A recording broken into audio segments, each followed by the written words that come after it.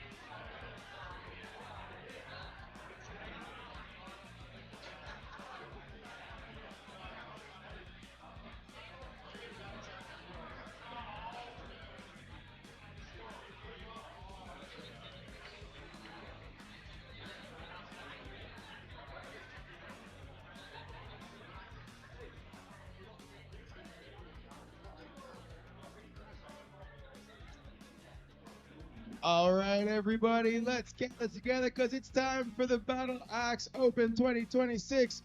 Battle Axe Open!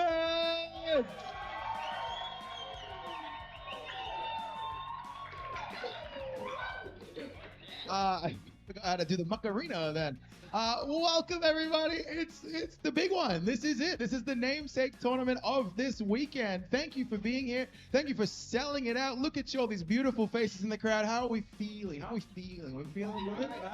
All right, very good. Excellent. Hell yeah. This is gonna be big. This is a big deal. This is the big one. All right. We got 8 events across this weekend, and this is the one. This is the one on the T-shirt. Okay. The winner of this very tournament will earn a bid into the 2026 IATC. That's the 10th anniversary of the IATF. It's a big one this year, and you're gonna get an entry into it. That's pretty exciting. Yeah, it's a big deal. This thing is fully sold out. That's a 64-person tournament. That's a big deal in our hemisphere. So thank you very much, everyone that's here, for doing that. Well done. Thank you to all of you. Thank you very much. Yeah, it's the third ever Battle Axe Open, and it's shaping up already. I think maybe it'll be the best one. We'll see how we go. All right, hi to everybody at the live stream. Hi everyone at home watching there on the YouTube. Thanks for tuning in. Hope you're enjoying the stream. Speaking of, should we give a little shout out to Kane over here and Bumblebee? Oh, and look, you just entered the place, Feisty Cuffs. Look at that. The stream team, the dream team is here making it happen. How good are the live streams? Very good. Now, we've got some sponsors this weekend, and I'd like to go through them. Firstly, thank you very much to Principal Brewing for providing some sponsored beers, Seeker Brewing for doing the same, for Haters Timber and Paving for all the wood you're using today, and Dicey Riley is host of the official after party on Monday. Thank you to those guys very much. Thank you very much for supporting our business. It means a lot. Now, speaking of awards, we'll be having our awards ceremony for all the tournaments across the whole weekend, all 8 of them, on Monday after Bucket of Axes. We've got trophies, we've got beers, we've got cash, and then we'll be kicking on to Dicey Riley's after that. Other things to talk about, you might have noticed there's a shirt going around for the weekend. Have we seen this? Looking pretty nice. Not too shabby. We got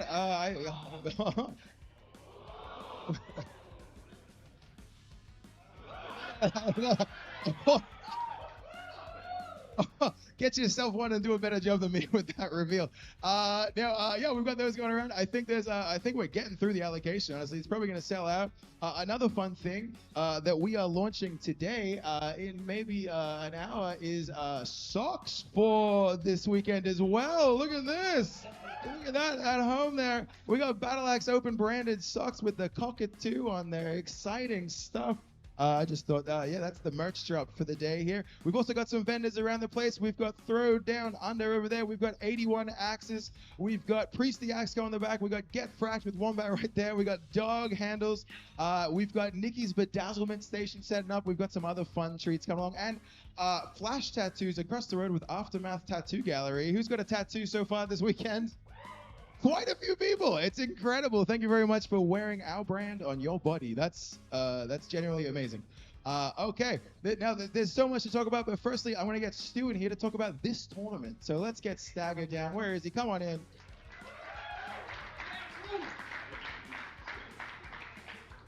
Alrighty, folks, how we feeling? Are we ready to get Swiss with it? Was not expecting that reaction. Great. All right. So, Swiss, folks. The format of this tournament will be 4 rounds of Swiss-style play into a top 50% single elimination match. All right. Now, to talk about Swiss, what that is, it will be each and every game you play, you're matched up with someone with the same record as you.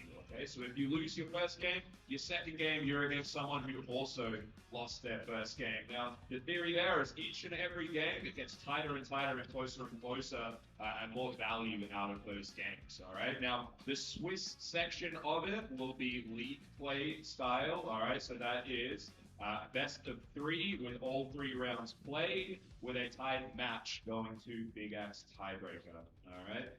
And then into the top 50% single elimination, that will be elimination style rules. So best of 5s moving into best of 7s with each tied round going to Big Axe tiebreaker. All right.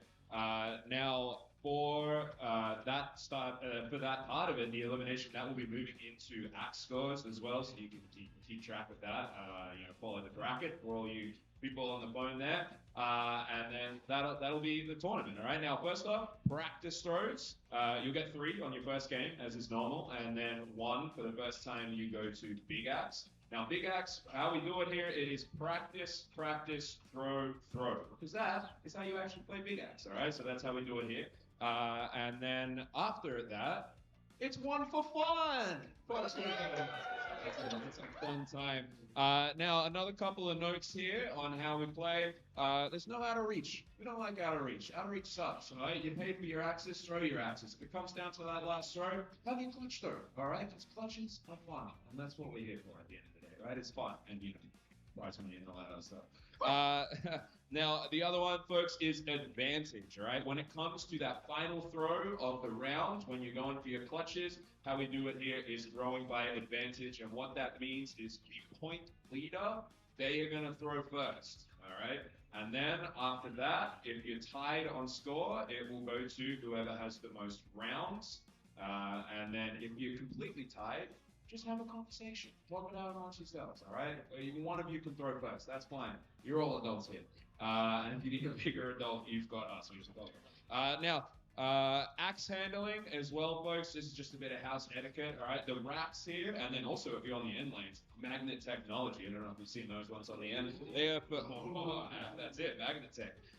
They are for active throwers only, okay? So once you finish your games, sheath your axes and take them with you out of the lane. Now, any axe that leaves the lane must have a sheath on it, folks, all right? That's just, etiquette stuff here. But that's pretty much it, all right? So I'm going to pass it back over to Wildcard, and I'll get Swiss with it.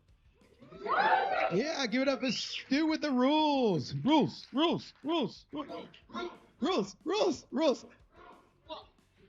All right. All right. Something I didn't talk about was prizes. Guys, what are we doing this for?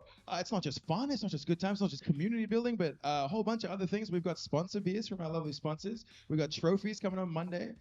We have fat checks for today. We have cash money. There's some prizes there. And the winner gets a bid into IATC, but also the next 2 players get bids into the next Grand Slam in this circuit, which is pretty cool as well. Now, also, there's one more thing, one more little thing. It's in my pocket. It's not mine, but I have one to show. Because it's 64 people, guys, there's one of these on the line as well. Look at that. How many people have one of these in this country currently? 4. Oh, Tyler just puts his hand up. I was like, yeah, there's 4 people. So hopefully today there might be 5. All right, we'll see how we go. Exciting stuff. All right, now it's time just for a very brief classic thing when I do speeches is waffling too long. So it's time for story time. I just wanted to mention the reason we're doing a Swiss today is actually inspired by the namesake that inspired the people that also inspired the name of this tournament. It's we call it the Battle Axe Open, which is totally inspired by the Urban Open, which is Urban Axes. That's an axe venue up in America. Those guys have been really great friends to us in our early years. They inspired us to put on really big tournaments, so that's why it's called the Battle Axe Open. That's a fun little story tidbit. And they also do a Swiss for the Urban Open, and so we were super inspired by them because it just seems like a really fulfilling tournament format. You know, like as the matches progress, you get paired up with people closer and closer skills. So those matches should run longer. They should be closer and tighter and really fun to play. They should be really rewarding, which is really exciting. We always try and push the limits on. We don't just run by the status quo. We try and lift to play and make things better as we can. We're always trying to change things and see what we can do to improve the sport. And on that note, just for the record, IATF totally allows venues to choose the rules of their tournaments, even if it is a major. So things like advantage, not playing out of reach, and running Swiss is totally allowed according to the IATF. And these are the house rules that we've chosen for this one to spice it up. Keep it interesting. Do people like changing things, trying out new formats? Like looking for something that's good out there? Hell yeah. We're really proud of Advantage. We think it's really good, especially when you're live streaming things, for someone to throw one at a time, because it means the cameras can track it and you can follow it narratively. It's really nice. And out of reach, we don't like that one. Like Stu said, you paid to throw. Let's give you all your throws. It's a time-saving thing, and we're like, nah, come on, let's throw some axes. All right. Story time over. I kept it quick. All right. Thank you very much for listening to that one. It is now time for the group photo. So let's get everybody into this lane that is playing. Come on right down. We'll do 2 lanes for this photo because there's so many of you. Come on down. Let's get the tallies at the back, the shorties at the front, the bananas in the middle.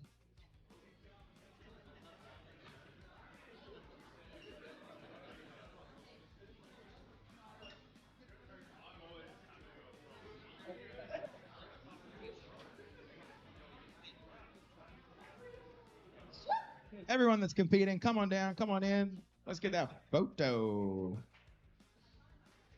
Then we can look at that photograph. Every time I do, it makes me laugh. I don't know the rest of the lyrics.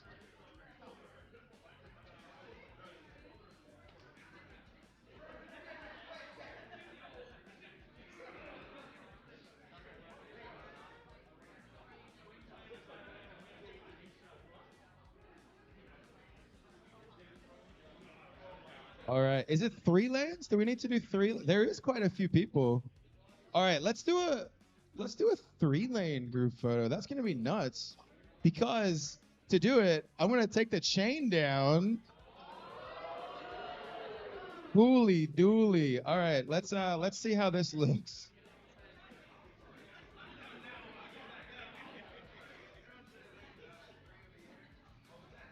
There's like 10 people in there.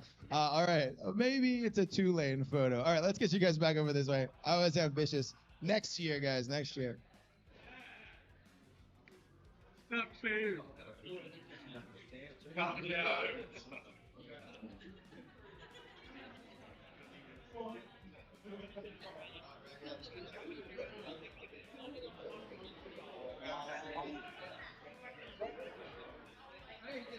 right.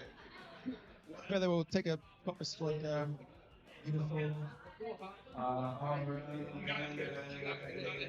Maybe a half score adventure game, guys. If you're in the middle, you gotta do a bit of a great prudential half score thing. Thanks. Okay. I'll squeeze over here.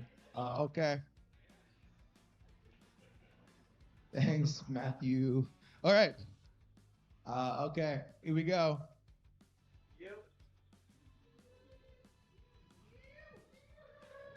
All right, we got it. Good work, everybody. Good work, good work, good work.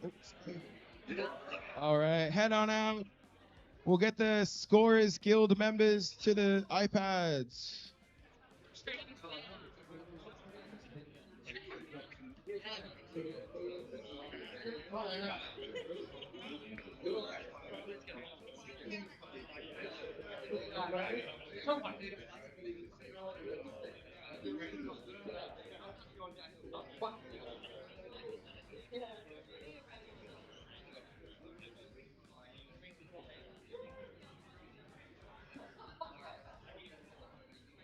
All right, make your way out of the lanes, friends. We're getting this thing started. All right, we've got our Scorers Guilds members. That's good. Okay, first up, first match of the day in lane at number 4, which is where I am currently, is Shrubby and Graceless. Come on down. In this lane right here, we got Succulent Chinese Throw and Gengar. In lane number 2, we've got Accentric and The Axisist. Honey lane. And in lane 1, we got Axiom and Rita. All right, as those players make their way into the lane, I'll just take a moment to thank the Scorers Guild. That's everybody in a yellow lanyard. Thank you very much. Those guys are all volunteers from our league community that are volunteered to their time, and they're helping. A lot of them are competitors, but they're helping us out score. As you can see, we've got the custom software that Sam helped us with. We're using that for this tournament. Since Swiss is not supported the NAC scores, but that's all right. We're making it work ourselves. Pretty schmick that we've got displays up here as well. It's pretty cool. The competitors making their way in.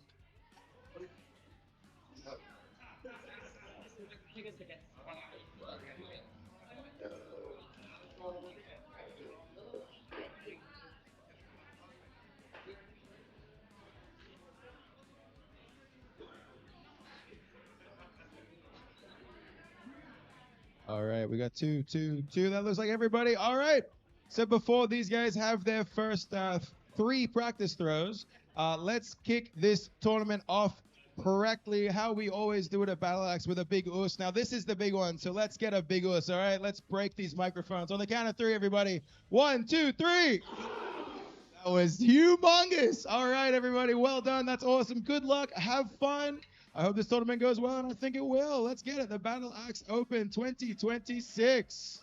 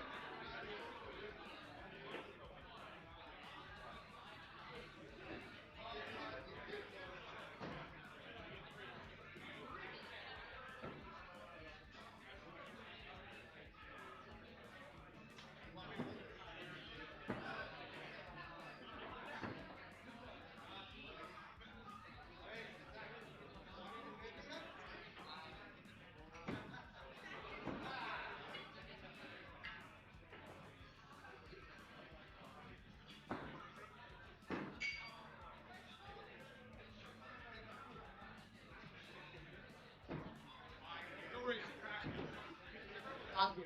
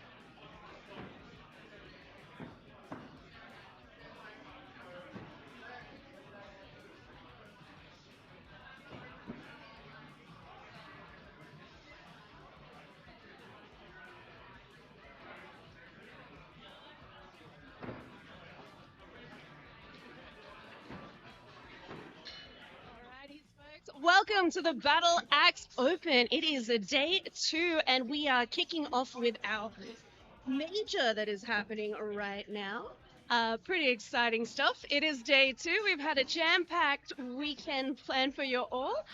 Starting off with yesterday, going through today, tomorrow, and then finalizing everything on the Monday with a sweet little after party at Dicey Riley's. So we hope you can all join us if you're in the venue, and if not, you'll just have to hang out with us virtually. That's okay. That's fine to the stream team. Got a lot happening. I just want to say thank you all for tuning in. Get some little highs in the chats. If you have any messages that you want to pass on to any players, we will absolutely do that in venue for them. So let them know. Let them see your love and your messages in the chat when they replay this, and also let them know that you're thinking of them in the moment. Who knows? That might be the difference for them progressing or not progressing and taking out this IATF major today. We're playing a Swiss style tournament, and we have 64 competitors today, which is quite an achievement. That means that there is another champion coin potentially up for grabs in our region, which is really exciting because there's only 2 of them, folks, and we would love for there to be a 3rd one. Of course, there'll be another opportunity tomorrow at the Australian Championship, which will be happening in the afternoon on Sunday. But yeah, we'd love a couple more champion coins out in the region. Actually, I apologize. There might be 3 out in the wild. I'll have to check my facts before I talk next time. But yeah, it's quite a lot of players. Yeah, and lots to look forward to.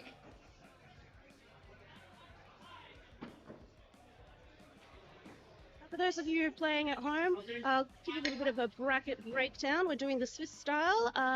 As we say, it is a little bit of an homage to Urban Axis and their Urban Open. We really like the Swiss style tournament.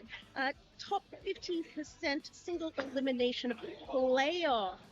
Competitors will have a minimum of 4 matches today, so get your money's worth. Throw those axes, get those bulls, and hit those clutches, folks.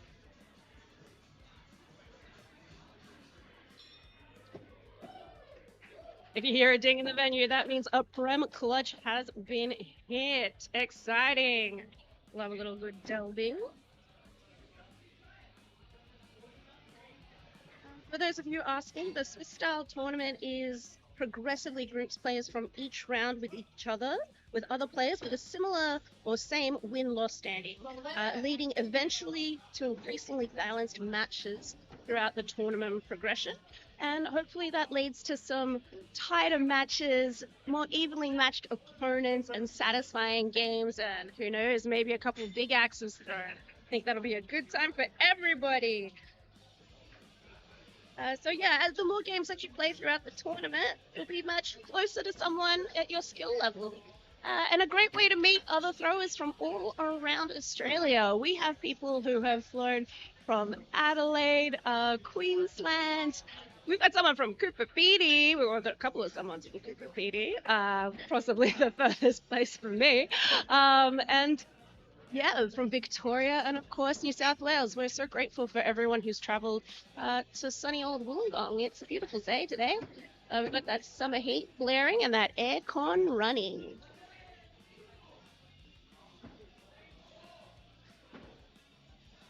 We've got some love from Canada, from Sasha Edwards herself, one of those throwers that I do admire within the community. I've had the pleasure of watching this lady throw a big axe or two, and I've been over at IATC. Absolutely stunning stuff. Pretty inspiring for myself to work on that, actually. So, Sasha, I hope you enjoyed the stream. We're glad to have you. And speaking of Sasha, I'd be amiss to not mention that we have some 81 axes by the Goose himself. They've been shipped all the way from Calgary, and they are just one of our vendors here at the Battle Axe Open, which is a bit of a treat for us in terms of other makers. We have Get Fracked with Wombat, who does custom fracking. So whether it's an axe handle or a sandwich board or anything wooden, get something beautiful and custom like no other. We also have Dog doing axes with Gama, one of our local league members who's excellent maker himself. Nothing to sniff at. I would definitely be, there's a lot of those rocking out in leagues, so get one of your own. And of course, we have Brad Priesty Axe Co. He's got a selection of wares as always. I'm pretty sure most of the Australian community is rocking one of his axe sheaths, if not other things as well. He's got so much happening at his stall. Definitely swing by and check it out. And of course, we have Throwing Down Under, new venue that's going to hit us in Cooper Pedy. And they're selling some t-shirts. So check out Mordu and Gypsy Queen. They can hook you up with some sweet new threads. We just want to say thank you to all our vendors. Yesterday we had a different selection, and of course today we have another set of vendors. Thank you for supporting the community. It means a lot to be able to come and participate, and when you rock someone's merch, it means a lot to them. So if you fancy on picking up a limited edition Battle Axe Throwing t-shirt for the tournament, definitely get your hands on some of those, because once they're gone, they are gone. We've got some love from Adelaide. Grand Autismo is getting some shout outs from Ms. Jude. I think that'll definitely help him throw today. Probably doesn't need it. I think it's pretty good already. But we love seeing the support. And of course, we have Havoc, who is cheering on the crew from Melbourne. Havoc is one of our favorites on the stream. She's always loud and proud, shouting at her friends from Victoria. So lucky to have someone like that in your corner. No.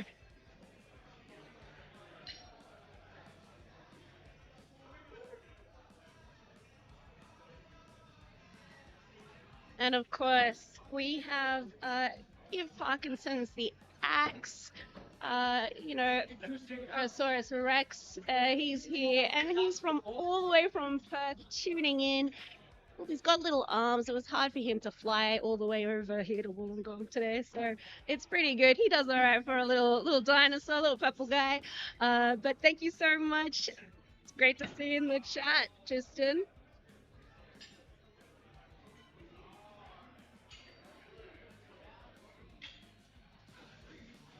We've got some shout outs from the Scurvy Dog doing as he does best.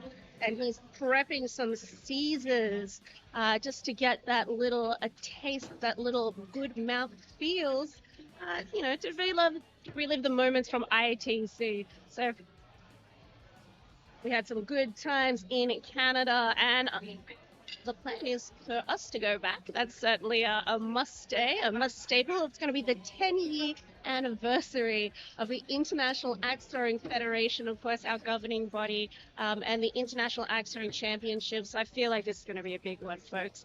Really, if you have the opportunity, definitely get on over there. That's how you meet the community. That's how you make new friends, and that's how you improve your game by seeing some of the best throwers internationally all converging into a single spot. There's nothing more inspiring. And when you go to those events, it makes you go home, you uplift your skill, you uplift yourself, and then you uplift your community. And that's the best way for leagues to grow, is for us to all uplift each other. So definitely showing up to tournaments like these this weekend, or if you've got the money, absolutely IATC. There's so many great majors. I would really love to go travel to a few more internationally. That's the dream. So yeah, if somebody wants to fund that, I will absolutely love to do a world tour, but I feel like that's a little bit of a pipe dream at the moment, a little ways off, but that's okay.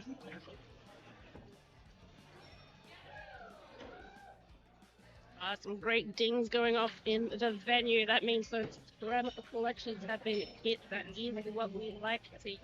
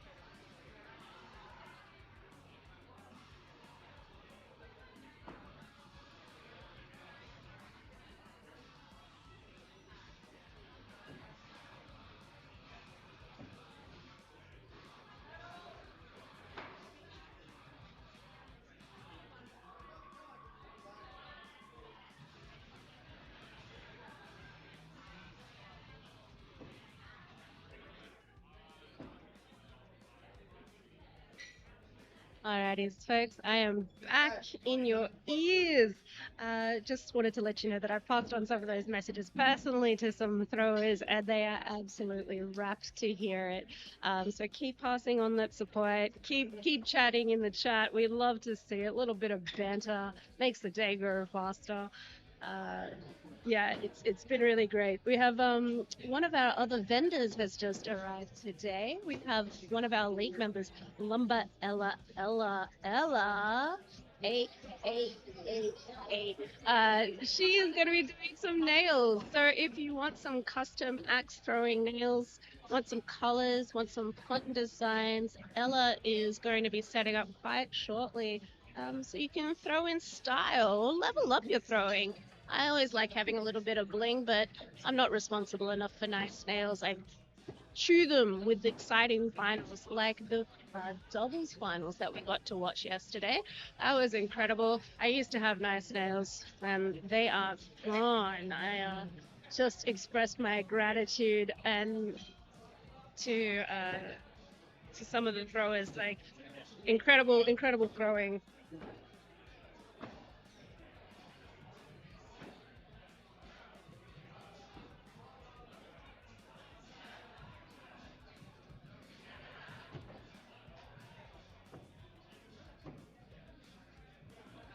So we got a lot of support for Bridesmaid, who is currently throwing in lane number 2.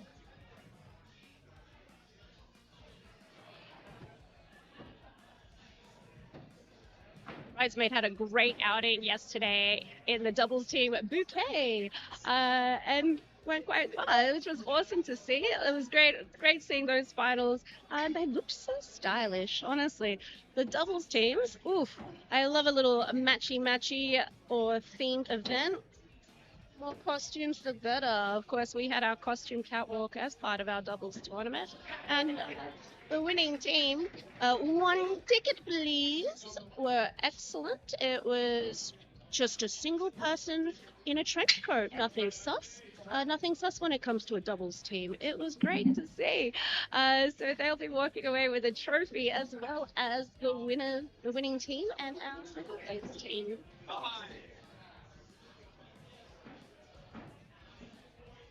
Not only that, but we have sponsors throughout the weekend, and we really couldn't do it without them. We just want to say a big thank you to Principal Brewing, Make Good Choices, Drink Good Beer, and of course, Seeker Brewing, Made to Froth. They're our beer sponsors for the weekend.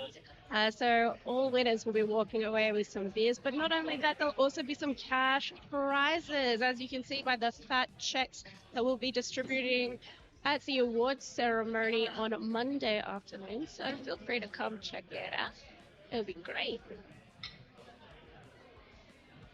We also are incredibly grateful to Haters Timber and Paving. They've supplied all the wood that our competitors are throwing on today. And just, I've got a great view, folks. It's some quality wood. I wish I was throwing on stuff like this. It's so good. So thank you to them. They've been a long-time sponsor, and it means a lot to us to have their support. And of course, we'd have to give it up to Dicey Riley's official sponsor of the after party.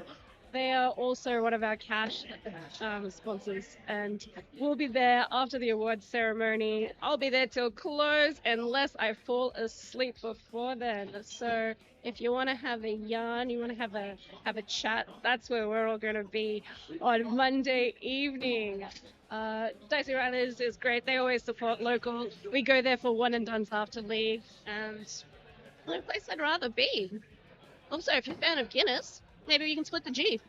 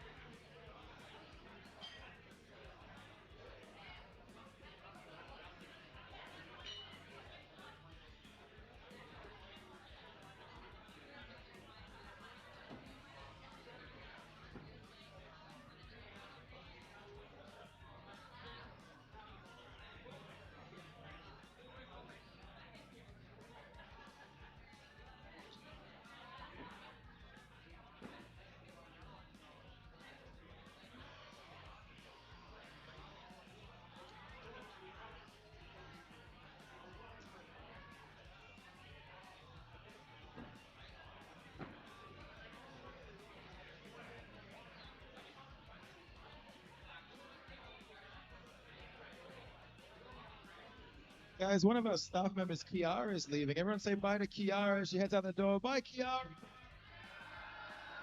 Thank you for today.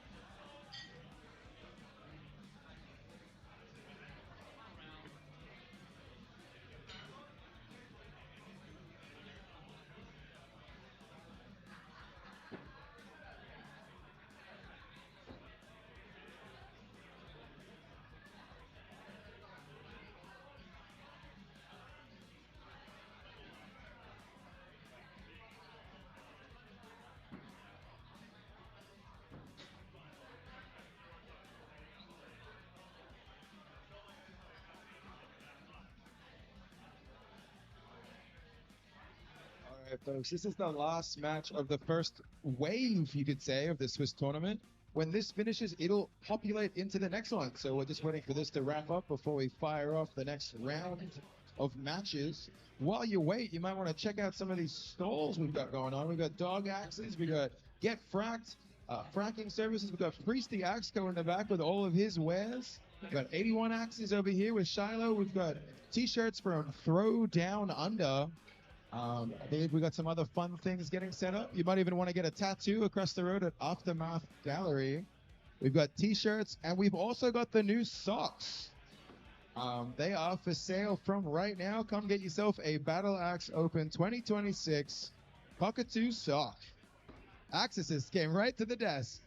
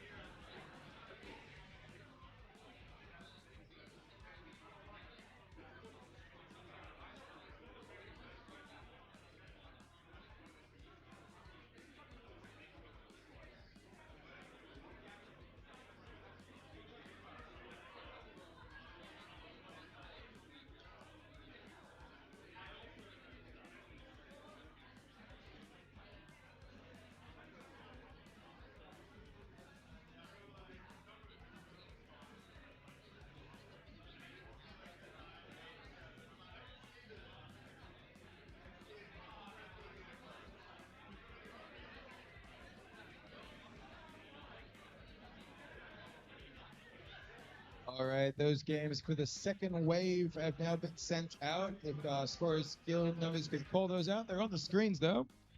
In lane number 4, we've got hashtag Leg Day versus Gengar. Lane number 3, we've got Mordu and Shrubby. In lane number 2, we've got Innocent Bystander and the Axe Assist. In lane number 1, we've got Axiom and Artemis. Now, this second wave of matches is where the Swiss really kicks in. So these games will start being more closely paired. You'll be paired up with another thrower that won or lost their last match.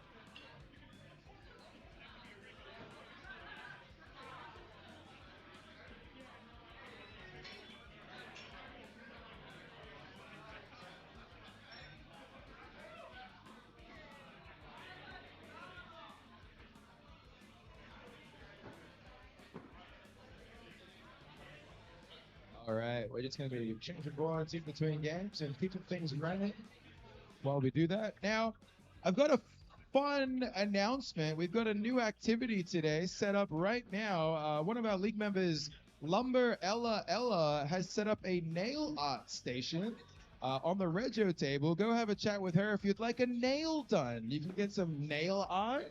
It's looking pretty cool. Come have a look. She's near the entrance. Yeah, get a little nail action.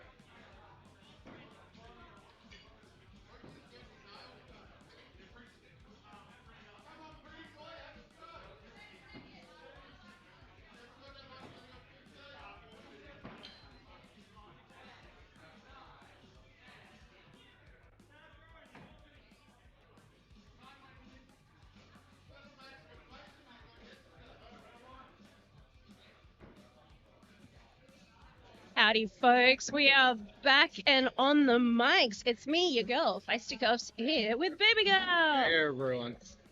Everyone on the stream. So much is happening right now.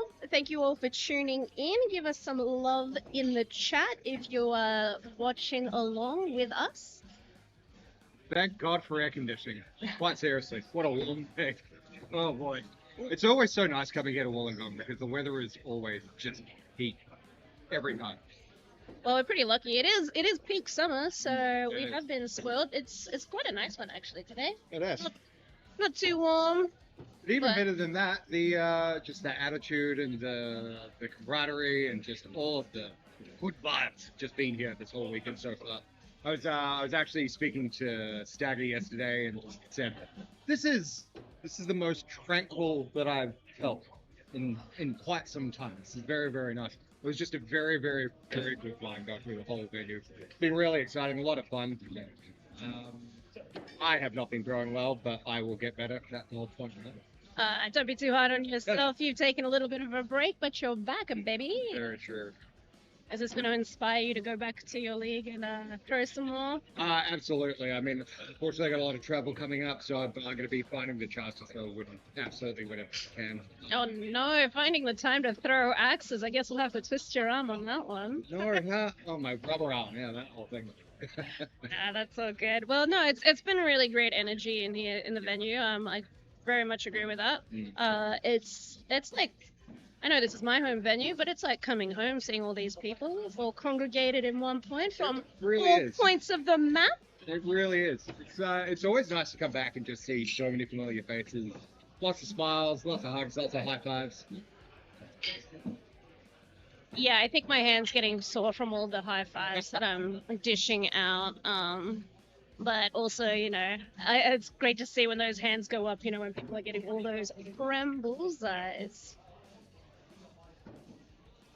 Yeah, we've got some love in the chat for Red. Awesome stuff. Keep them coming. Reven, person's eccentric. People are excited. Speaking of which, we're getting to a little bit of the mid of the competition so far. It's, with the Swiss part of the tournament actually starts kicking in. Yeah. I do have to admit, I really, really, really enjoy this. This style of actual tournament. It's the first one's always luck of the draw. I've been lucky enough to be paired up with my first one with Solitaire. We had a really, really close match to start with, so I'm hoping that was just a face to let me cruise through the middle. Well, and we are getting, yeah, as you said, we are in this pointy end of these seeding matches. So people should be hitting their third matches, I do believe, at this point. And then they'll get their fourth before the top 50 will march on into the single elimination bracket. Yeah, can you explain to me how you do actually end up qualifying for the top 50, like when it comes to wins versus losses? Is there an actual ratio that you need to make sure that you make it all the way through? I assume if you lose, unfortunately, all 4 of your matches, you won't make it to the top 50. But what if you won one? The odds are not in your favor No. in that way. That's just how the maths work. Yeah, so basically we have all the matches and it'll come down to, the amounts of games played and rounds as deciders to move on forward. So that's where we've got our Mentat stat. Stu, he's aka Stagger, he is doing all the number crunching for us on some custom software that we've got today to run the Swiss, which is very exciting. Yeah. So thank you so much for all the mental shenanigans that I am definitely not up for, but Math is not fun. math is not Math for is me. not fun. I can barely count to 5, and it's very important in axe throwing that you're able to. Well, apparently I can't count to 21 because doing blackjack today, honestly, so much fun. Like, Did you go bust? What's that? Did you go bust? On my first one, when I was already winning, and all I had to do was I could just drop the axe, and I could have won. But you know what? Yeah, no, I went for no guts, no glory, and it turns out that I have no glory. It came to bite you. Well, that's Yeah. it. I mean, that is the fun of blackjack. It's like, you know, to keep hitting it. Yeah. You know, you're like, hit me, Yeah. hit me. want that sweet 21 or go home. But that's the excitement of it. Yeah. the great final two, like, coming down to double blackjack and a sudden death. That's really what you want to see in the final as well. Yeah, it is. The top three were incredible today. Yeah. We had, of course, Stagger came through in first place. We had Choking Hazard in second place. And third place, I believe, was Pisu. That is true. The Duckman himself, Pizu Electric. Yeah, incredible finish. It was exciting to watch them. I was glued to the stream, and then once that was over, I was like, all right, I've got more stuff to do. So seems that every time I see Pisu, he's changed his name for a competition. It's quite confusing. Oh, He's going to have the record for changing a name the most times. I think he's not going to forgive me when I say this on stream. But if you do look around the venue, we have Legacy League boards. So every member who participates in League, we get them to sign the board. We mount it on the wall. They become part of the venue because that's what League means to us. But for your eagle-eyed viewers, if you do check out Pizzo's name, the spelling does vary on a couple of them. Yeah, I offer him a little bit of practice paper now. Yeah, so he's going to be very unimpressed that I dropped this on the stream, but that's the power of the microphone, Pizzo. I think it's really awesome that you all are doing training with people as well. I think it's one of the best things that you can do for a community too, to really up the game and the confidence of a lot of people. I myself could desperately use your help. I think today and yesterday, I think when it comes down to it, watching my own games, there's just one or two like threes that could have just been fives, and if that kind of progression kept on going, might have ended up finishing a lot higher than it was. So I think I really need to get that muscle memory back in. Yeah, absolutely. Look, I always say practice makes progress, right? So, and don't be too hard on yourself. As you said, you've taken some time off. Yeah. You're coming back to it. You're playing the Premier rule set, which we know and love. And the thing I really enjoy about a Premier rule set is that it makes those people really accountable for their bullseyes. Yeah. And it gives some of the new and up-and-coming throwers get competitive way quicker with those three. Absolutely. I think it's a really, really good learning tool, because I remember the first time going from standard to Prem, it was mind-blowing. It's really good because it means you don't have to measure anything anymore. It's fantastic. So quick. Saves so much time. I love it. I love the Premier rule set. And it is Prem all weekend. Yes. Yeah, very much Prem. So. You know what I also really like? I really, really like advantage. I think it's something that I think I've played with pretty much my entire axe throwing life, and I've just always enjoyed it. I think it's a really, really, really good rule set. Yeah, agreed. I mean, and also there's some changes coming at IATC. There's more tournaments are going to be Prem, which is very exciting. Excellent. So that's what we like to see. Put your Excellent. money where your mouth is. You're going to be coming to the 10th I am year birthday. absolutely going to try to. At this stage, I've got a couple of maintenance things going on in my life. That sounds like 100%. You will be there. Excellent. Oh wow, yeah. I mean, maybe. Yeah, no. I feel like we can massage this a little bit more. I'm pretty sure by the end of the weekend. We can work you. We can get you into a hide. Yes, because of course IATC is the pinnacle of everything that we do. So we start off with leagues, and then we move into tournaments like today or this weekend. So you can get on the tournament circuit, and then that all culminates to IATC. So the person who does come first, pending trickle down, will be getting a bid straight into IATC, which is an incredible outcome for today, on top of some cash prizes and fact checks and beer sponsorships from our sponsors today. I mean, honestly, the sponsors are probably one of my favorite parts. Who doesn't love free stuff? They're doing a good job. Well, it's more than a good job. There's some of the best. They're fighting tooth and nail, but they're smiling while we're doing it. No, we're incredibly lucky. Our sponsors have been with us since the beginning. Principal Brewery, coming up with their business birthday, actually, very shortly. Fun fact, we're business birthdays 1 week apart. So happy birthday to Principal Brewing. I know it is coming up. They've been supporting us. They support local. As well as Seeker Brewing, also supporting local, and of course Dicey Riley's the official after party. There is nowhere else to be except for Dicey Riley's after all the opens here at Wollongong. Once the awards ceremony is done and dusted, I will still be working, but after that, I will be down at Dicey Riley's. They must see the horde coming and go, one of two things, one of two thoughts. One, oh no. And then two, we're about to make a lot of money, so let's go. They are ready for us. They were live streaming the in the venue yesterday, which was awesome. So people could enjoy a cold one and watch the stream and not miss a minute of hats throwing, which was cool. And of course, I will drop our last sponsor, Haters Timber and Paving. They also have been with us since day dot, and all the boards that our competitors are throwing on today are from Haters. Yeah, the wood here has always been absolutely fantastic to throw, and it's very reminiscent of me of going to Canada and the type of diversity they use there. It's fantastic. Oh, we do throw on some pine, but it's incredible. We actually use these boards for league as well. Yeah. Because we really value league, and Haters don't disappoint. So Haters, we love you. Thank you for supporting us. And I'm sure the throwers will agree. I mean, I wish I was throwing on that board right now. Look at it. So good. And obviously, the painting jobs that we're doing are very, very, very deadly accurate. In fact, painstakingly accurate that I'm doing all day with doing. I think the speed and the cooperation that we're getting from all of the players today as well is like they understand that fresh boards are a really important thing. Nobody wants to be throwing into something that you can put your hands through. It's great to have everybody go, yeah, cool, thank you very much, really appreciate it.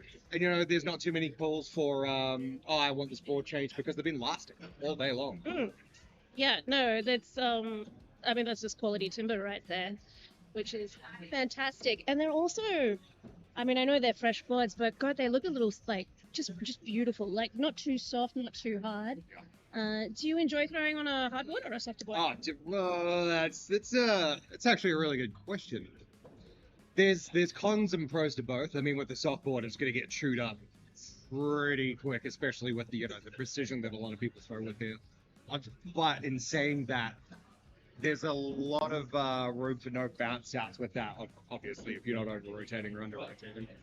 A hardboard, the difference is, if you're really sticking it pointed, it's going to stick more often than not because of the pressure pushing it into and holding it in. But unfortunately, that does allow for a lot of bounce out. So you know what? I don't think it really matters as long as your board is lubricated properly. Yeah, always adjust your throw to the boards, and that's something which is always a big challenge for, I think, Australians traveling to IATC. It is the difference in the boards, because they are so lucky. They throw on cottonwood. It is beautiful. It is like throwing on butter. But it is. It really is. It is. But I'm a pine girly, because that's what we've got down here. So that's the thing. You just have to adapt and, start thinking forwards. I've really got to say, it kind of does depend on the season, I've found as well. The first ITC that I went to was when they were still doing it in winter. And the boards were actually pretty much frozen because it was minus 20 degrees or something like that. But going during the summers, they just slice straight through them. They stay on the board. There's not really any bounce outs. It's a good time. And speaking of ITC, it's the best party of the year. To me, it's like Shangri-La. We're going home for Christmas. Realistically. Yeah. In July, June. This year it's May, isn't it? This year it has been brought forward to May, which is a little bit of a change, but I'm excited for it. Should be What's the reason for that? Oh, because the FIFA World Cup is happening. Oh, of course. So rather than compete with those expensive flights, the IATC team have thought about this and really try to be kind on people's time and wallets, which is incredible. Very gracious. Yeah, they're community focused, so that's something that we appreciate. Personally, as an Australian flying over, thank you. Also, it means we're not going during bushfire season. Yay! That is great. I do like being able to breathe. They tell me it's important, so.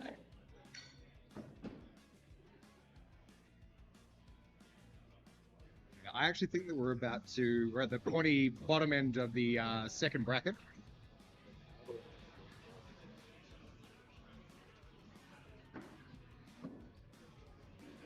So we're at the bottom end of the second bracket here, which means we are about to tie up, I believe. We have about a 2-minute break.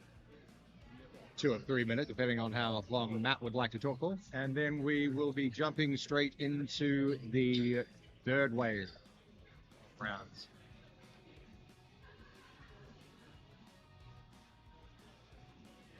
I've got to say at this stage, with 2 zeros next to my name, I think the next round is going to be a bit of a do or die situation. Oh yeah, you're hanging in?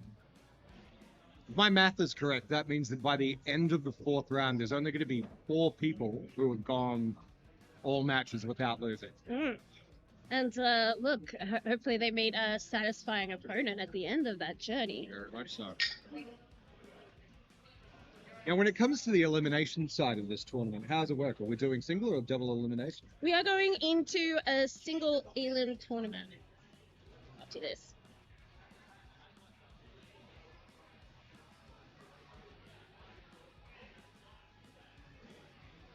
All right, folks, this is our last match of wave number 2. I think that just got submitted, so we're going to generate wave number 3's matches now. Now, how Swiss works is you're going to get closer and closer paired matches up here. So Stu's just generating them now. We'll call them out in a second as we change some boards in lane 4. So it'll be pairing everybody that's done the same. So if you won all 3 games, you'll be versing someone that won all 3 games. And, if you lost all 3, same story. Or if you're somewhere in the middle as well. So it should be really interesting. Please let us know how you go, how the matches go as you progress through. We've got 4 waves of this. So the 4th one should be the most well matched. Should be very interesting. All right. All right.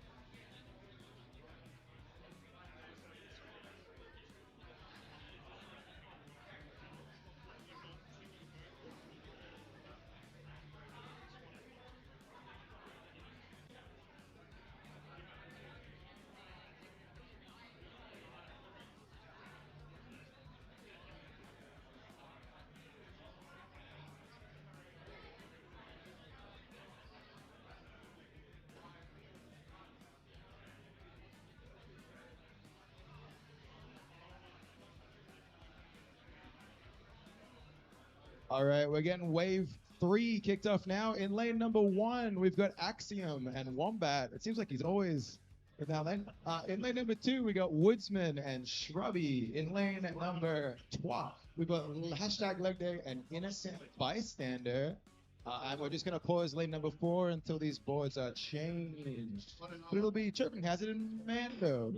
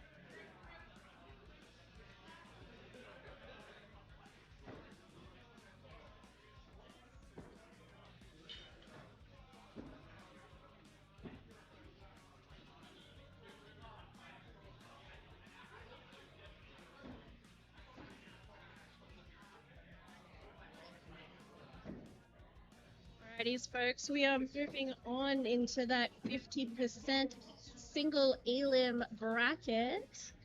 Everyone's fighting for their lives from here on in. Yeah, and saying that, I do believe we got a little bit caught up before, but could you explain to me what we're looking at when it comes to the elimination side after the 50% are selected? It is a single elim tournament, It is a so single. yeah, so there will be, if you take a loss, that will be the end of your journey in the Battle Axe Open here today. That's okay. Looking forward to it. But exactly, but you know, it's a little bit of pressure, and hopefully that inspires you to throw at your best potential. Look, you're only as good as your last throw. I think that's something that I have to keep on reminding myself. Honestly, whenever you get to that last one, you can just hit the board and you start swearing at yourself all the way through to there, and just go, okay, I just need to go up. Yeah, absolutely. And like I was gonna say, as long as your last throw is a bullseye, that's really good advice. It's like somebody gave me that advice sometime recently. What a Hit- good friend. You should hit some bullseyes, and then you should hit a prem clutch. And I mean- look, if I'm gonna get specific, I think you should hit 4 prem bullseyes, and then hit a prem clutch on your 5th throw. I think that would work really well in this strategy today. I think strategy-wise, that might be probably one of the best. There might be something else better out there, but I just don't know. Oh, I mean, then do it again for each round. Yeah, there it is. Yeah, absolutely. There Look, it is. I'm here for axe coaching any time of the day. If you need some help with that, let me know. I've got golden nuggets like that coming up in soon. All right, well, here's one. What's your point of view when it comes to an elimination side? I know we always be clutching because it's what we do, but how do you think you should go if you're really just, I want to keep on going? Look, that just comes down to the thrower. Personally, I go up 100% in league play. I do it 100% in tournaments. That is my choice. But at the end of the day, I do it all the time that I'm not stressed about it. That's just how I'm going to play. So it takes away that pressure, I suppose. I think that's like a really good way of just backing yourself. I think that's like, a really good mindset to have, actually. Yeah. Look, I've absolutely done it. In last season of League, I came third. You know, and I was about to be knocked out straight away by the Axis. Incredible opponent. Love you, Ben. And you know what? I needed a Prem 7 to tie, you know, otherwise I was going to get knocked out at a clean sweep. And I wasn't stressed. Everyone was like, ooh, and I was just like, yeah, I do this all the time. And that was the chillest throw I've ever done in my life, and I didn't even have to look at it, and it was bang on, it was beautiful.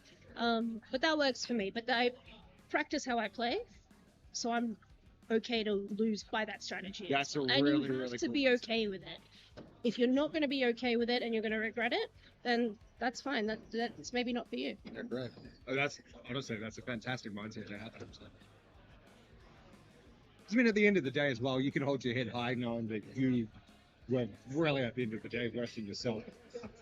Yeah, look, it's you know, on the flip side, I have lost by missing a clutch that I really needed and been knocked out of tournaments, and you know, but all that makes me do is go back home or try a little bit harder and practice a little bit and be like, hey, your clutches need to be better than that. Yeah, absolutely. But you know, it's just knowing yourself as a thrower, knowing what motivates you, and I know what that works for me. Yeah.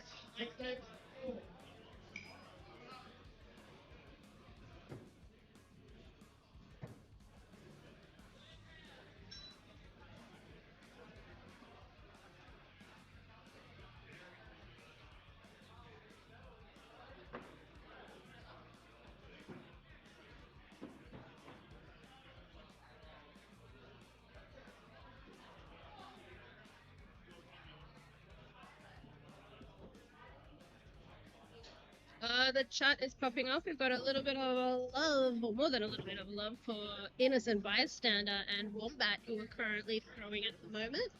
Wombat is in lane number 1 versus Axiom. And Innocent Bystander is versing Leg Day in lane number 3. Looks like they just wrapped up. Alright,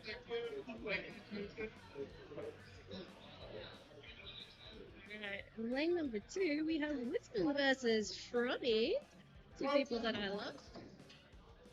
To tell you, this Swiss system is really kicking in because these matches have been super tight. Stupid tight. That's what we like.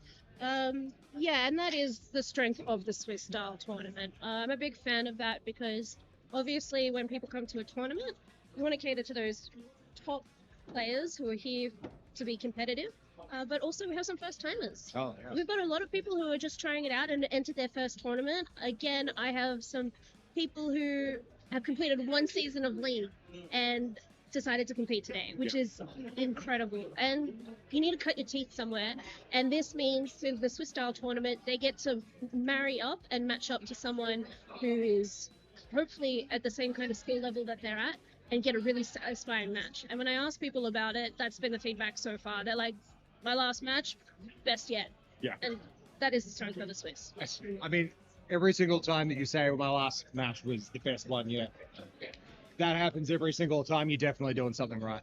Yeah, absolutely. And, you know, this is about getting experience and surprising yourself. I find that sometimes you just pull out a PB at a tournament. I don't know if you've done that.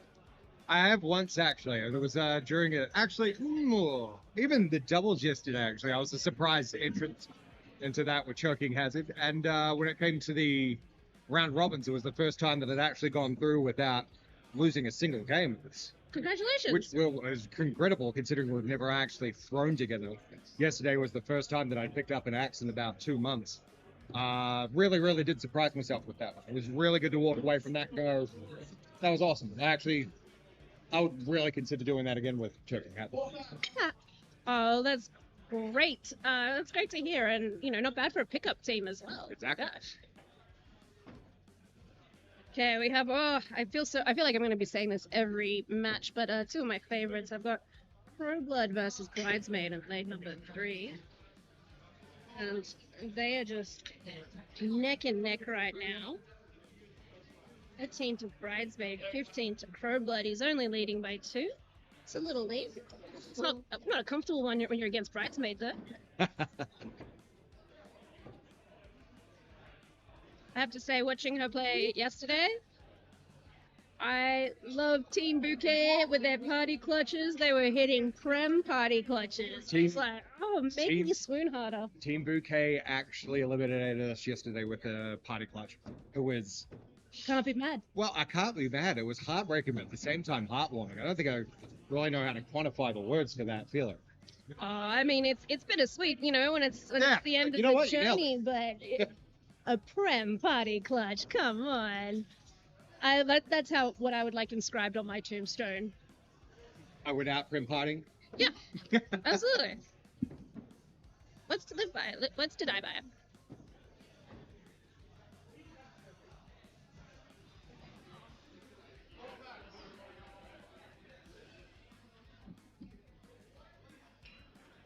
Yay. Just doing it.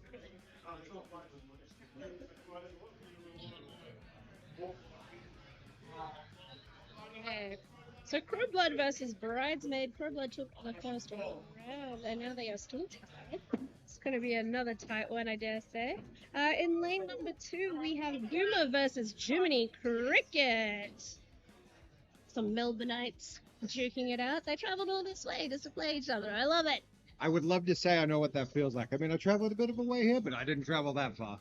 Got people from all over the country, though. It's really, really cool to see that during the tournament, you got representation from pretty much all over the country. It is, and it's really heartwarming. Look, I'll say it every single time, but to have people come to the venue and support not just my tournament, but all tournaments, you know, support your local scene, support your local venue, support your league, and then support venues with tournaments. You know, like the more participants we get, the stronger the circuit's going to become, especially in our region. We need it. So every person who bought a ticket, thank you so much. And on top of that, I mean, selling out is just another little cherry on top. That does feel pretty good. We do have 64 competitors today. So there is a champion coin on the line. Very excited about that. Hopefully we can get another one in the region. Another fat coin circulating. And that would be the 5th, I believe, so far. 5th, excellent. I did say on the stream that I thought that there was only two in the region, and then I was like, no, that doesn't sound right at all. I think there's 4 out there, but I'm Yep. not sure how many people have won more than one. It might have been Oh, out well, of you the can't game. hold more than one. So, Oh. yeah. I was not aware of that. Tyler Lemillion, I love you, but damn, he did dirty on Shrubby by at the Battle Axe, the Bat Out of Hell. There was a 64-person tournament. It was the ABC Always Be Clutching tournament that we ran, and there were 64 competitors. Shrubby put up an excellent fight. I was really hoping she would walk away with that champion coin. Tyler Lemillion, I love you, but damn, I wanted Shrubby to take that out because Tyler he denied another coin in the region. So I asked him about it earlier today, and he said, look, I'm here. Someone come take it off me. And I'm like, hell yeah. So if that doesn't motivate you folks to beat Tyler, I don't know what. I mean, that motivates the hell out of me. Uh, I remember when I first got introduced to Tyler. We were working together at another venue, and he was just fresh cut to it. One of those situations where it's like, oh, spent the first couple of weeks just really trying to stick it in, and then it was like you blinked, and you just really struggled up against him. He just became an overnight sensation when it came to throwing. Look, I'm gonna, just peek behind the curtain there, but God, that guy practices. Yeah, a That guy lot. works hard. He Yeah. lives and breathes axe. Shout out to Scott. Live by axe. Yeah, look, he works really hard, and that's why he's a top competitor. Yeah, and that's the thing, you really can't take anything away from it. It's not like anybody is genuinely, naturally gifted at this. I mean, you put the work in, you become a champion. It's simple as that. Exactly. I said it once and I'll say it again. Practice makes progress. You got to make them an offer you can't refuse.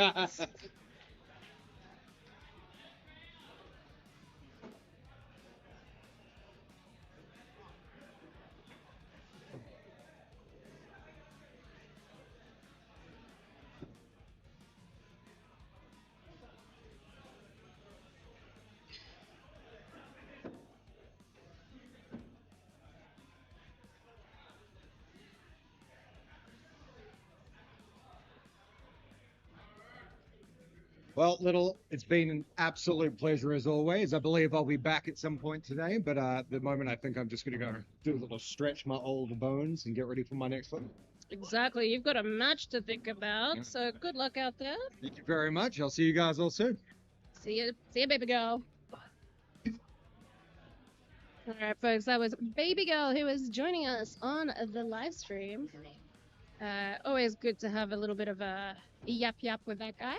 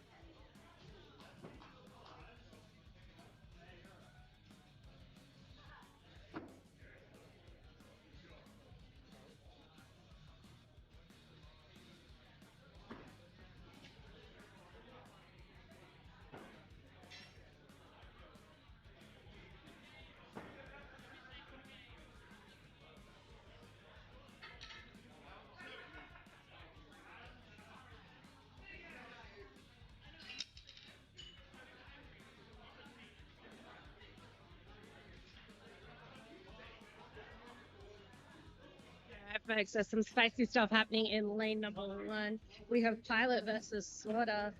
and they are taking it to Big Axe right now.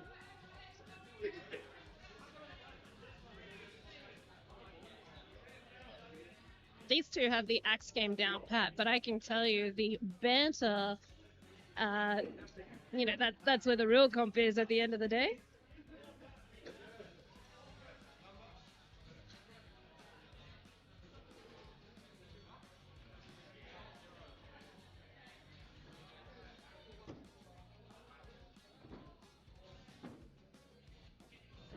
All right, straight into it.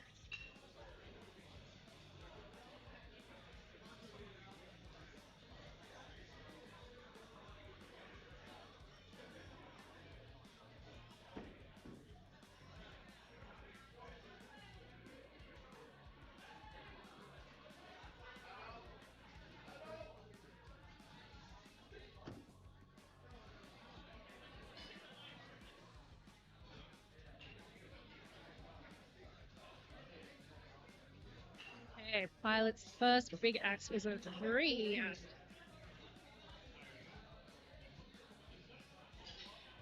What is coming in with the rebuttal? Let's see how he goes.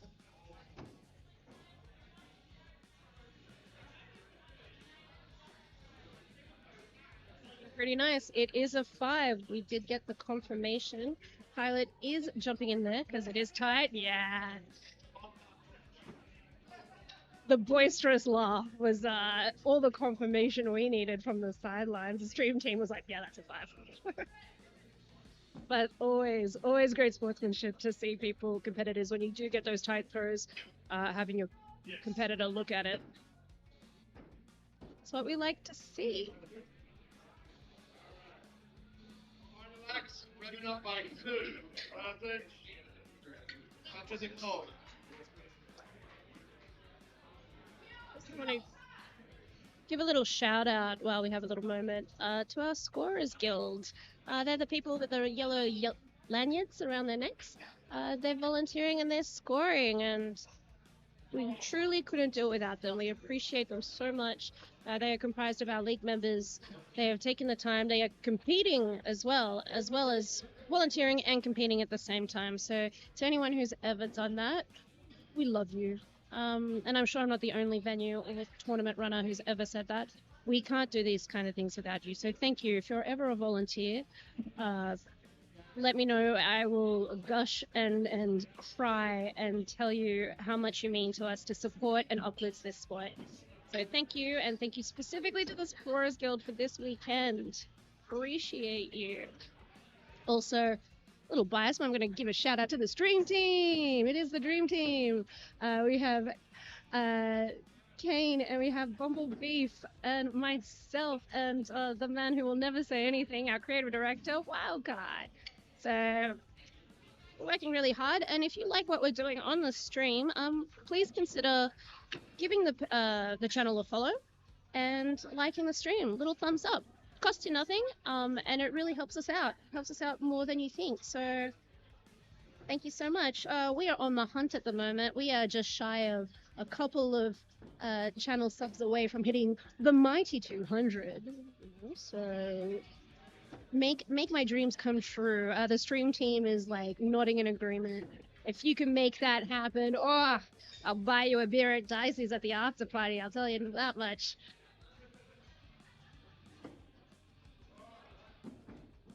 And we've got Alira in the chat who is cheering on Fun Girl, which is awesome to see. Alira is one of our newer throwers, and the connection between Alira and Fun Girl is they do laugh together.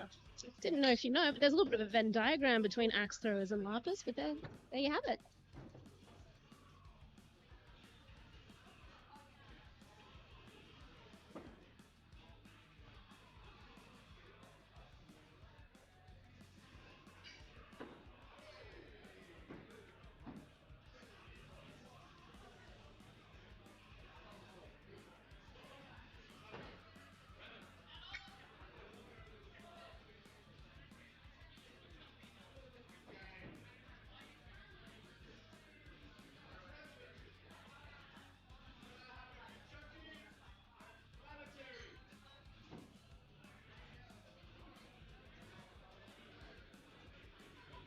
Folks, we are going to zoom into lane number 2, where we have Jace from Axe and Dagger Toowoomba. First timer in the venue. Not first time to Axe, sorry, but certainly the first time in our venue. Playing against Priesty, the Preacher, one of our vendors today.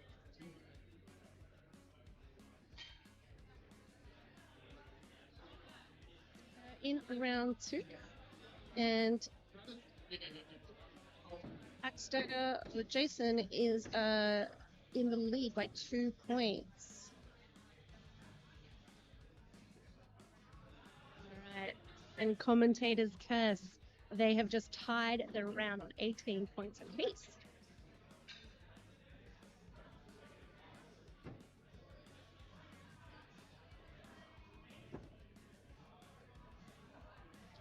Lead advantage, or round advantage I should say, Priesty Heroes first. Touch push there for him.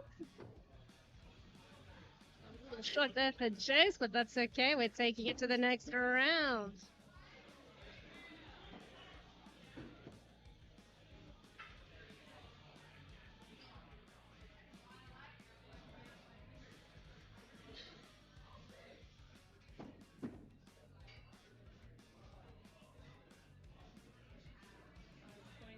Priesty, and as he flashes that beautiful 5 points, can't help but notice that he's gotten his nails done by Nails by Lumber Ella Ella.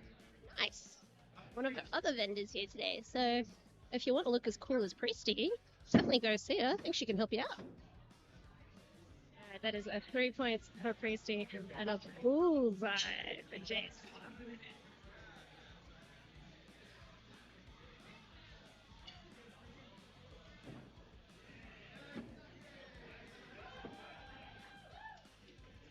All right, double bullseyes.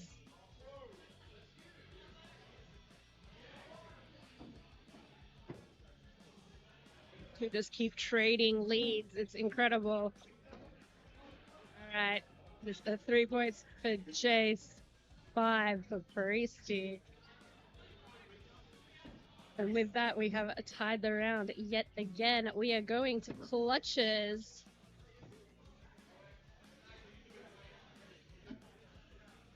Priesty's going first. Huge fire there. Door is open for Jace. And I heard the verbal confirmation that that was a 0 from Jace.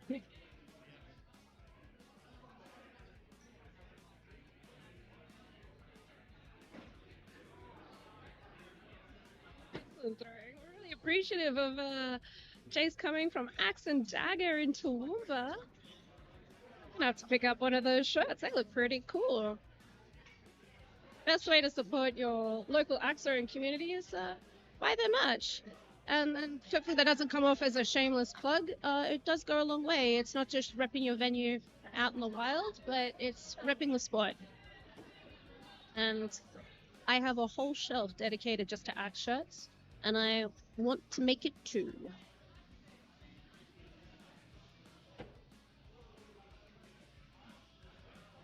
And out to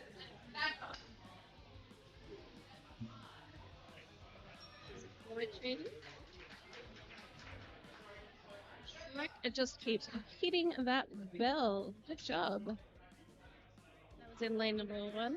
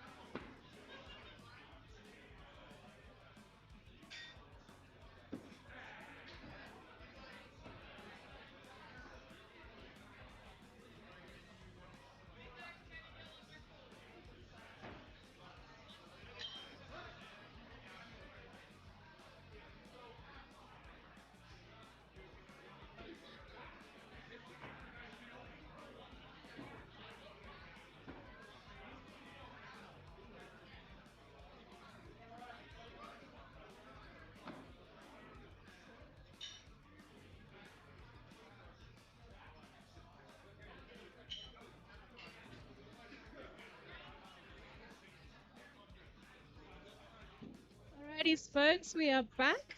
We're going to be jumping into lane number 2 where Baby Girl is throwing. And he's also throwing against one of our new league members, Freak. I always feel a little bad when I go, hey, Freak. And then I have to explain to people who don't know that that's his axe throwing name, that that's his chosen name. It's his gamer tag. It's, you know, it's all good and fun. I think he loves just to watch the discomfort in my face sometimes. Watch me flounder awkwardly.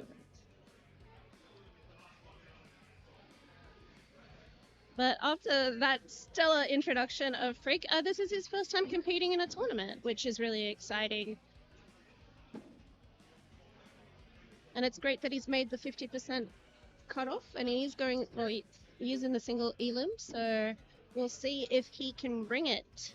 He has 1 season under his belt versus one of the St. Peter's OGs, Baby Girl. So new school versus old school. Let's see how it goes.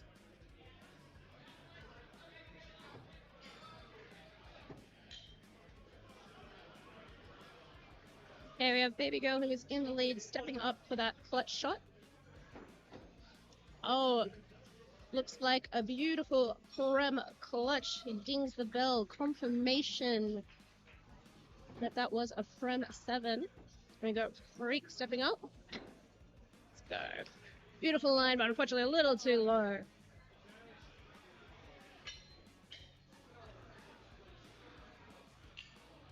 And I can't help but notice that these two guys are throwing the battle axe throwing axe called the Apex, which is really cool to see.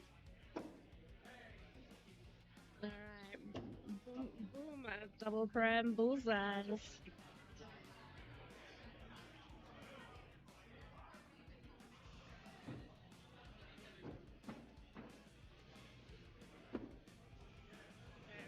Three for Freak, and a bullseye for Baby Girl.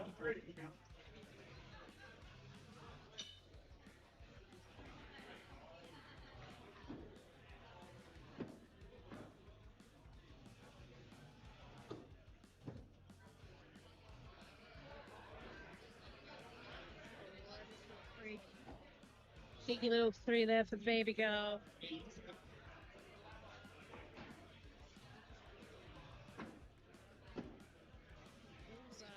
There we go. That is tight, but that looks like a very nice 3. Probably the nicest 3 you can get when playing Prem. Alright, final axe. They are both called clutches. Advantage, Baby Girl. Thumbs down, that is too low. Alright, Freak. He needs this. Good luck.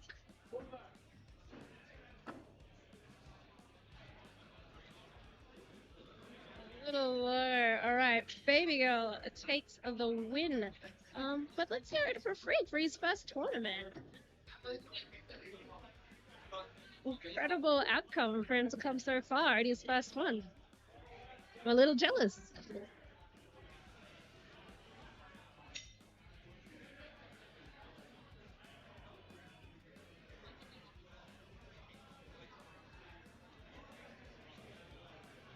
Board changes and new matches coming up.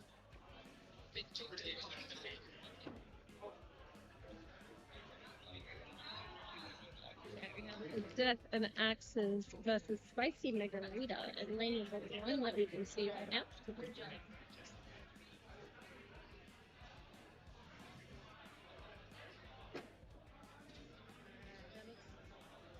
Up there for Spicy Margarita and a cheeky little touch clutch for Death and Axes. Well done, and with that he has taken the win. Congratulations. Spicy Margarita has just recently relocated from beautiful Wollongong to Adelaide. So hopefully the Adelaideans will take her into their beautiful axe throwing community. I love the Adelaide people, so I have no doubt that they will welcome her with open arms. Do be proud, folks, otherwise I'll have words with you. She's also just really enjoying the sport and a little bit new to it. So I can't wait to hear the differences between the leagues and just the culture. And I can't wait to see her sporadically at tournaments and not, and see the progress that she's going to be making. It's a little different when you're playing week on week with someone and, the progress is so incremental. But seeing the leaps and bounds that people make at tournaments makes my heart swoon every single time.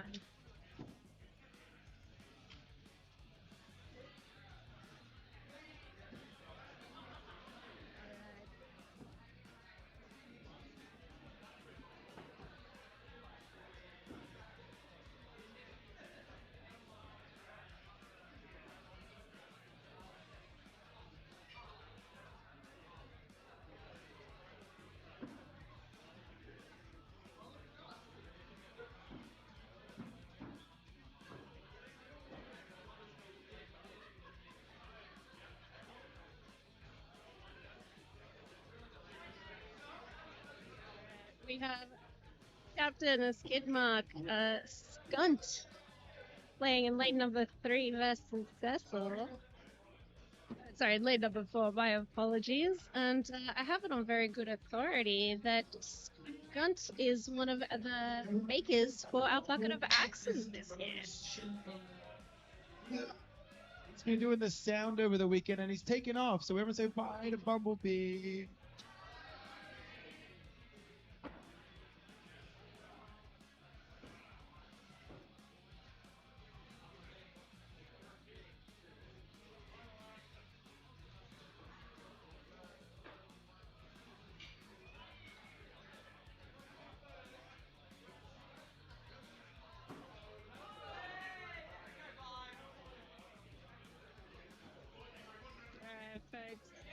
Of course, with that little announcement to hear, Bumblebee is taking off for the day. Folks, give him some love in the chat. He has been working hard. He is a hard-working man. And we appreciate all the quality and the hard work that he puts in. Thanks, Bumblebee.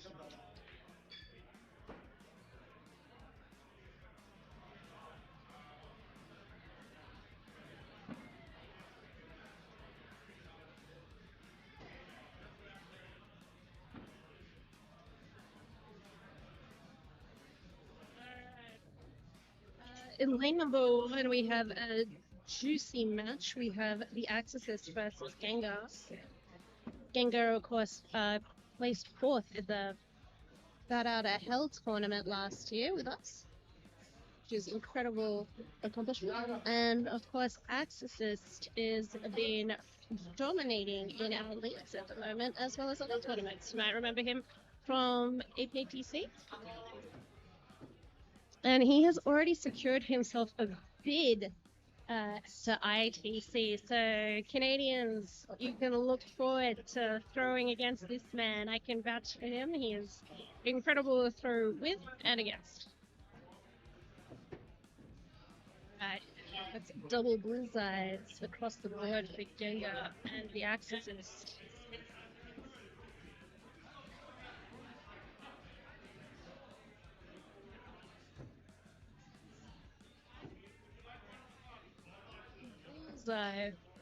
The Axis 3 for Gengar.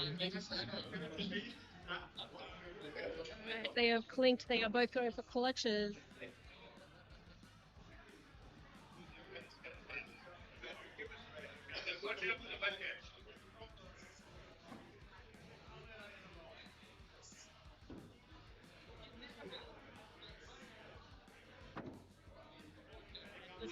There. The door is open for Gengar. You don't want to give Gengar an inch there. An incredible throw. Oh. The axe was true, but unfortunately it dropped out of the board. But that's the thing with Gengar. You have to watch out. They're incredibly accurate on those clutch throws. Entering around 3.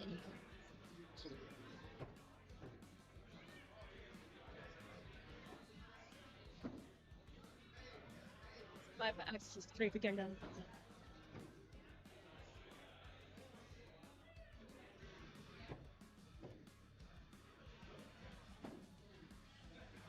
apiece.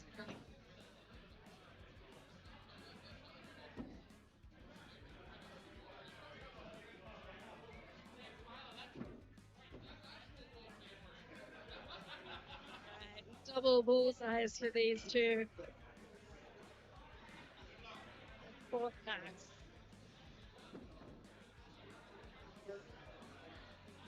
Alright, folks, we are tuning into lane number 3 right now. We have Stagger and Lemon. Double bullseyes. Bullseye again. Boom, boom.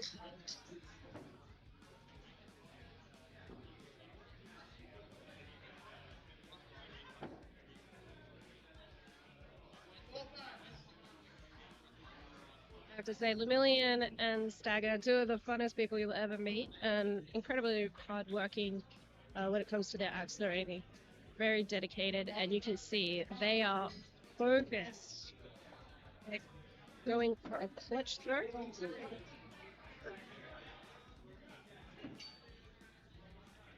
They've agreed to let Lemillion go first.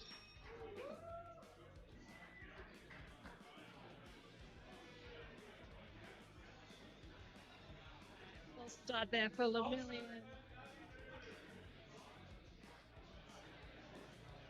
He has incredible mental fortitude to be able to be like, it's not feeling right, and just reset till it does feel right. 5 points, little touch clutch there, and that was worth the reset.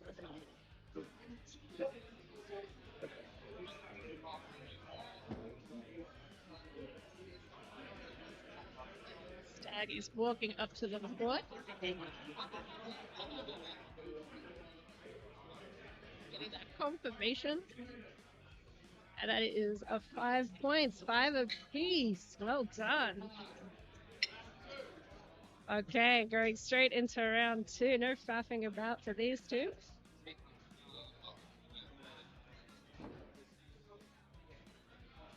Right.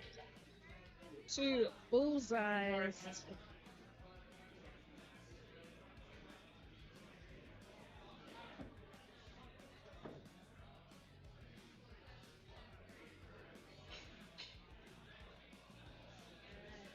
Five again. We are going to see some consistent scores from these two.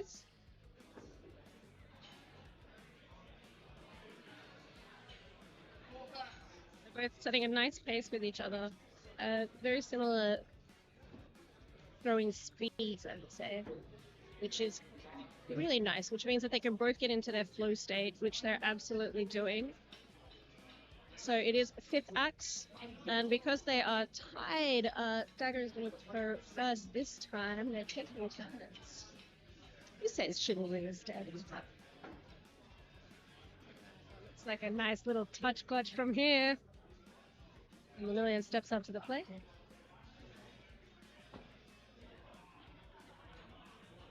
Waiting for the confirmation. That is a Prem clutch. And Lemillion takes the round with nothing less than a 27 round. Well done. I mean, that's what's going to take today between these two. And I take it all the way to the top.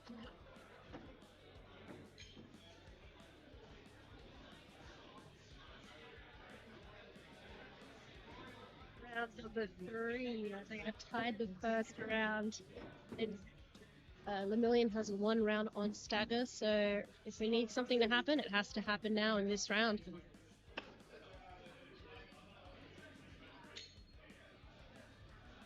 Round number 3. That's across the board. Right, 4th axe. Bullseye for Lemillion.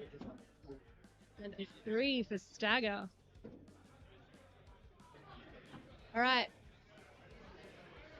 Clutches are being called. Lemillion has advantage.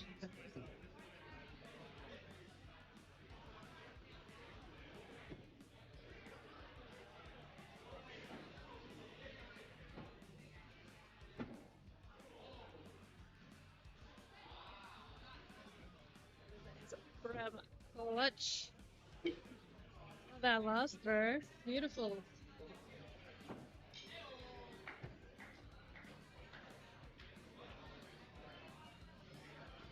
Ooh, and a touch clutch there for Stagger. Well done. Right.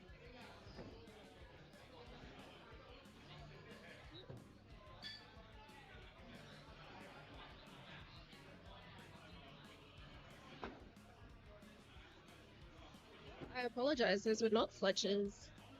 It was a touch clutch for Stagger, but not Lemillion. My apologies, folks. That's okay, that means we are going to Big Axe. Tiebreaker.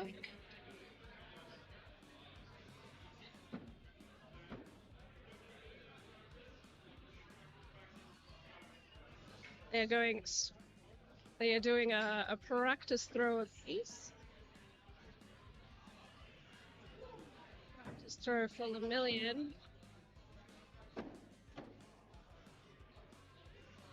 Great thing about Lemillion is that was a one in his practice throw, but he will calibrate. He will fix it. Next practice throw up for Stagger.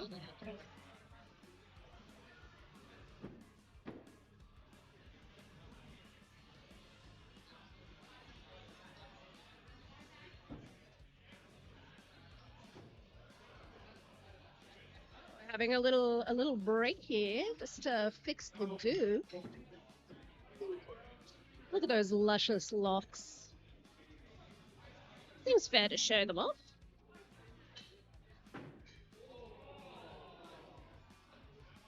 Beautiful practice bullseye.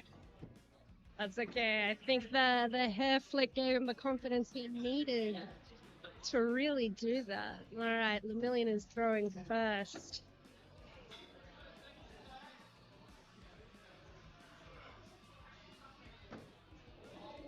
Prem bullseye. Big axe.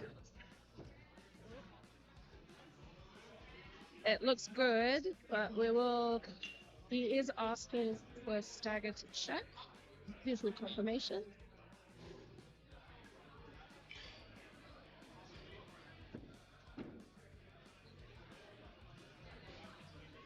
Is happening in lane number 3, so it's probably a little closer than what I can see with my naked eye.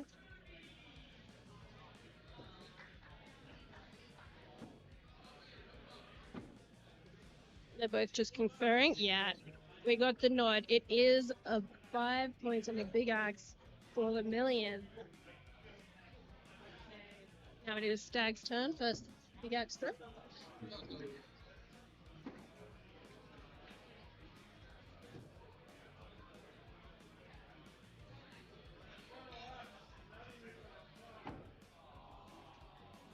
And 3 points for Stagger. Well done. That means that Lemillion will be marching on. He is one step closer in this tournament. Although I'll take the opportunity to once again thank Stu, who is doing so much behind the scenes here. The board changes and helping with the team, and also inputting all the scores for us today.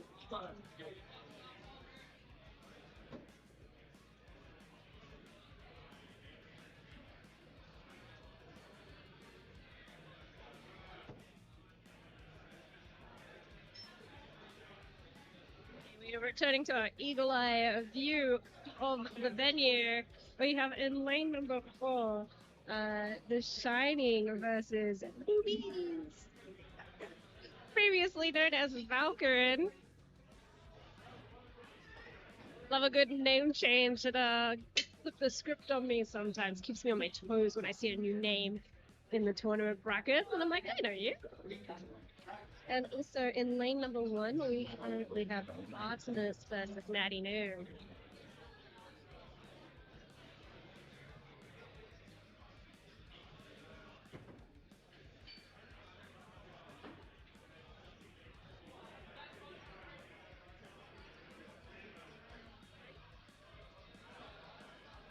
Artemis versus Maddie New.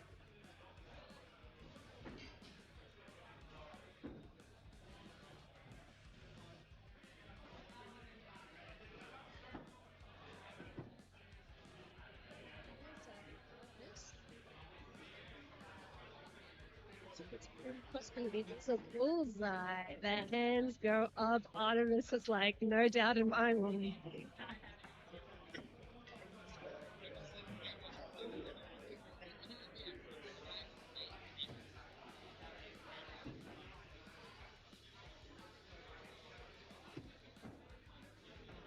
Alright, we got bullseye for Artemis. And a big race for Natty.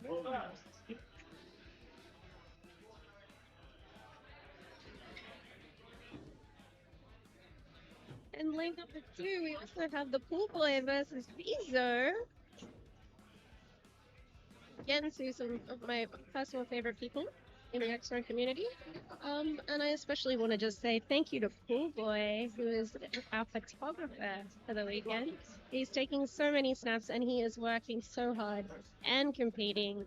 And again, that level of dedication is something that if you've done it, you know how hard it is. So we appreciate you, Pool Boy. And continuing down the line in lane number 3, we have Succulent Chinese Pro versus Ritter, two of my league mates. Very fortunate. Succulent Chinese Throw also plays at Maniac Sydney, but she also comes up and plays with us at Battle Axe in Wollongong. Means a lot. I know sometimes people get put off, but she loves axe throwing and we love her.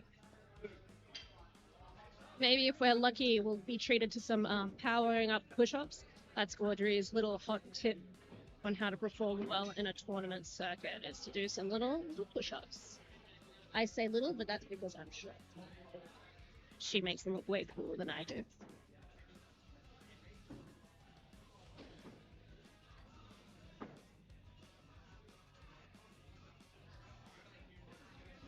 Lane number 1. Final throw. Spoken to Daddy New to take it with a clutch.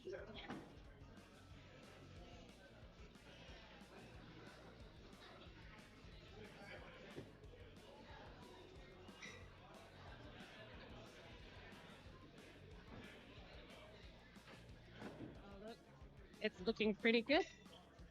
Confirm. The hands go up.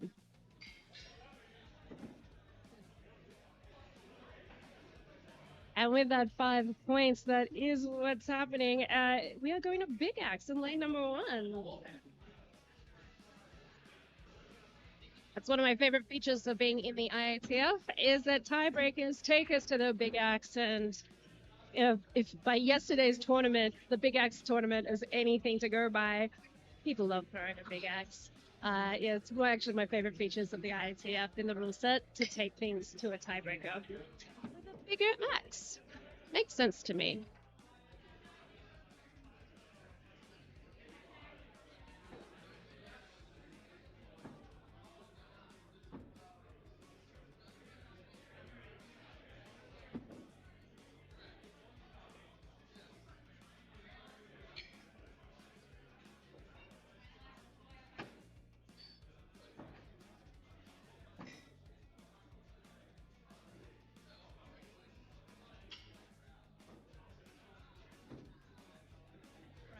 For 90 minutes.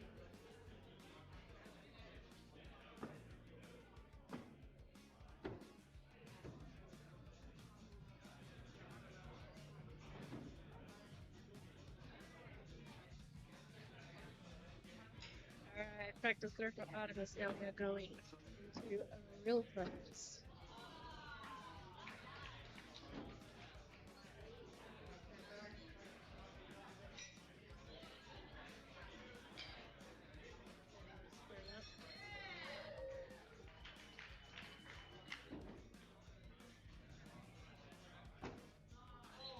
Points on the Big Axe.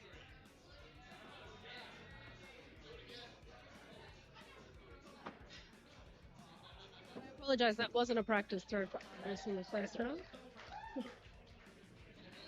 So that was 3 apiece, we got tied. So Artemis is taking the 3. It's pretty tight on that line.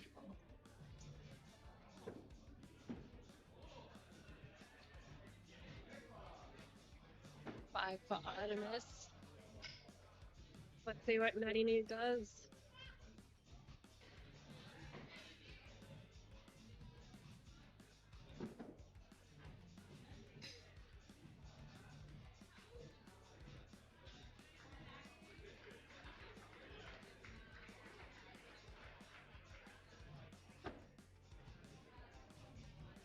Points for New. Well, what? Artemis takes the win.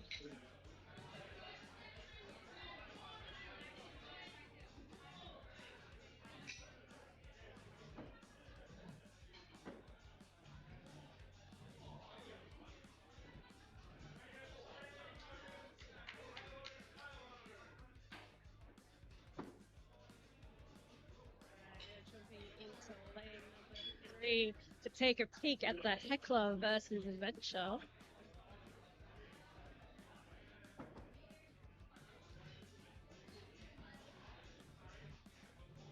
Double bullseyes.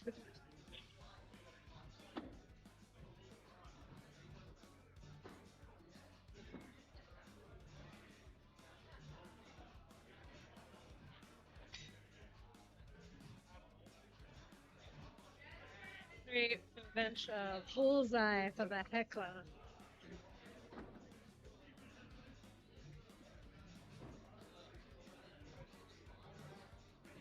Heckler is someone to watch out for. Last year in round 1, he had the second highest seed in Australia.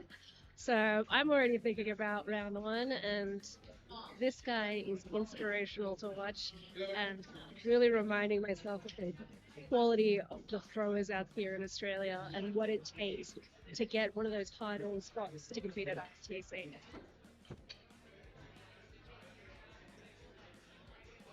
Clutch is cool. A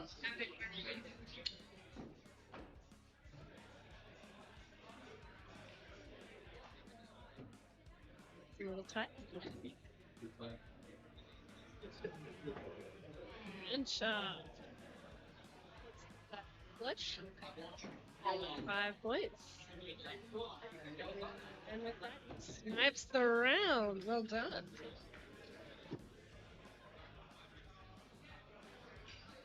All right, now you're going into round 2.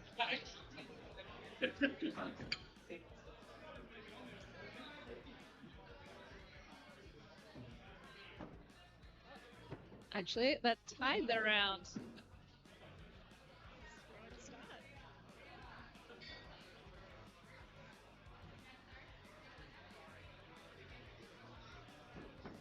All right, that is a double bullseye.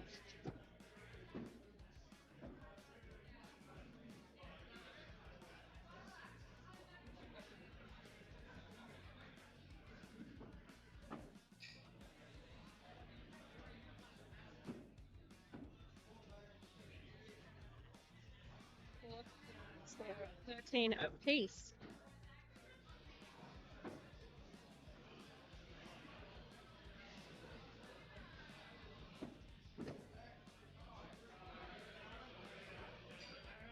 Clink.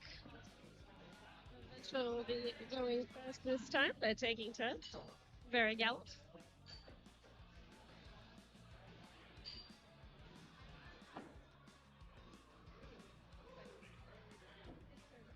That was a miss for Venture. Heckler seals the deal with a Prem clutch. Beautiful.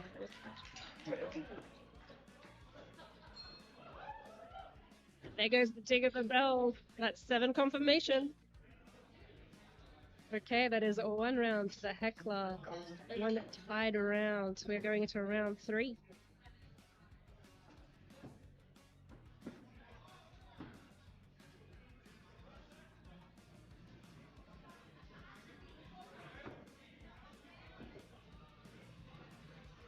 And we are returned. Baby girl's returning to us. I'm back, baby. It's like you never left. Oh, thanks. Wait, hold on. No, it's good. Did you see my game? I did see your It game. was a good game. You did good. No, so did Trig. He was good. Absolutely. I was telling the people on the stream that this is his first tournament Oh, that he's participating in. that's really cool. Yeah, he's one of our newer league members.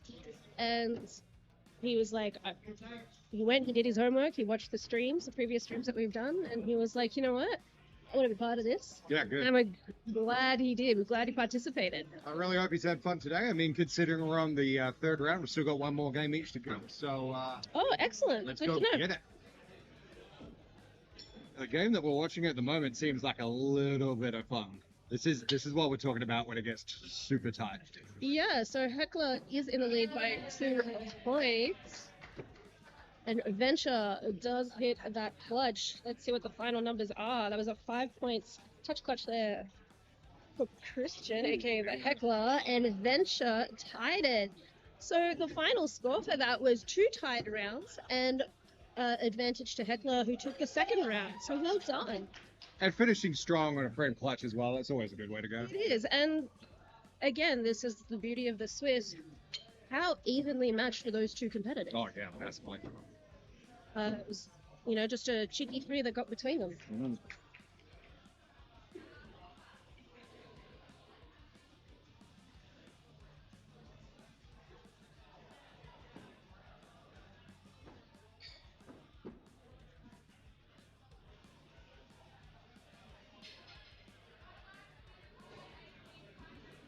Alright, we are jumping into lane 2 to have a look at Swiss Army Neil versus Jester in their third round.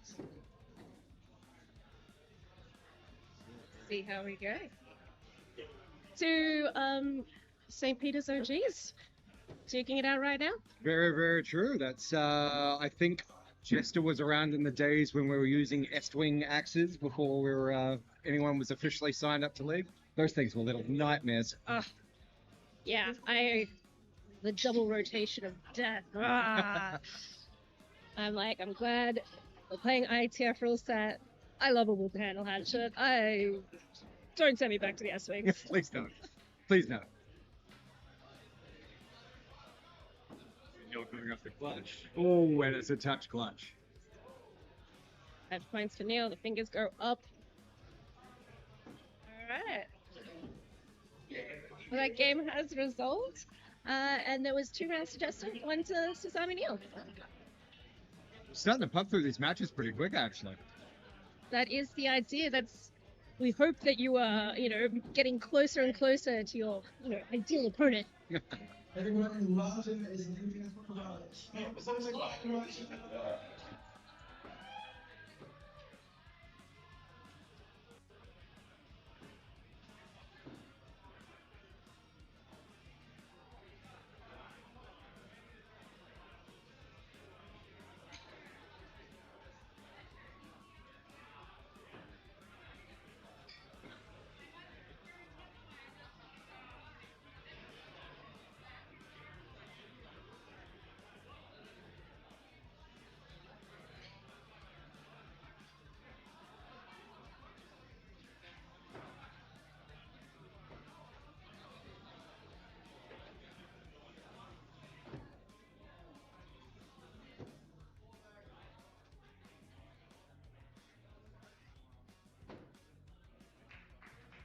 Folks, we are going to dip into lane number 2, where we have versus Alex Fiera.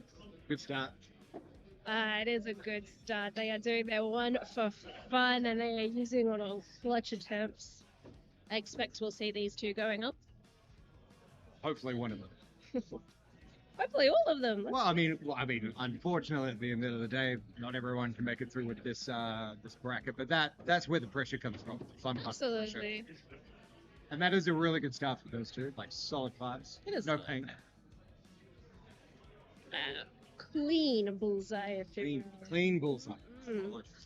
The shiniest bullseye. Still keeping it very clean. I have to say, it keeps me on my toes. See, constant name changes every tournament. You'll always be Hachette to me. Alex has really come a really long way since I think the first Bat Out of Hell when I went up against him. We were very, very neck and neck, and these days whenever I face him, I'm like, I'm in trouble. Yeah, look, Alex Fiora is also one of our league members, and I can tell you that he puts the time in. He works hard. He's always thinking about how to better his throw, and yeah, That's exactly what we were talking about before. You know, you want to become a champion, you really got to put the time in. absolutely. And I think that's, he wants to take us as far as he can. And there's nowhere higher than IATC. As far as leads at IATC. Yeah. I mean, getting that ticket straight to ITC, it definitely helps out your not just your confidence in your throwing, but gives you that motivation to be like, okay, I'm literally about to go against the world's best, so I'm really going to put some more time in. Definitely. It motivates you to try your best. I have to say, I think people would be quite chuffed to get a bid straight into ITC if they take it out today. I mean, that would be absolutely fantastic. I've only qualified by default my entire career. Oh, except for the one time. One time's better than no time. Damn right. We are starting round 2, so first round went to Hoya. Oh, yeah. I'm Oh. starting to see some fatigue on both sides at this point. They've got 2 tight bulls. It's I'm in a bullseye 3. for Alex Fierro, a 3 for Matt, aka Hoya, Oh, aka yeah. Hoshete. There's been so many name changes. Some people actually forget what their legal name is. Not that you should call people by their legal name. Absolutely not. I don't recognize people's names. I just know their axe throwing names. I look at you in axe scores. I look at you at league, and that's how we know these people. I think I've been called baby girl for so long here now that I've actually forgotten my real name. Thank God. You are my poster child for when I tell people to pick a nickname before they get a nickname assigned to them.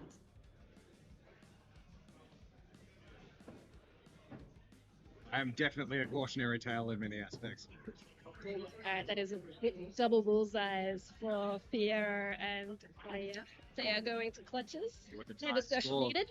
Reaching straight for the clutch axis.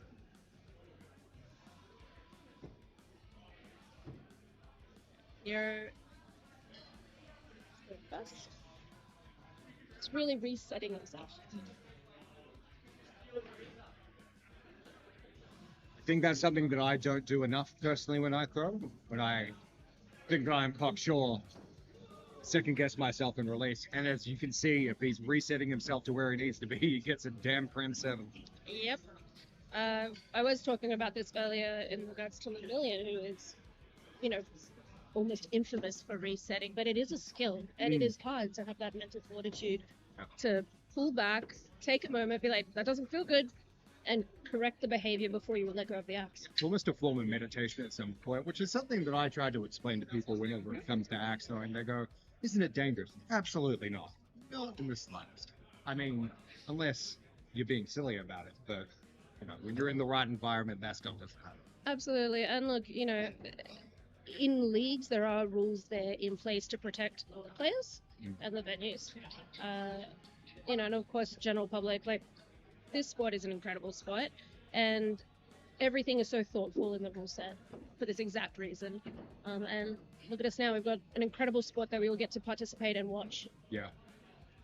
And it's something that I think you can just get so much out of when it comes to personal aspect as well as just feeling of self-accomplishment.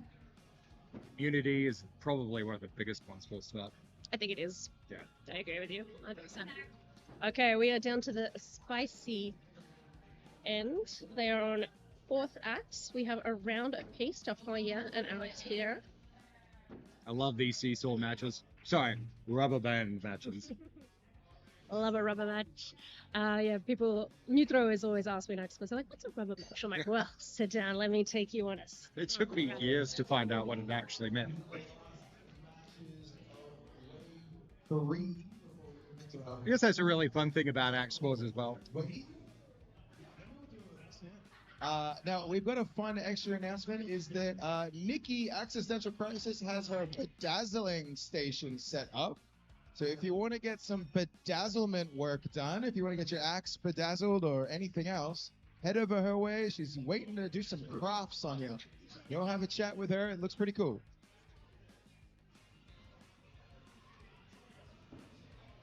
with special co-host Sonia, which is very cool. Everyone say hi, Sonia, on the count of 3. 1, 2, 3. She's helping out.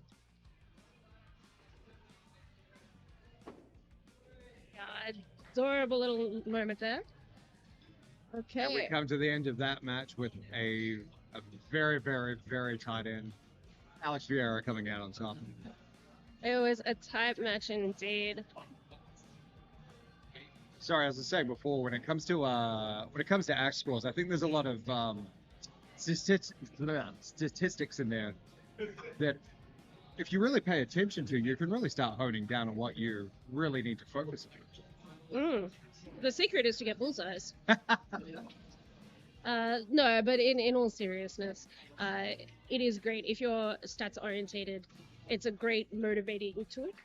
And if you get demotivated by stats, don't look at it. Damn right. It's that easy. Or if you can't count like me, try both. Yeah, look, it's something I always love to point to new throwers. It's when they come back for like their second season. They're gonna be like, look at the progress. Because sometimes you're too close to it. You know, you're doing it week on week. You're feeling those throws a lot more. And sometimes it's really good to like look at your career and your history and just seeing those numbers evolve and your game getting better and better. Very much so. It's almost like a full body scan for axe throwing. Yeah. I think Chris Collins would be shocked to hear you say that. Well, hopefully I get to see Chris and the entire ITC team sometime soon. Hopefully maybe in May. Hopefully. Look, this is a little bit more positive than last time I left here, so... I'm incredibly susceptible to peer pressure. Ah, excellent. I am incredibly good at putting the pressure on. Okay, this is our last match that is happening in lane number 4. And we are up to 4th axe. They are 15 apiece. We have 2 wins to axe terminate and 1 to... well, no, we're in the 3rd round, so here we go. It's always great to finish off strong, though. Absolutely. Bullseyes. Final third coming up. Looks like we're going up for clutch again. Because why wouldn't you?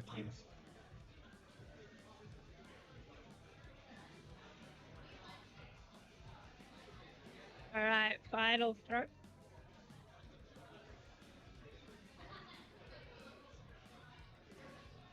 little bit too far to hear what they're saying, but I did hear a big old chuckle. So it sounds like they're having a bit of fun down there for their final throw.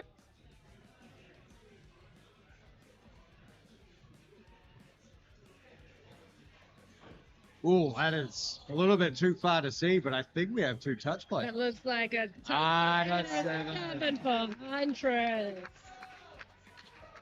Great way to finish that round. A 25 to exterminate and a 27 to Huntress.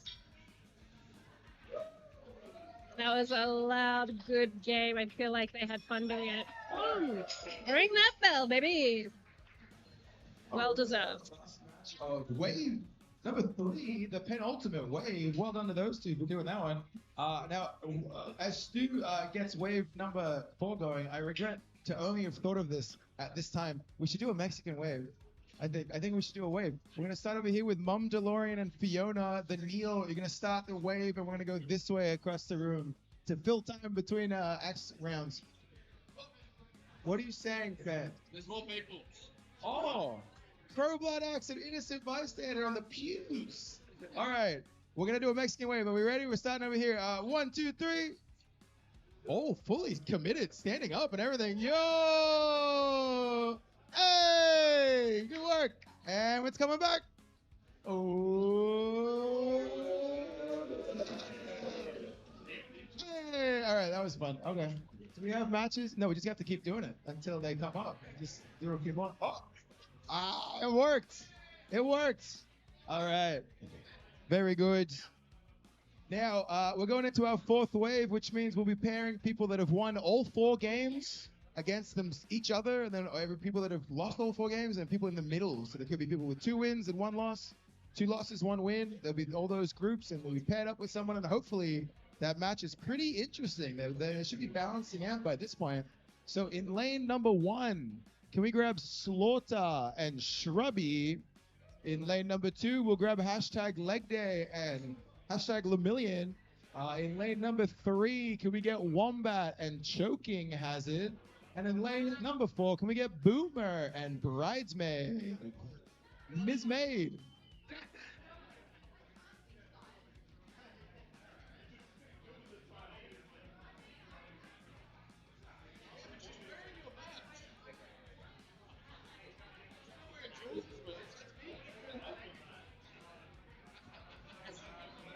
Alrighty, folks, you heard the man with the mic, Wildcard.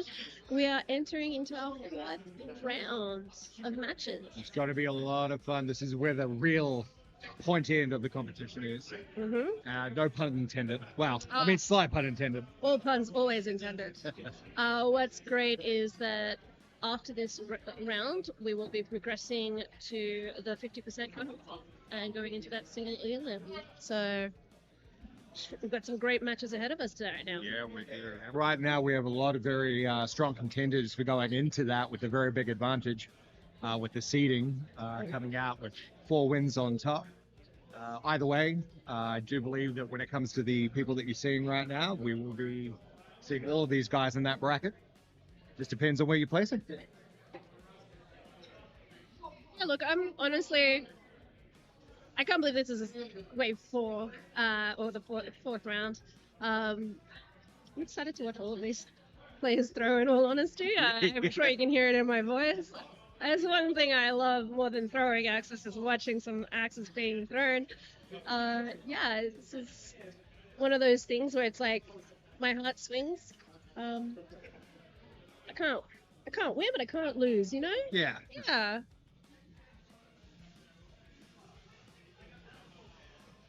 I mean, at the end of the day, you know that you're going to be in for a good, fun time no matter what. So, I mean, that's the only really important thing. Absolutely. Our eyes are about to be treated to some great axe throwing. And hopefully, you know, this is where we get these really satisfying, tasty matches.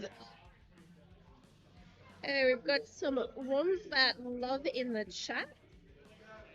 He, of course, will be throwing against your doubles partner from yesterday, Choking Hazard in lane number 3. Well, she's been throwing like she's on fire today, so I'm expecting to see some very good things here. Choking Hazard just goes from strength to strength. Every time I see her, she's just miles ahead from where she was. And that's really odd because she's always so good. Like, where's left to go? Well, I think it's exactly what you're saying. It's about putting in that time, and I think her passion for the sport this is her number one thing. Yeah. Look, I think I say it every single stream, but God, I love the Queensland people. Yeah. They travel, they show up, they throw well, they throw hard, and they're fun. Yeah. Like, these guys, they travel to every single tournament that they can get to, and you know, it's incredible. You always know, you know, they put their money where their mouth is, and they support the local axe throwing community and the Australian axe throwing community. So, folks, that's my little love note to you guys. And we're missing a few of the normal criminal, the usual suspects, but we do miss them dearly. We hope that they're doing well as well.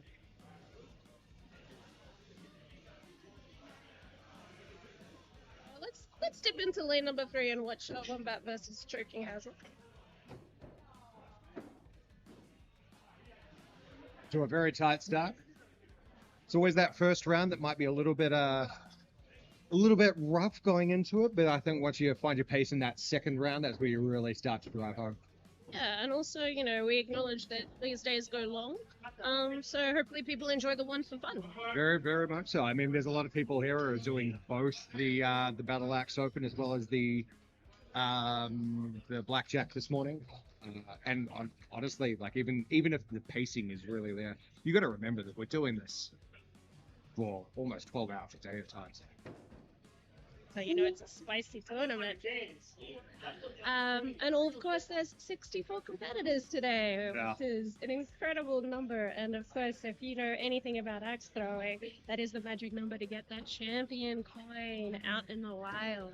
And outbesting 64 people is no small feat whatsoever. Yeah, you have to beat 63 of them to get it. Sounds like a lot of work. It does. With the first round, we're looking at Chucking Hazard with a win by 3. It's a really good start. See if Wombat can bring it back. Yeah, Wombat is one of our league members, and OG, he's been throwing with us since the first league. How long ago was that now? That'll be 4 years in February. Aw. That's our birthday. Be a Are you little doing toddler, anything? Oh, sorry. Are you doing anything special for the celebration? probably playing in league. Alright.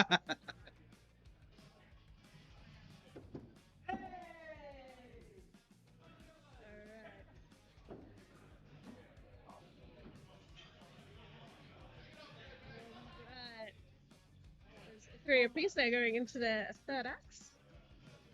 Those drops can always set you back just a small bit. Just goes a Yeah. really long way. Well, drop-in points. They Yeah. still got it in the board. Well, the other thing is that if you're dropping at the start of the round, I find that that's definitely an easier way to come back than definitely at the end. I mean, right now it was a 5-point difference. Now we're back to a 3-point difference.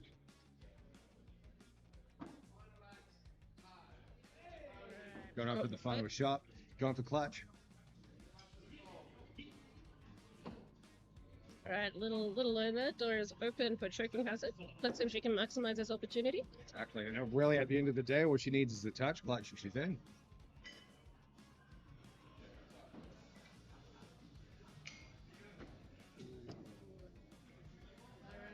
The aim was good, Aim was good. unfortunately. Too soft for the board. That's that fatigue setting potentially, but at the end of the day as well, maybe you just gotta get back into that mindset and then bring it back home. You know what? She started off on this other side. See how she goes. Yeah, look, and what's interesting is we do have 1 round apiece, so we'll come down to this final round. I love these matches. Yeah, look, nothing's going to make these two pull their socks off, like, knowing that they're going to give it all they've got.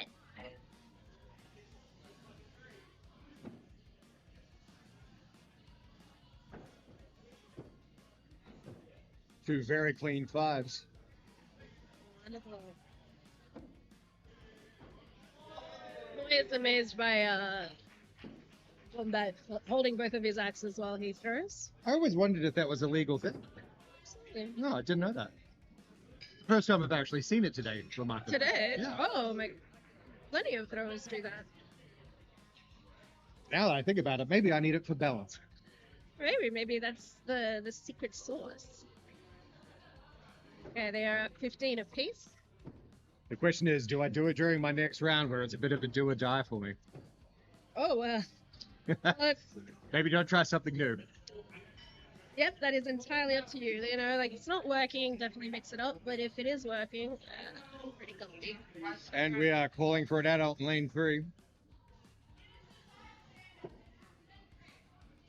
It's very cuspy, but, you know, that 2-point difference from a 5 to a 3 is going to make all the difference. Gives you a massive advantage going into that final shot, especially with that 1 round apiece. And it's a 5. It's a 5. The thumbs will go up from adjudicator stagger. You could be looking at a big axe here. Actually, if we're lucky. Trying to manifest here.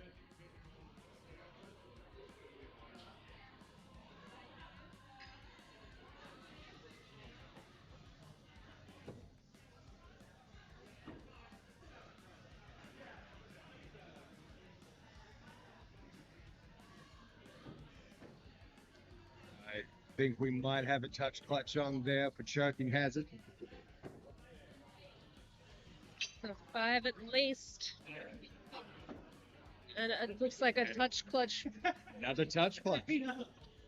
And we're going to big axe. I told you I manifested that. I said if we were lucky, and look, the axe card did deliver. Usually it's the commentator's curse when you ask for something and just you get denied. But yeah, together. So what you're saying is that when I'm playing, I need to be commentating to get what I want. Yeah, maybe you can commentate your own game. You In find your me a break? headset? No, I don't mean on the stream. Sounds like a lot of work. I don't think I want to do that at all.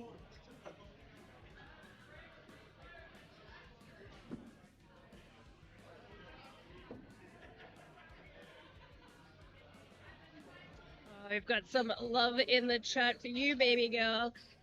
Little hello from a Saber and Scurvy Dog. Oh, hey guys. Really, really hoping everything's going well with that little baby, and hope to see you guys again soon.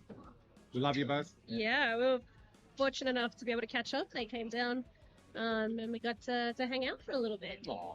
Yeah, it was nice. What's also cool is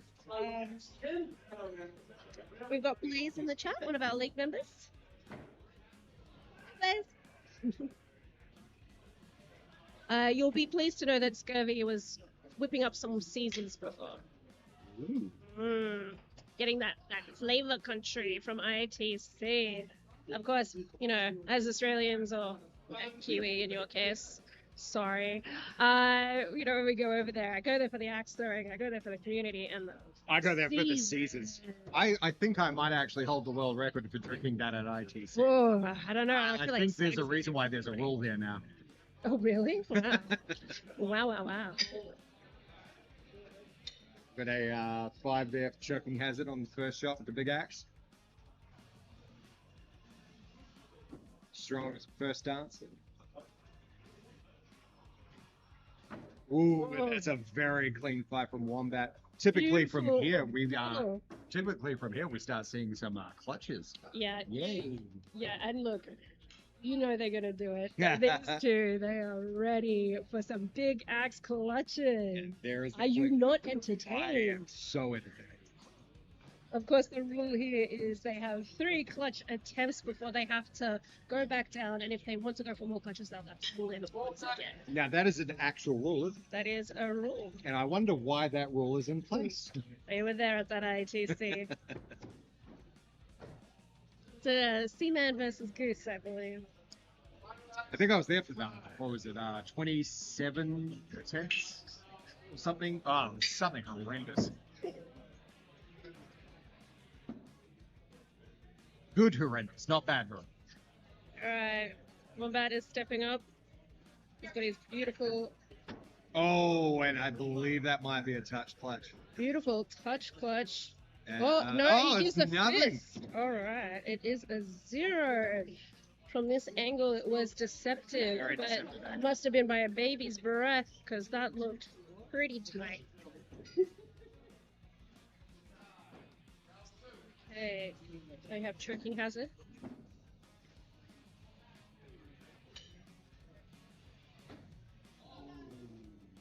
That's another small little 0 there, but oh, that grouping is so close. The cluster from both of those throws is incredible. And they're going to go up again. So let's see if they can tighten it up.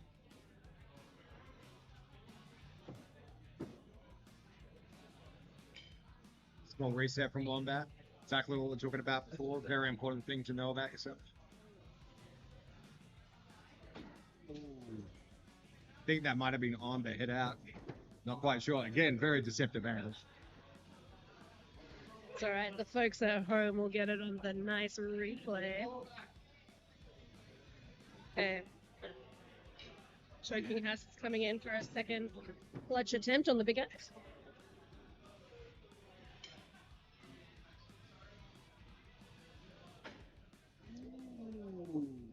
It is a 0. Very audible ooh going throughout the It really, really was. Okay,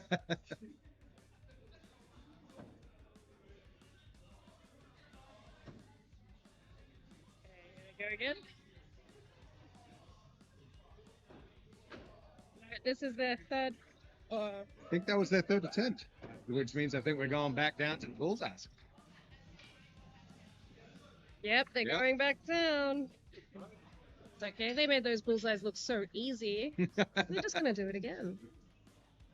How many times are you allowed to go? Keep on going back up to the clutch, just as long as it takes? As good as you are. As long as you and your opponent keep throwing that well, getting those crumbles. And as long as your opponent and you agree to go, you can go back down at any point.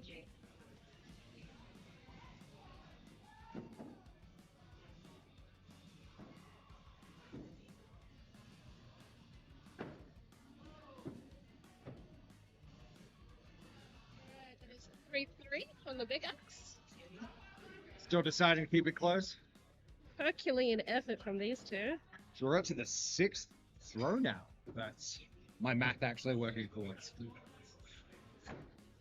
Got another 3 there for choking hazard.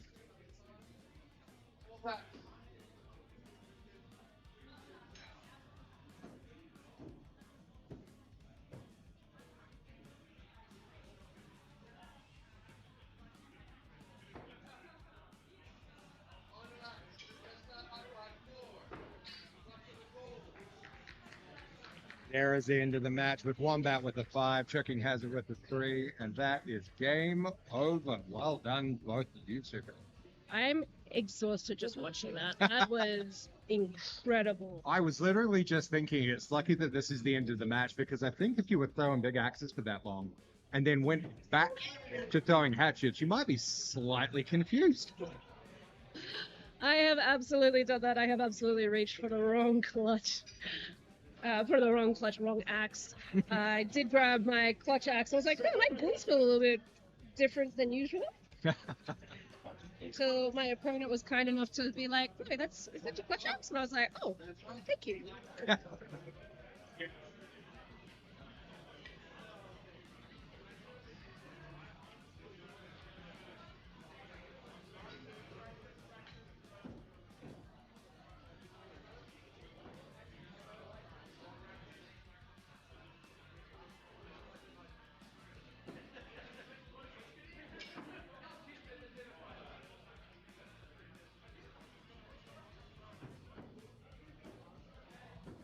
Well, I think for now, little, I'm gonna have to love you and leave you again, because I think my match might be up in a little bit. But once we're all said and done, I will see you in a bit.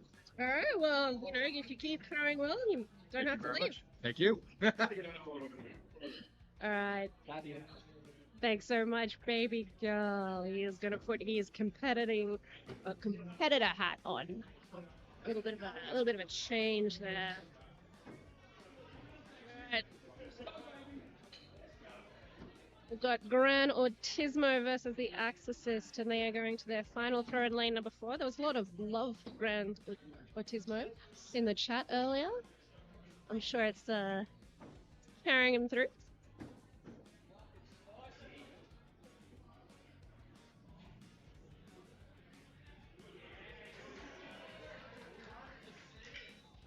Gosh, we have some great banter happening in lane number 1 with Jester hyping up Axiom. Very fond of Jester. He's a fantastic thrower and he's a fantastic human.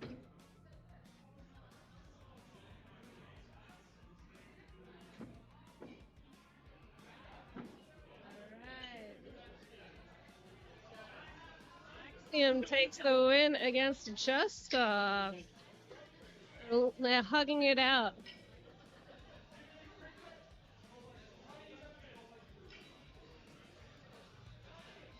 And that's just it. I think that's a real testament also to just a fantastic person, as I said before, but he treats his opponents with the utmost respect and he will cheer you on and cheer you on to success.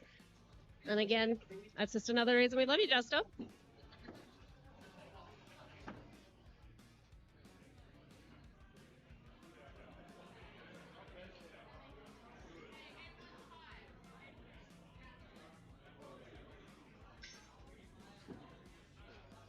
We got happening.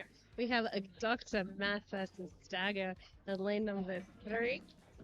And we have Captain Skidmark versus Woodsman in lane number 2. And Jiminy Cricket versus Tiny Nuggets are coming up to play in lane number 1.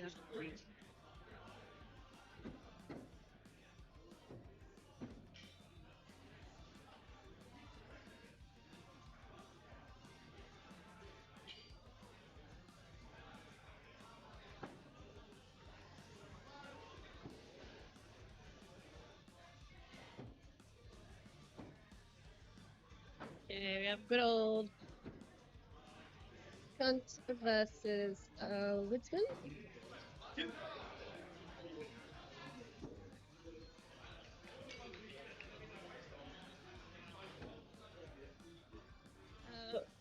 Woodsman throws out from Adelaide, Lumberjacks. Very glad to see this man's face once again. And then we have Captain Skidmark, who throws out of Maniac City.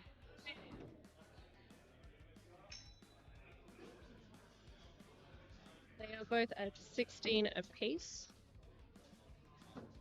They tied the first round, and they are currently tied for the second round. Captain Skidmark is going up first for his clutch attempt.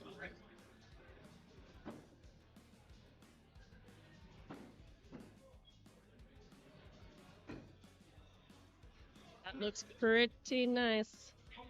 Potential 7 there.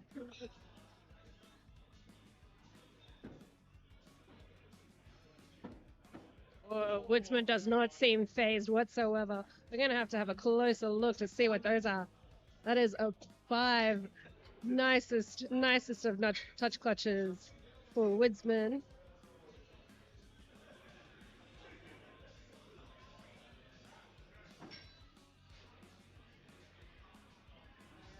Captain Skidmark takes the round. We are going into round 3 for these two.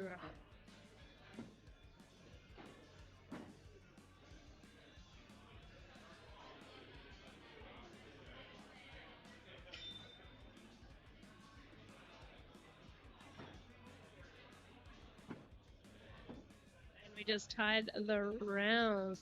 3 Woodsman and a bullseye for the captain. Throw number 3.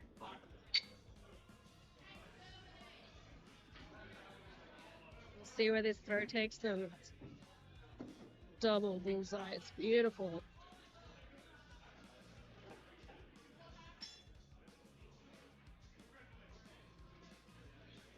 That's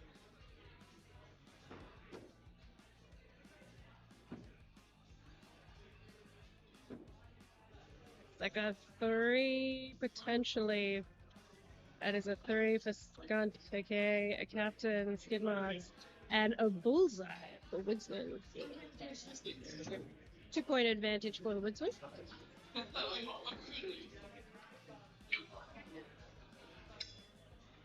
Clutch is gone. And a redeeming Prem clutch right there.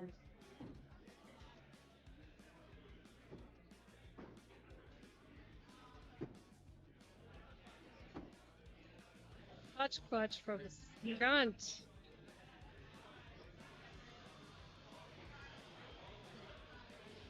Beautiful, folks. And with that, they tied the first round. Second round went to the captain, and the third round has gone to the Woodsman. Folks, we're taking it to Big Axe. Ew!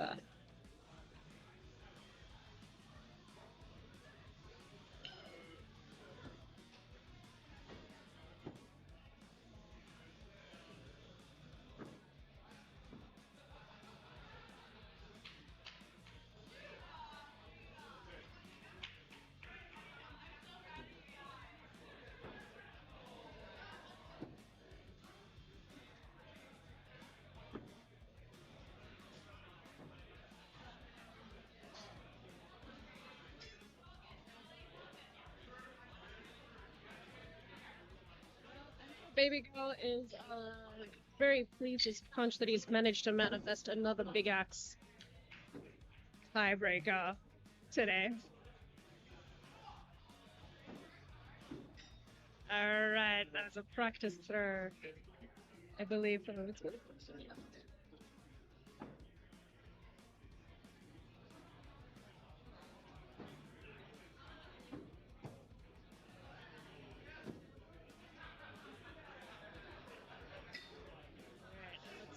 Right there from a captain on the Big Axe. Let's see what he got. Oh, they too close to call. Leave it for an adult to resolve.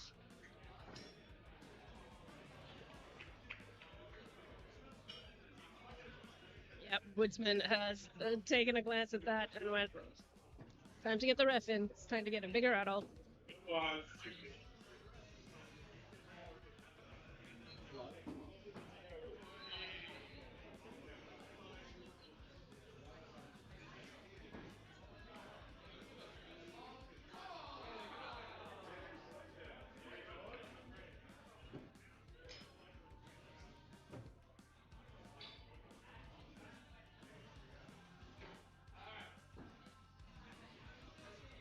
While we wait for that ref calls, we've got Jimmy Cricket versus Tiny Nuggins in lane number 1. They are on their 3rd round, 15 apiece. 2 rounds to Tiny Nuggins.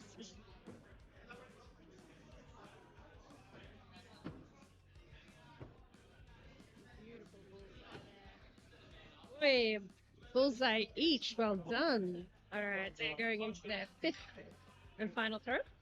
The fingers go up, they are going for their clutch axes. Tiny Nuggins. It's very best. Thank you. Little right there. A Tiny Nugget. Jiminy Cricket stepping up. Nice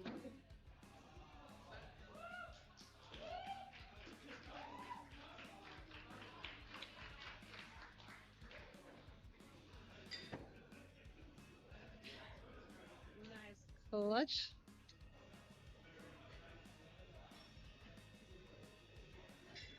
Beautiful 5 points, little touch clutch there.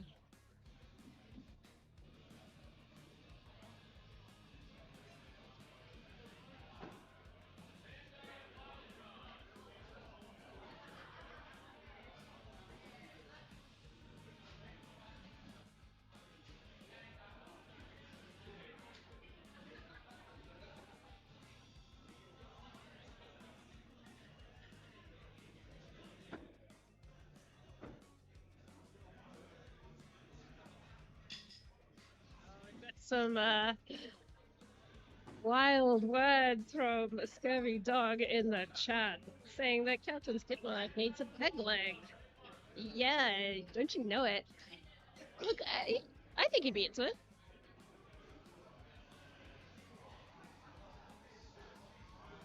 Is it a BYO peg leg kind of situation, or are you volunteering to make him one?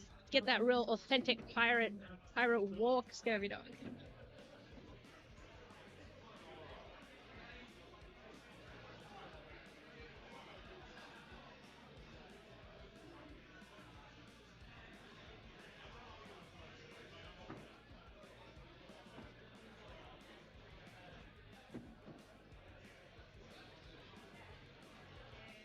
Number 2, we have a Pilot versus Alex Piero in their 1st round, 10 points each. Bullseye, making it look easy.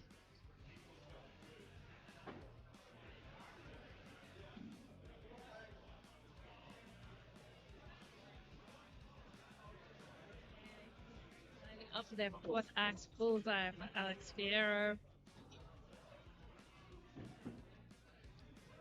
Bullseye for Pilot, 20 apiece.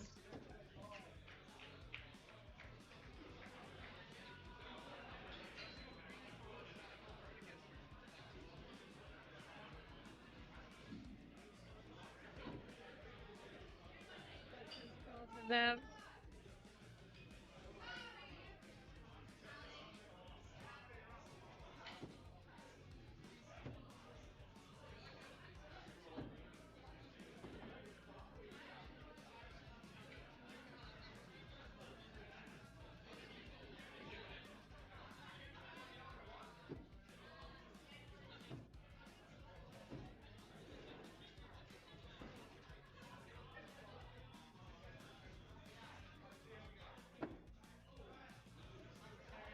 Taking a look across the lanes, we have Agama versus lane number 4. Crowblood and the Pool Boy, who will be commencing shortly in lane number 3. Alex Piero versus Pilot. Little ding there for a prim clutch from Alex Piero after a up. And in lane number 1, we have Mando versus Marquee.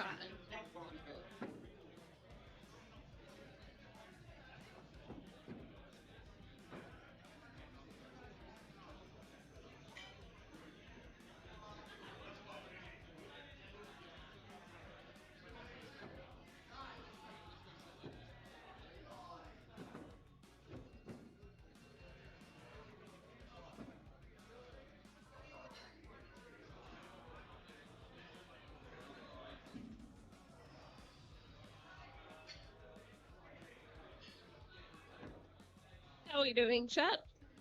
Don't forget that if you've got any positive words, give us some shout outs. We'll pass those messages on to the players. Let them know you care. Let them know you're there.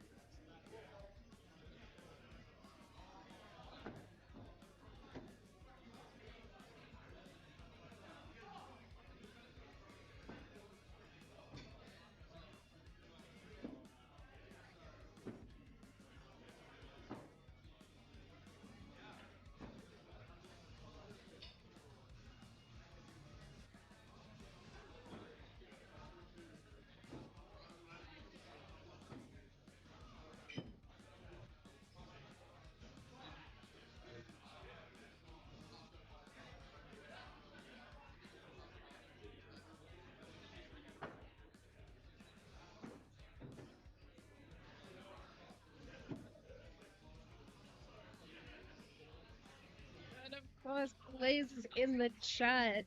And she's sending her best wishes out to Wildcard, Gamma, Crow Blood Axe, and Alex Vieira. Blaze is one of our league members. She plays on Wednesdays and Big Axe League.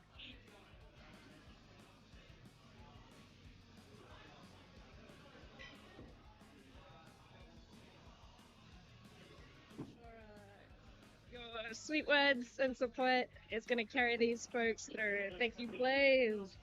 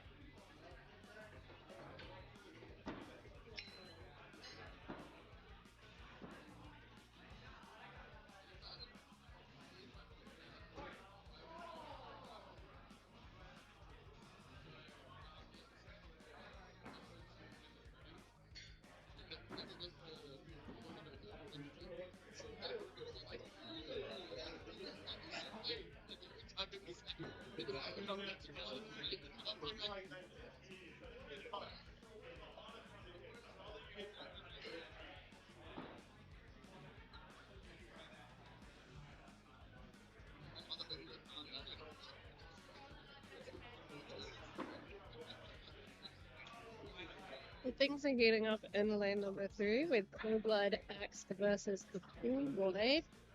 Ginger v Ginger seems like a hate crime almost. But they have 1 round apiece, and they're coming down to clutches. We have a touch clutch there with Pro Blood Axe. Let's see how the Pool Boy responds.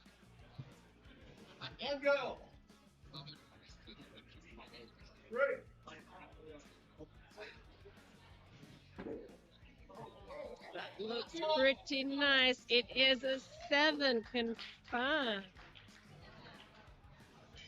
Incredible throwing. Final round. It's 27 for the pull by, and it was just shy for Crowblood Axe. Again, folks, you probably have a better view than we do in this house.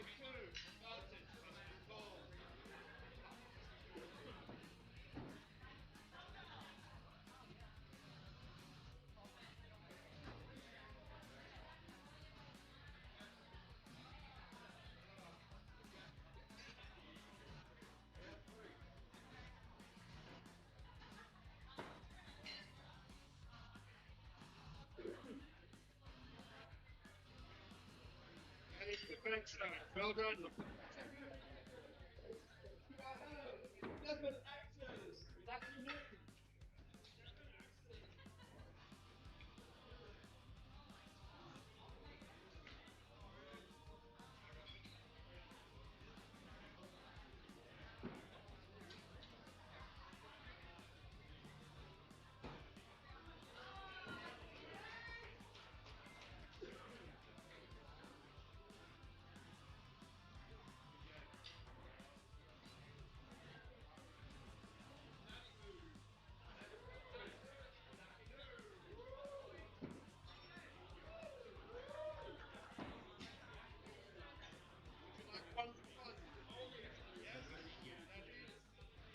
Yes.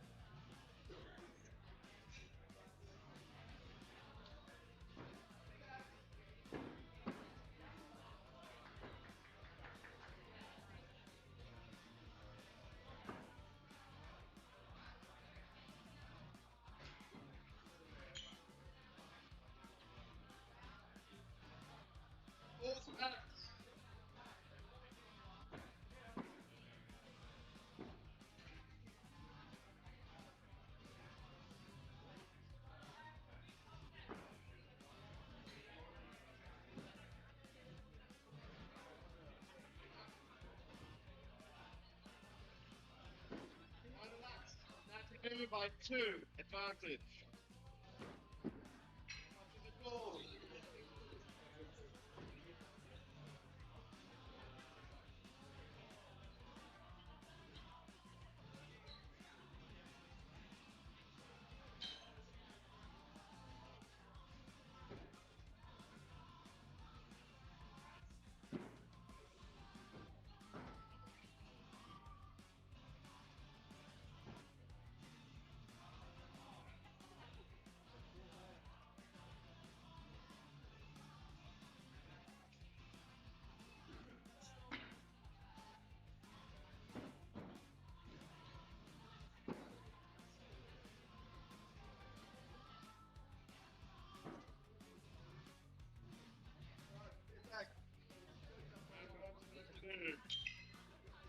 Down 2.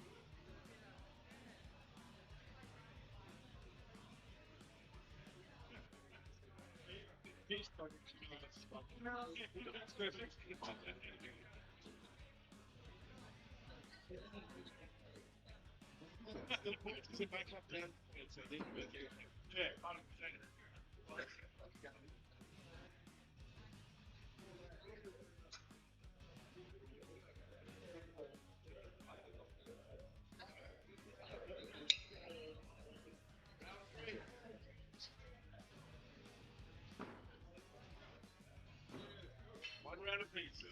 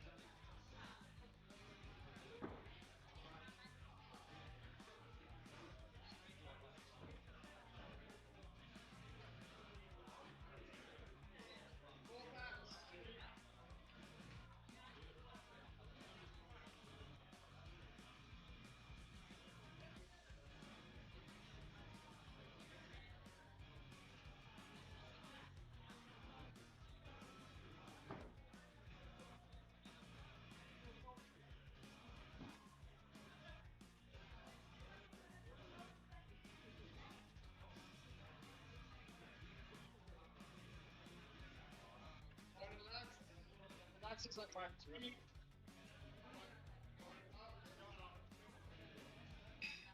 Goal.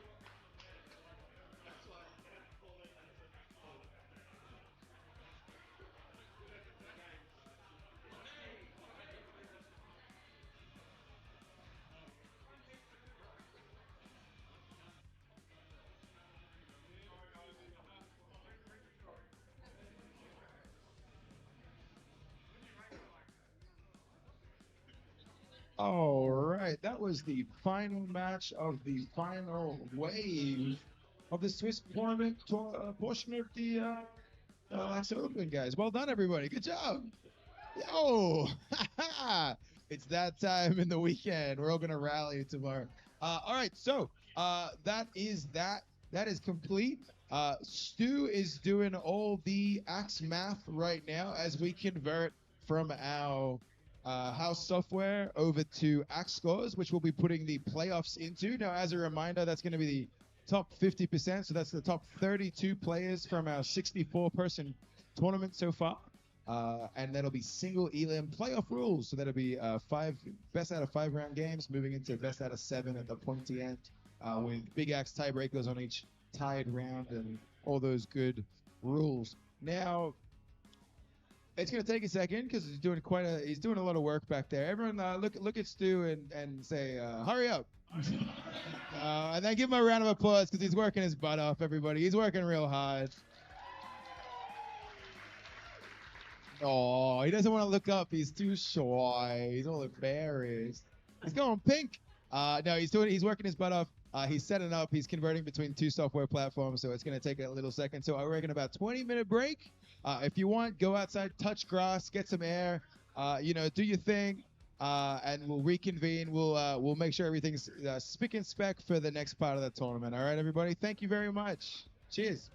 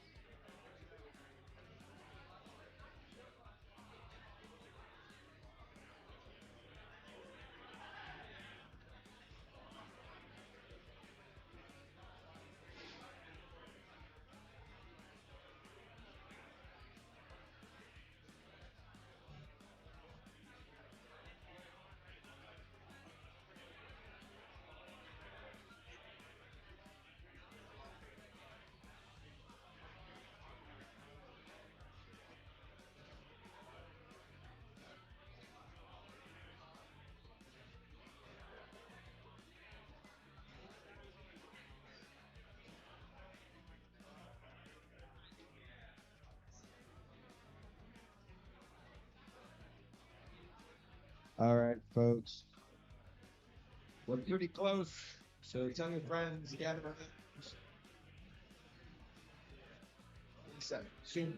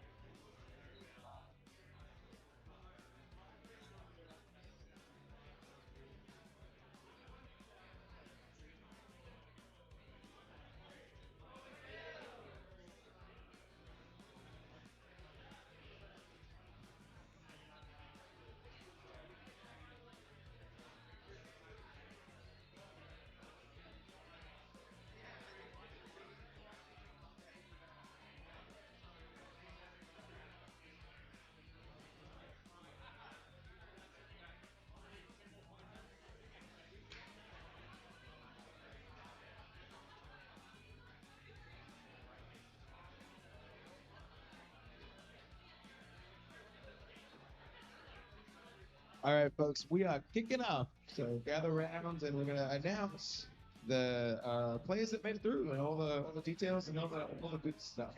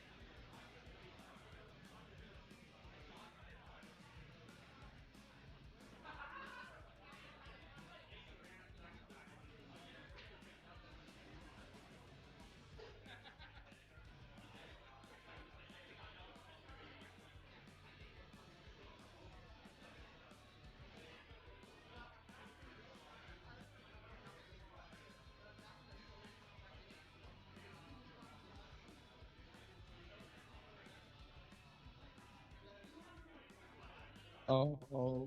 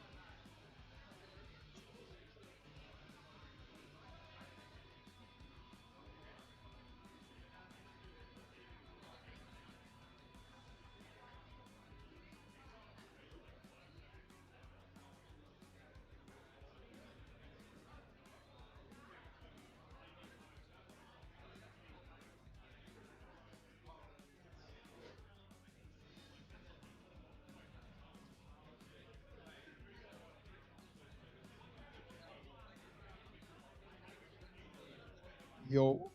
Okay. Okay. All right, everybody. Thanks for bearing with us there. Having a little break, getting some sun, maybe some air. Did anyone actually touch grass? Did anyone manage to pull it up? We're in a bit of a. That counts. Nature. Let's go. Beautiful. Very nice. Did anyone get any nail art done today so far? We got a couple of things. Very good. Oh, thank you. Thank you.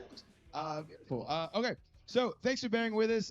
It's incredibly manual process how we're running the thing today, and that was all handled by this man right here, which is very nice. Very good job. Good job. I might just pass it straight over. Come on down, Stagger. He's going to announce all the details and who made the cut. Yo, folks, are we ready for elimination? Yeah! Oh, good, because that's what we're about to do. Now, first up, a little refresher of the format here. We'll be going into single elimination, all right? First up with best of 5 rounds, and then going into best of 7 when we get to that spicy end, all right? Now, you will be getting your 1 for fun before each and every game, but apart from that, that's it, all right? Make sense to us, all the rules? Yeah. Beautiful. All right, now, without any further ado, it's probably time we read out our top 32. That rhymes. All right, so let's get a bit of a drum roll going for me, folks. Let's get a bit of hype. Now, I'm going to read these out. Hold your applause until the end of the list, all right? Because it's 32 names. So let's give it up for Lemillion, Shrubby, Wombat, Boomer, Stagger, Solaire, Mando, Choking Hazard, The Axicist, Accentric, Alex Fierro, Too Skunk, Too Furious, Leg Day, Gamma, The Shining, Bridesmaid, Slaughter, Skitty Pudding, and give me 2 seconds as I scroll. 1, 2, 3, Axiom, the pool boy, Marco. That's the heckler? Yeah, all right. Exterminate, Wildcard, Swiss Army Neil, Jester, Woodsman, Gengar, Venture, Crowblood Axe, Huntress, Gypsy Queen, and Succulent Chinese Throw. I'll pass it back over to Wildcard. Okay. Well done to those 32 people out of 64 that made it. Congratulations. You're through to the playoffs, which we will have right now, and we'll see who takes the championship. Now, could we also just do a really big round of applause for the other 32 players out of that 64?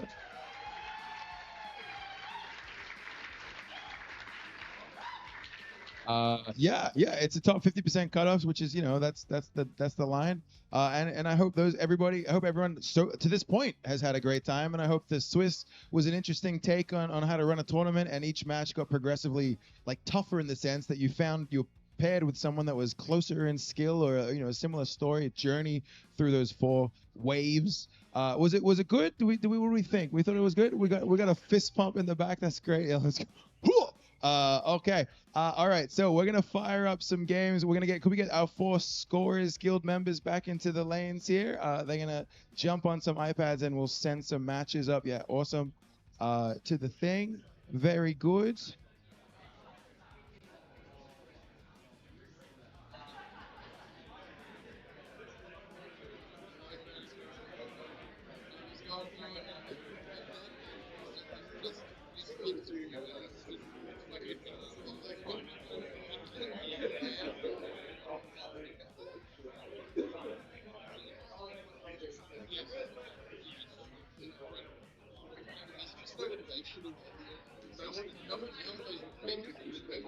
Okay.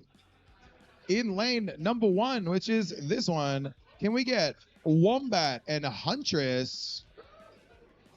In lane number 2, can we get Shrubby and Gypsy Queen? Woohoo! In lane number 3, with me, can I get Boomer and Crowblood Axe? Okay. And in lane number 4, can we get one more? That's going to be Lemillion and Succulent Chinese Throw.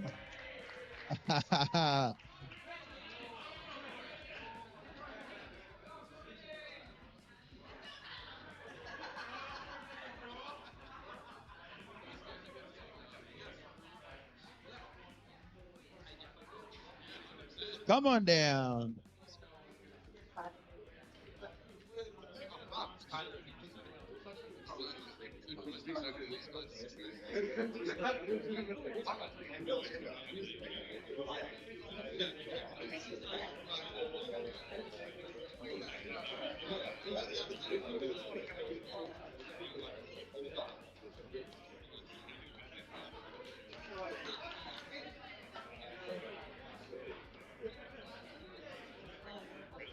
All right, it looks like everybody is in the lane. Before they have their one for fun, let's kick off playoffs with some energy. Let's bring it back. I feel like there was a little bit of a lull, but let's fill the room with some energy, guys. Let's get into this on the count of 3. A big one. 1, 2, 3.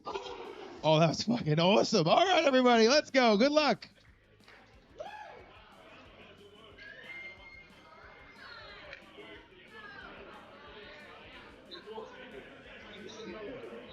That's a great, big, powerful us to start the second part of the tournament. As you all know, it's Feisty. I'm back. And we are progressing into the second part of the tournament where 50% of our throwers, the top 32, are moving on to a single elimination bracket. So it's going to get spicy from here on in. People are just starting with their 1-1s. Then we'll get into the tournament. Folks, if you've got any messages of love and support, please drop them in the chat. I've been relaying those messages to the throwers as they happen, and honestly, it lights them up. It'll inspire them. Hopefully, it'll carry them straight through to the finals, where there is the potential for a champion coin to be released into the region. Woo! You tell them very fast.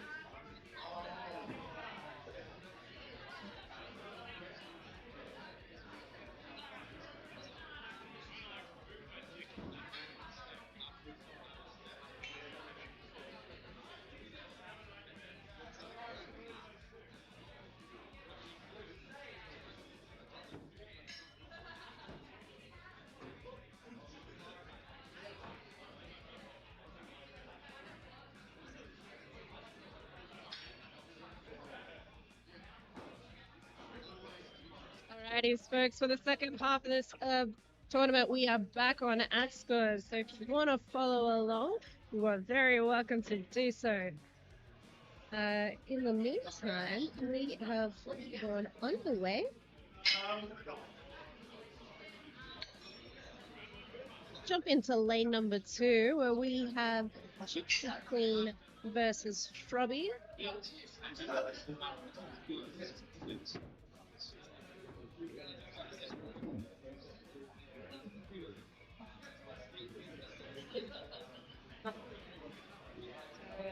Alright, number 2. Oh, sorry. Current number 1 of round number 2. 3 apiece. Some beautiful from bullseyes.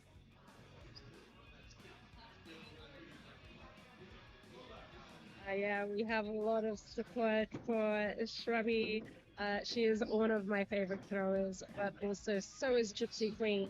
It's been a while since Gypsy Queen has managed to make her way from Adelaide and now relocated to Cooper Pedy. And it's great to have her back in the venue with us. So this is going to be an incredible match between these two very good throwers, which is already reflected in the scores. Second round, they are tied. Clutches point. Shrubby, of course, with the first round. So he is throwing first. Alright, beautiful touch clutch there for Shrubby.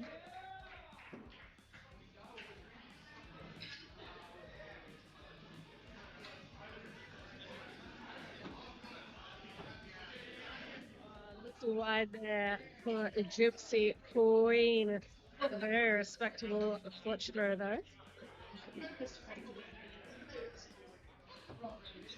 It's 2 rounds into Shrubby. We're going to round 3. Good luck there.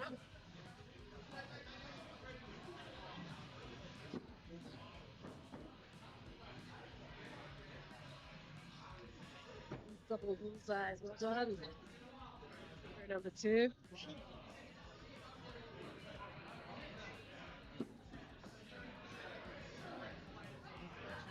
There for Gypsy Queen. Nice front clutch there for Shrubby.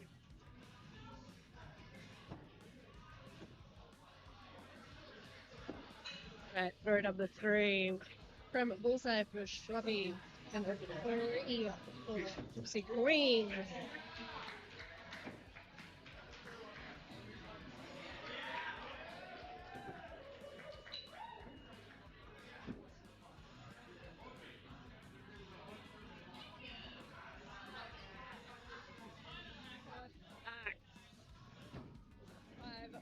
Shrubby and a 3 for Gypsy Queen.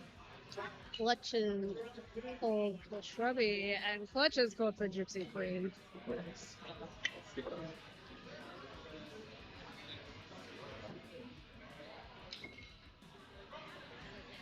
Potential for a touch clutch there.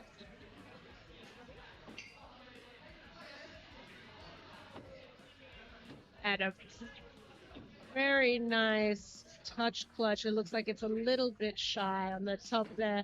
It is a 5. It is a very nice looking 5 though.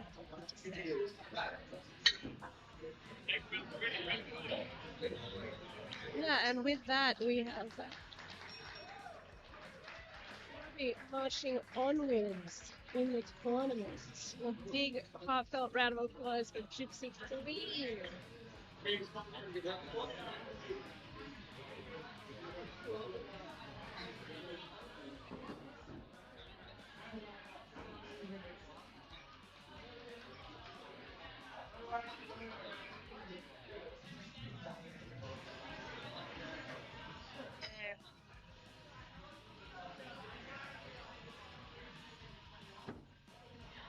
And next up, we have Chinese throw still duking it out in lane number 4. In lane number 3, we have Blood Axe versus Blue.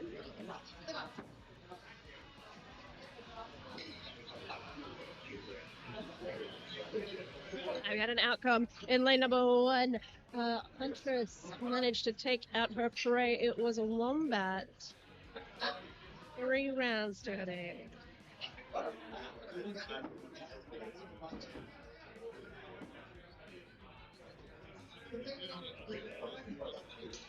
Okay, things are pretty spicy in lane number 4. Succulent Chinese throw has 1 round, and Lemillion has 2. These two have played against each other once or twice in league play in Sydney Maniacs.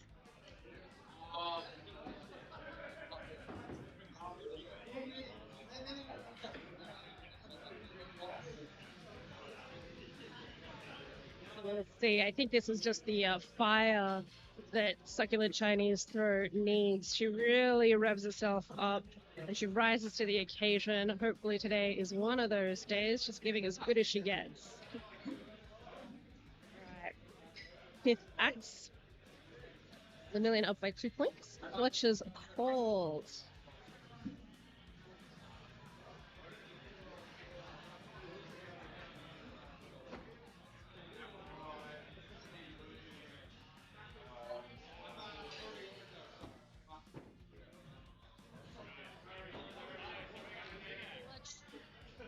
Clutch at the worst for Lemillion. No, he is giving the 7. It was a prem. Well done.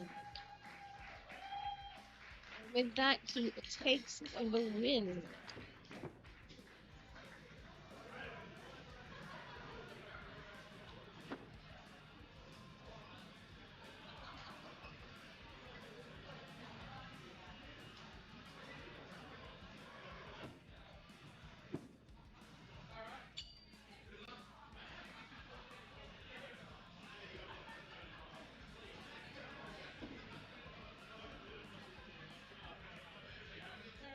Lane number 3, we currently have, it's coming down to big axe between Crowblood Axe and Boomer. It's spicy end this match.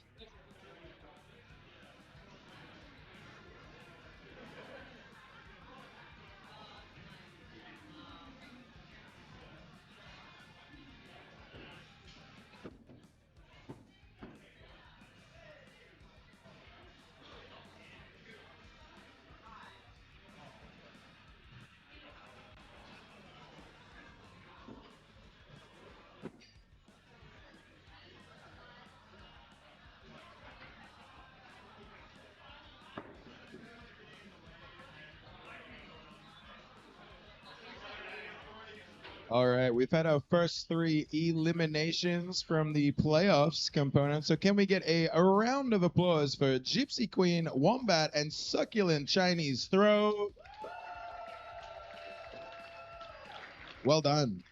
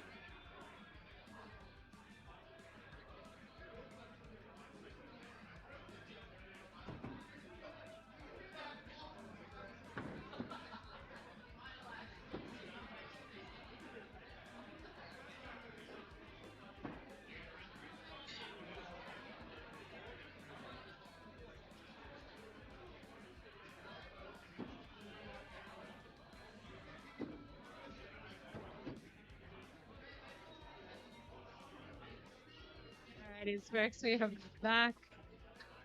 We are in round 3 of Big Axe between Boomer and Crowblood Axe. That is a 3. It is a very good looking 3 on the board there for Boomer.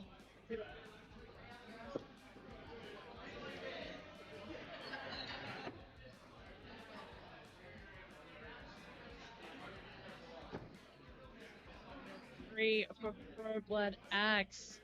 For round 4, folks, the pressure is on. These two are fighting for a chance to stay in this tournament. It is a single elim from here on in. Every throw matters. Boomer looks like he is dialing it in.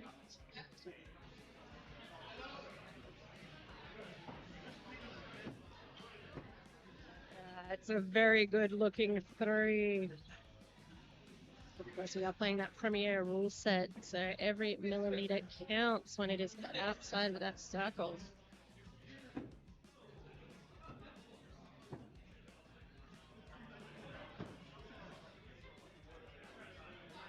Three for Crowblood. Both of these gentlemen seem to be dialing it in.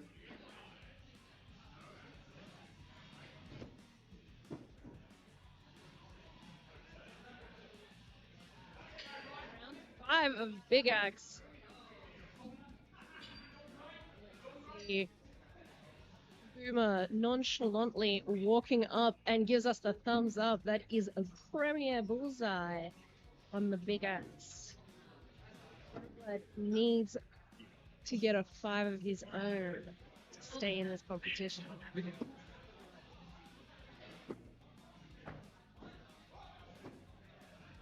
Looks like a 1.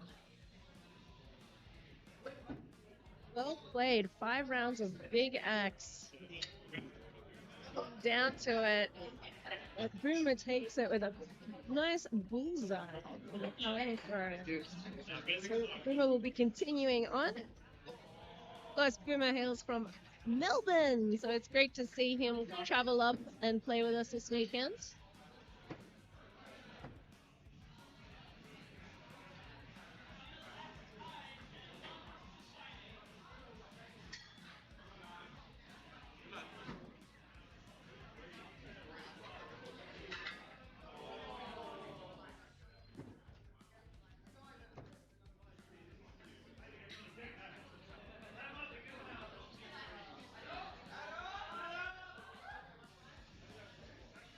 Adult requested in lane number 4. Slaughter versus Bridesmaid. It is down to clutches. Looks like there's a spicy conversation happening down there.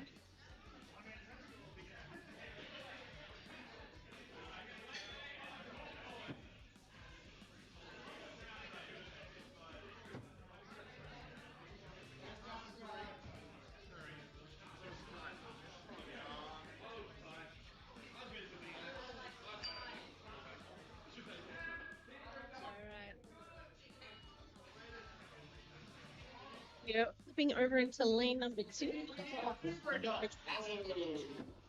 Tiny Nugs versus the Shiny.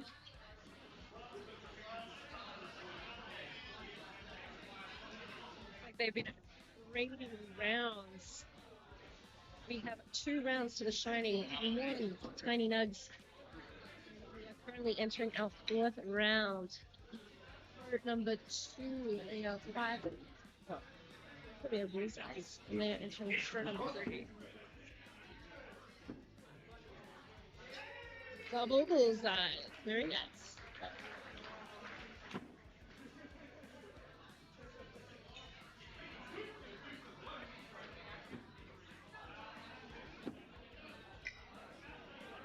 And 4th axe, they are both tied with those beautiful Prem bullseyes. They are ready and waiting. Clutches called. Shining. Okay, Johan Blurry stepping up. Taking a moment to recenter himself.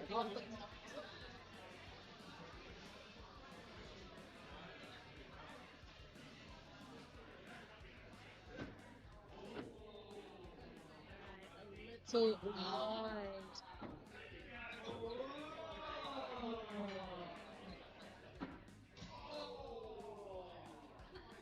right. They've tied the round again.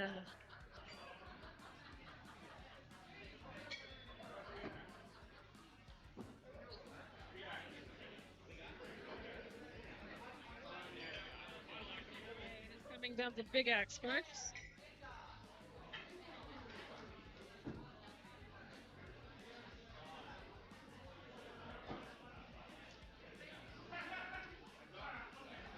Very tied rounds when we have this far in the bracket.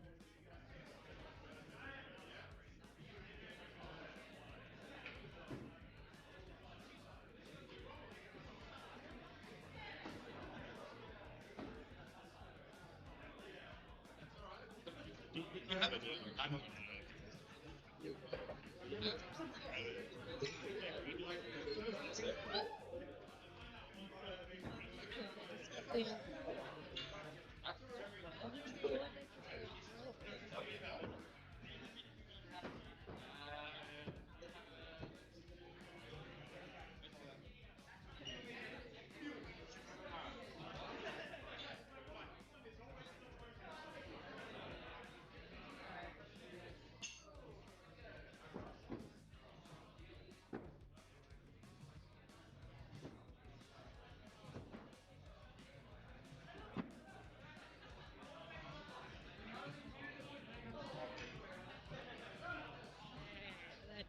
straight into it. No practice Spurs for Johan, aka the Shining. So that is a prem bullseye straight out of the gate.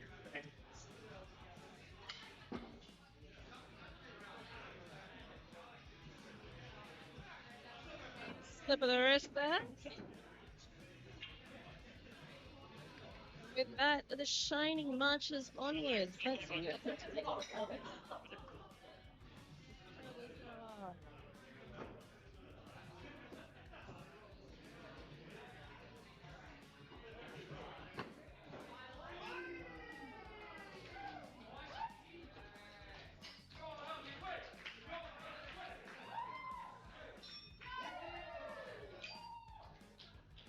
Here's some hollering and hooting for lane 4. Of course, it is Florida versus Bridesmaid. Just real quickly, sorry, I'm trying to time it with everyone's throwing.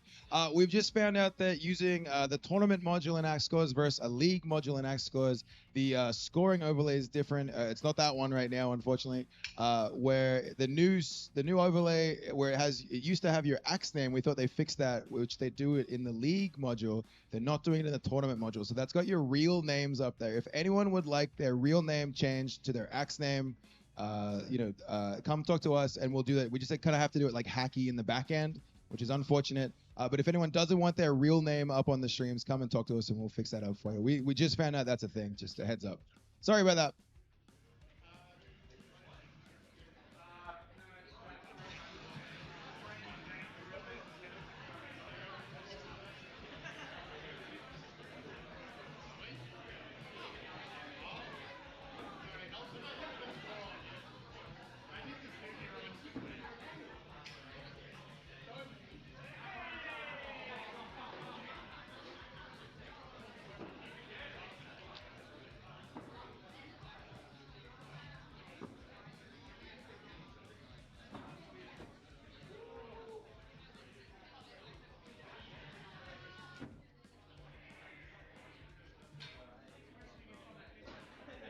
Alright, folks, and after that announcement,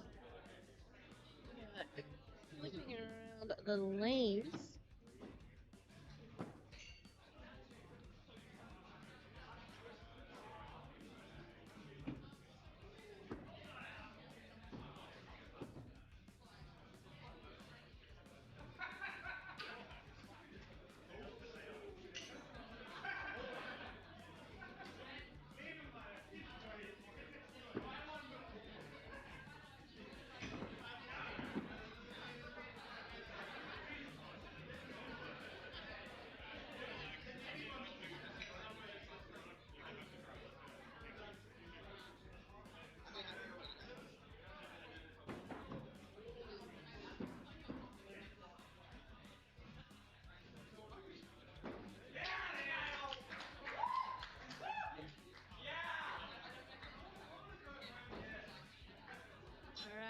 spicy match indeed in lane number 4. Slaughter was in control of the first 2 rounds. Bridesmaid managed to pull it back on round number 3 and just took the 4th round. Excellent. Perhaps this is the beginning of a reverse sweep from Bridesmaid. Who's to say? First throw, it is a 5 for Bridesmaid, 3 for Slaughter.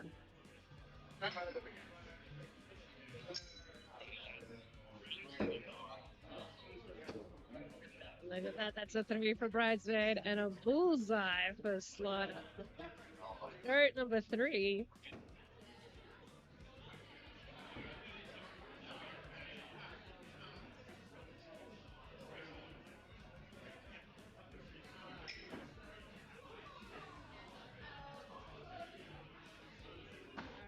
Fourth axe, they are still tied.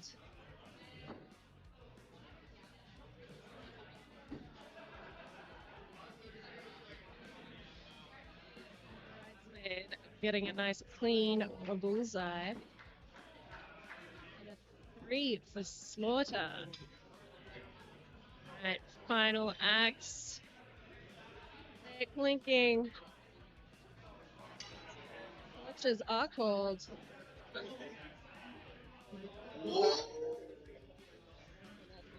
Thumbs it down, and it's a 0 for Bridesmaid. This the crowd is hyping up Slaughter. They are fighting for their lives right now.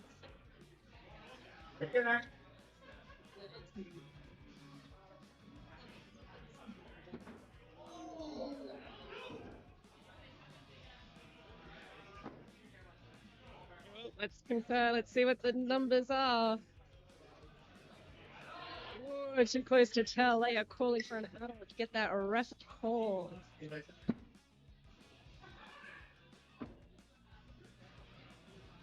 Absolute nail biter over there.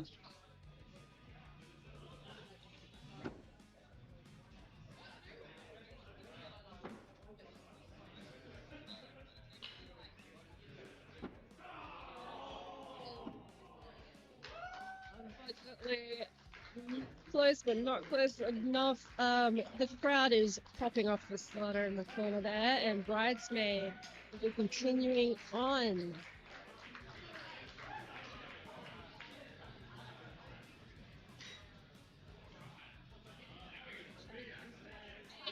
Some hype for Bridesmaid, Mando and Gengar. Gengar is of course playing in lane number 1 right now.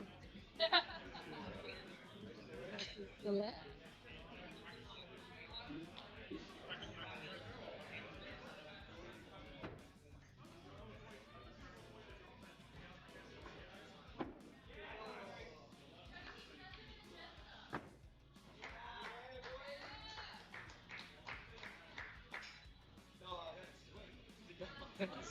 All right, we've had our next 3 Can we get a round of applause for Crowblood Axe, Axiom, and Skitty Ponting?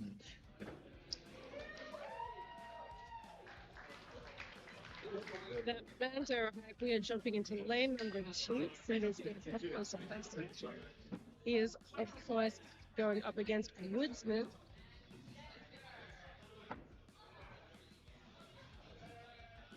So they have 1 round of pace. And they're moving into round 3, starting off with a couple of throws. Throw number 2.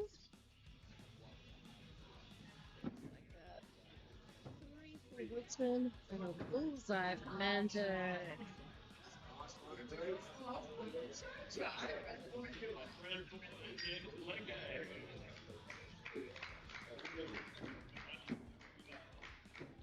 Alright, double bullseyes. The thumbs go up.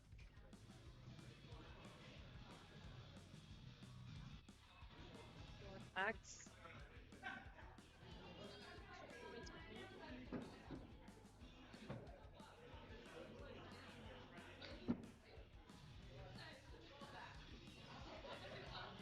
Right for Manzo, 3 for Woodsman.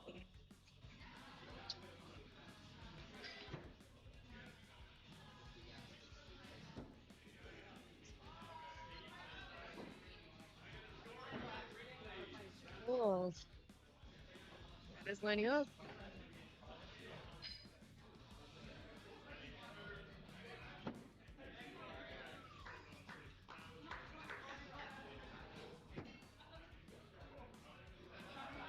Watch right there.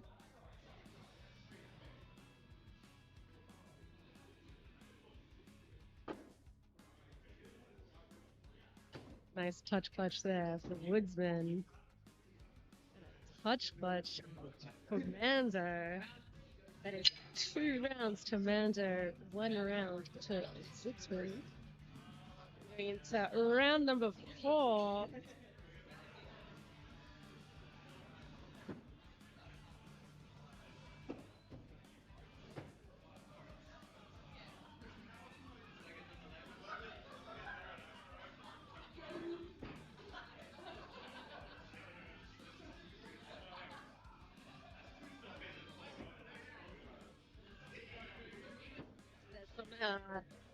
Supportive heckling happening from the benches for this match. Right, and after that, throw number 2 double bullseye.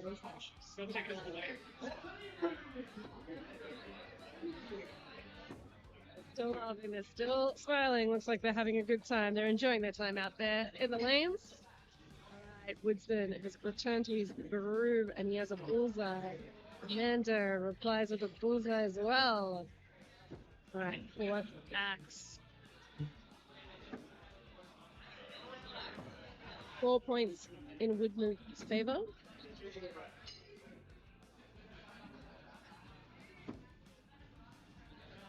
Double bullseyes. Alright, clutches have been called. By 4 points.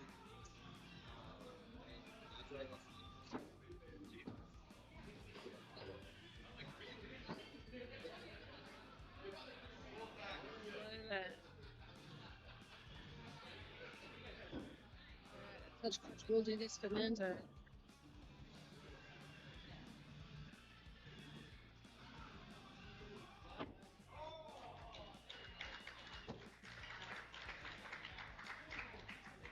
Clutch.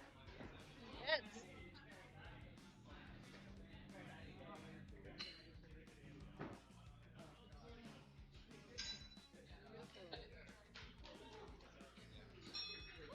Oh, it was a 7. My apologies, man.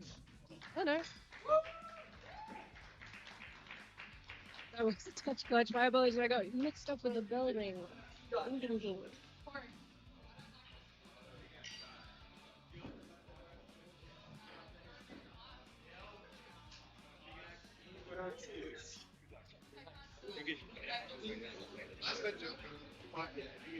Nice Mando getting some love from Havoc.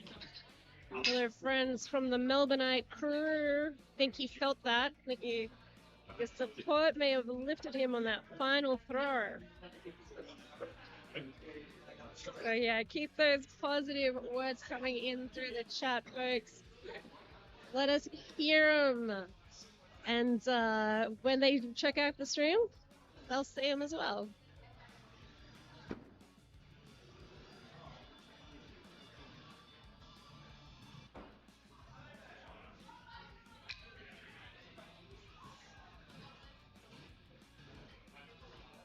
Okay, lane number 3, we have favorites, Stagger versus Adventure. They are taking straight Axe for their second round.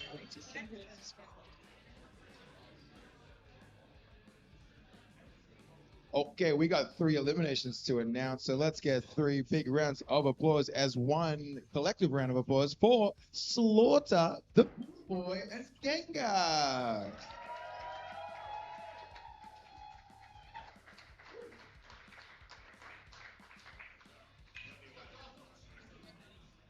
Congratulations, thank you. And let's hear it in the chat for our latest wave of participants who have been knocked out. Incredible throwing to get through the tough competition to make it in the top 32. Well done, folks. We're only going to get more and more competitive from here on in.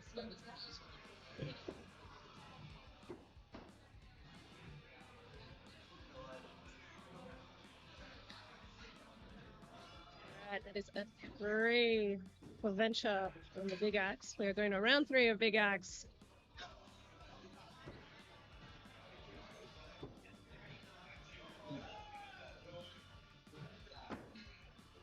Three points for Stagger.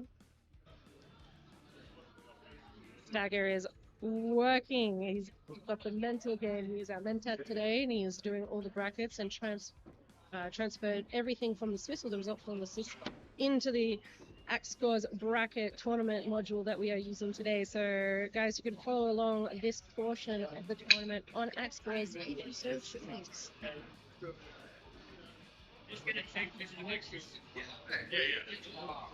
of course, Venture is one of our Spyro Guild members. He's doing a fantastic job. And there's same thing, volunteering as well as competing. It takes a lot of mental fortitude to be able to do both. Alright,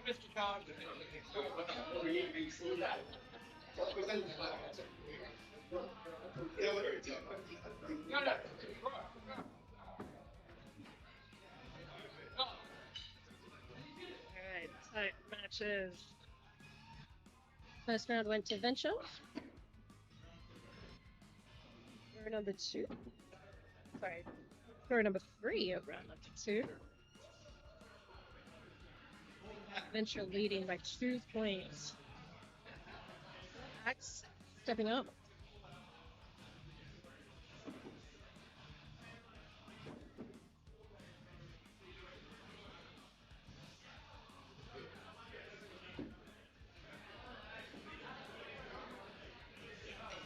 Fun little tidbit. They are going for clutches. But that wasn't the fun tidbit. Venture is going up first. These two were on a pickup bowling team. We did a battle axe event at one of the local bowling alleys. We like to support local businesses around here. And they were both in the same team, and they were the Cheesemans. So I think we'll see some big things from the fellow Cheesemans today. Ask them what kind of cheese they are. They'll have a story to tell you. Alright, Venture seals it and has 2 rounds to his name. Alright, bullseye for Stagger. 3 points for Venture.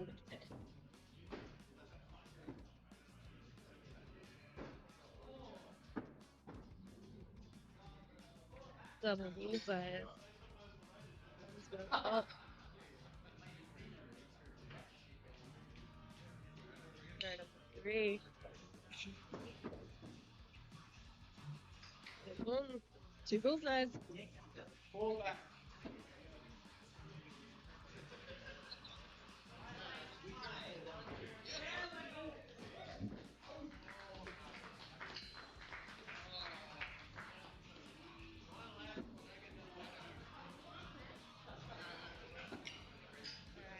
final act. Clutches full. That has a 2-point advantage.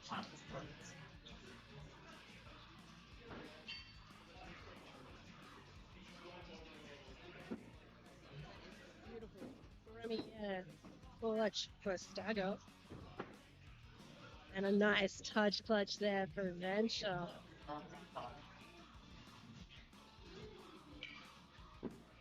And that is the lifeline that Stagger needed.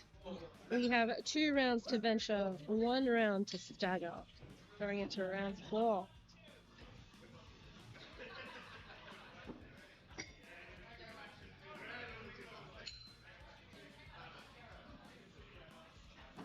Three for Venture and a bullseye for Stagger.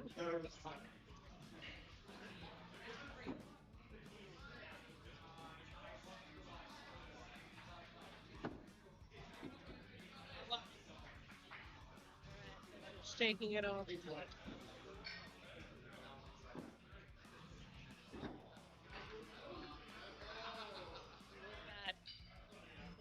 Ceramics, who was Venture's doubles partner yesterday, said, "You got this." And Look at that. You got that prem bullseye. Yeah. Yeah.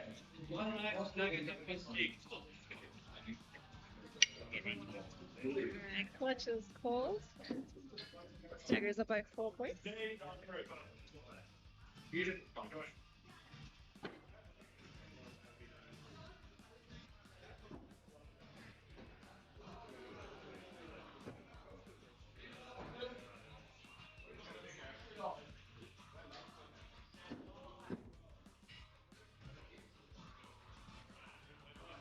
That's a prem clutch.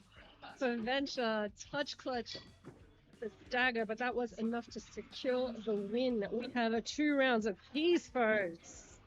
We are going into round 5. Yeah.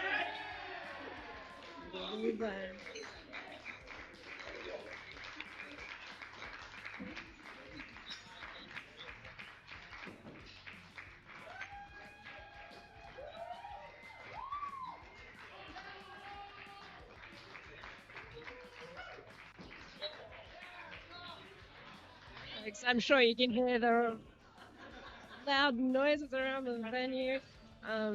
Beautiful outcomes, beautiful matches being played all around us, and the crowd is loving every second of it.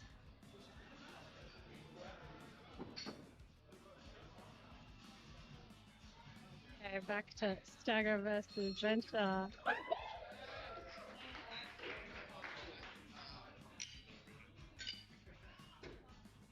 Final act. They are calling fletcher.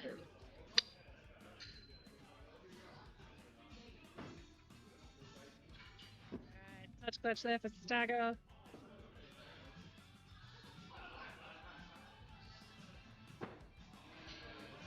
Beautiful touch clutch there. Venture.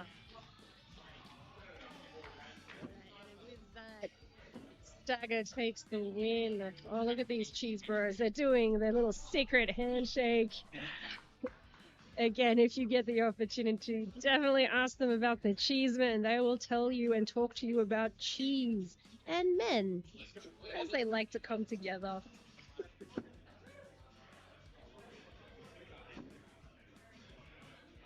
Alright, we're going to flick over into lane number 2.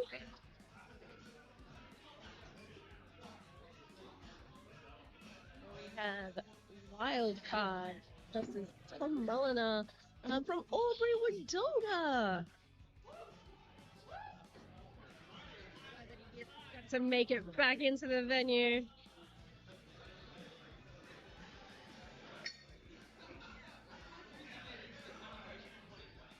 Update, we have 2 rounds to wild card, 1 round to Tom Mulliner, and we are tied right now in the 4th round.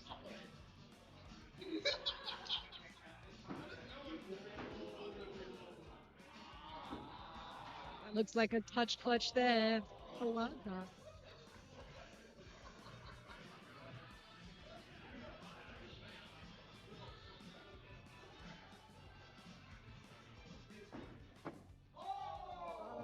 Touch clutch as well.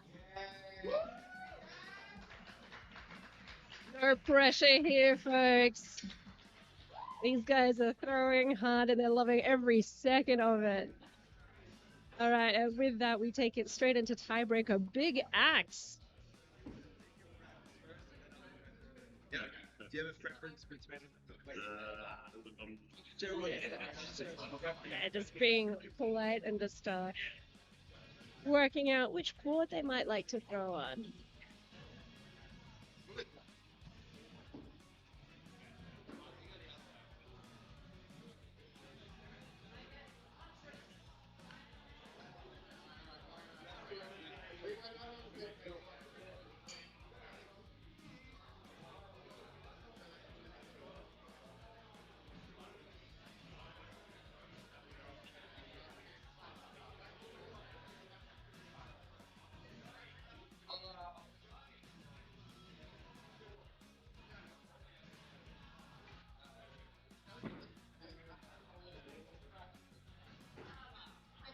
Alrighty, folks, we've had our next round of eliminations. Can we please put our hands together for Woodsman, Jester, and Exterminate?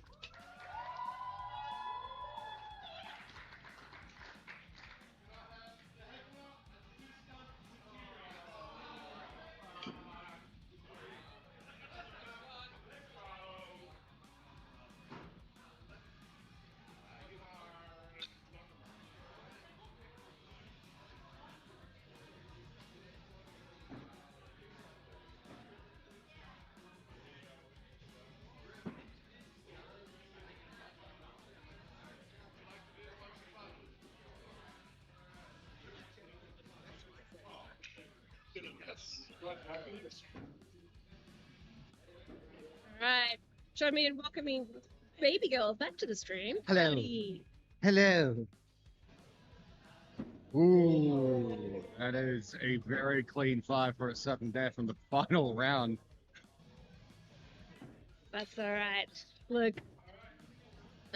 Tom's not down and out yet. He is an incredible thrower, and honestly, the joy he gets from throwing. Look at that! What did I tell you? Point in case. Oh my god! Fantastic throwing. He's loving every second of this. Crusher, he doesn't know the meaning of the word. He's just happy to be throwing axes with us. And you know what that means now that they both unlocked the little clutchies? The sweet, sweet big axe clutch. That was slightly north. And then drastically south. There's a little bit of a drop there. Wild card on the first clutch attempt. It's interesting that it's called a drop, but you don't specifically drop it. It drops out of the blood. I see the logic. Okay. Gravity does its thing. Ooh. Okay, that's the first of 3. That is the beautiful cluster. A little bit of a nicer throw, but it's still 0-0. Yeah. The clutch attempts. One stuck. One's in that. All right. I think they're just heard the verbal agreement that they'll be going for 3 clutch attempts, so we're on clutch attempt number 2. Ooh, that is a touch clutch for wildcard. Oh, actually nothing. Actually, it's millimeter out. Deceptive. Damn. But as I said, that cluster, my gosh.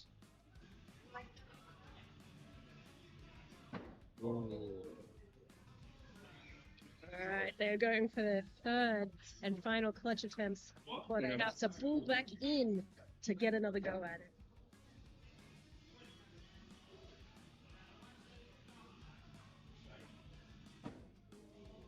Another slight little miss. Great lining, just a bit too north.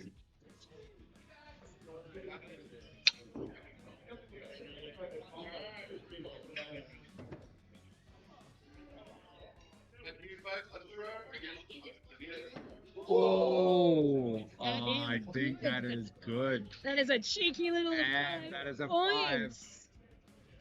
Waiting for his opponent to confirm.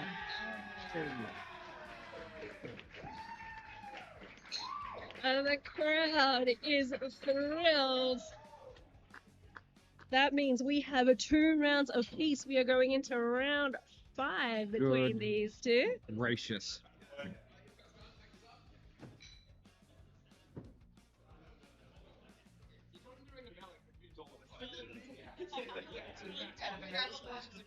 Slight little bit of confusion going on there.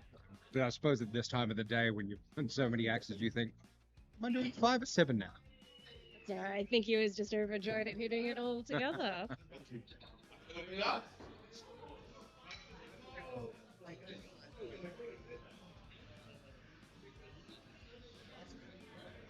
Okay. We've got some little highs from the chat. Blaze says hi. Hi, baby girl. There you go. Okay,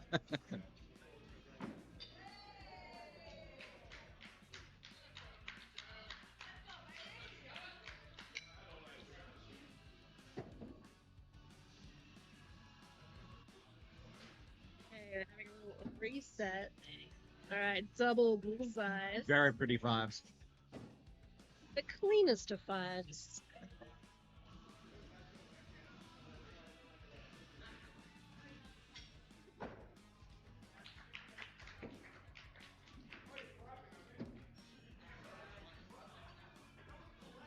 Three for wild card and a bullseye.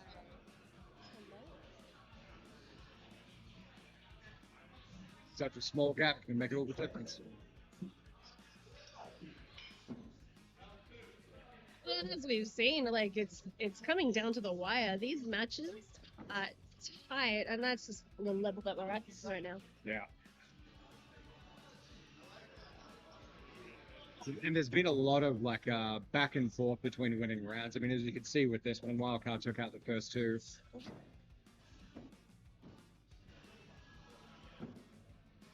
They were going to sweep return with another 2 on the way back.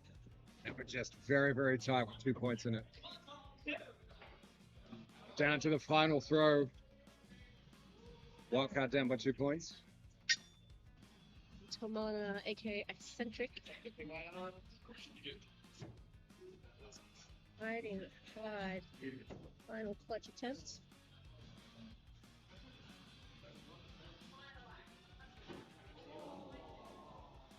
It is a 0. Alright.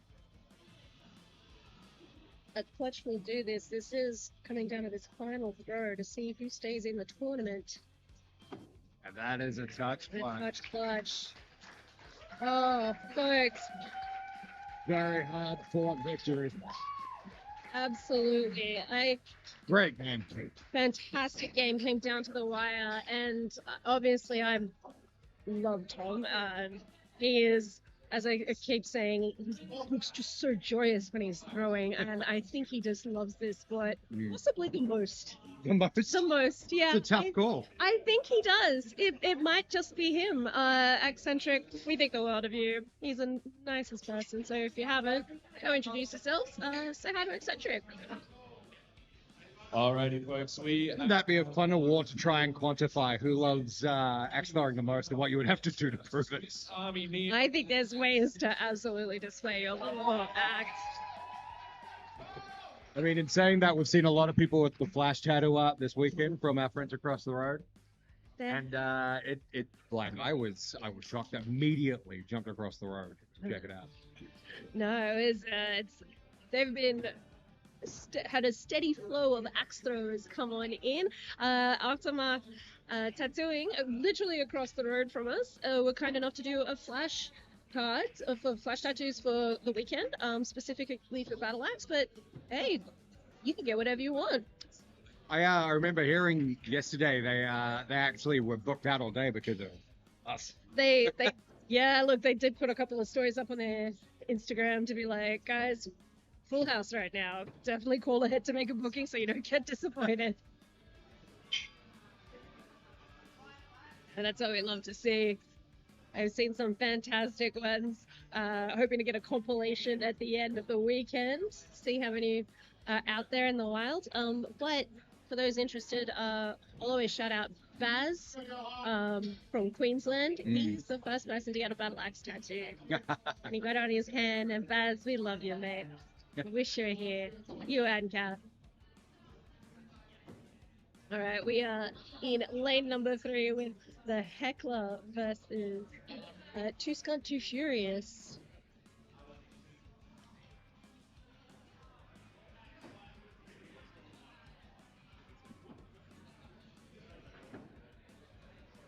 All right, we have 2 rounds to the Heckler.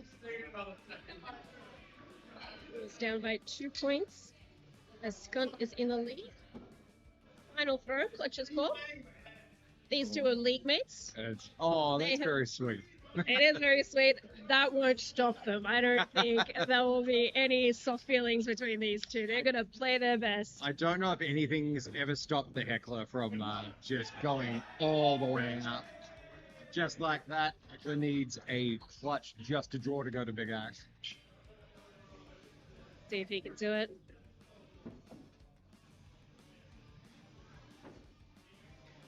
It's a little wide. That means 1 round to Skunt, 2 rounds to the Heckler. So we're going into round 4.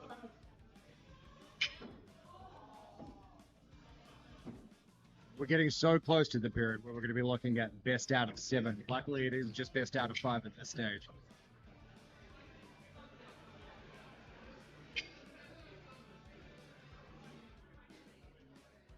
Oh, we have some exciting news. Scurvy Dog just dropped it in the chat. We want to say congratulations to one of our sponsors, Seeker Brewing, getting a top 10 in the Gabs today. Oh, wow. Yeah, huge accomplishment. Not at all surprising. Great Australian beer. Yeah, so everyone votes in. You can get together, and all the breweries. It's their top hottest 100. I mean, being Australia, that's a pretty big title to get, considering beer is, what is it? It's the second most the second country in the world with the most consumed beer per capita. I've not. I'd probably even say we'd be on top. And look, we're so fortunate. Yeah, we've got some incredible brewery scene in Wollongong as well. Okay. Yeah, going into clutch throws. Touch clutch there for Kirsten, aka the heckler. Alright, Skunt is lining up for his clutch. Ooh, and that is a touch, I do believe. Fantastic throwing. Look at that. Claps and hugs all around. The heckler will be moving onwards. Awesome.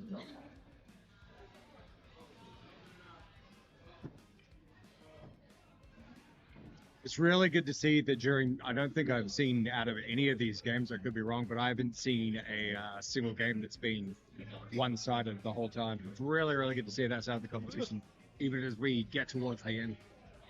Seeding can get you sometimes. Absolutely. You always hope for an easy seed, but, you know, it happens sometimes. Yep. You know, someone gets you. And that's the hard part about a single elim bracket. The finals that we're in, every axe counts. Absolutely.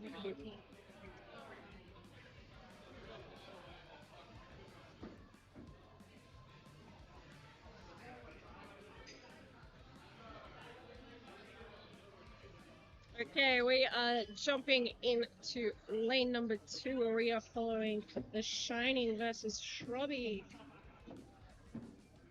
We have 1 round to Shrubby. And first axe of round 2, that is a 3 for Shining, 5 for Shrubby.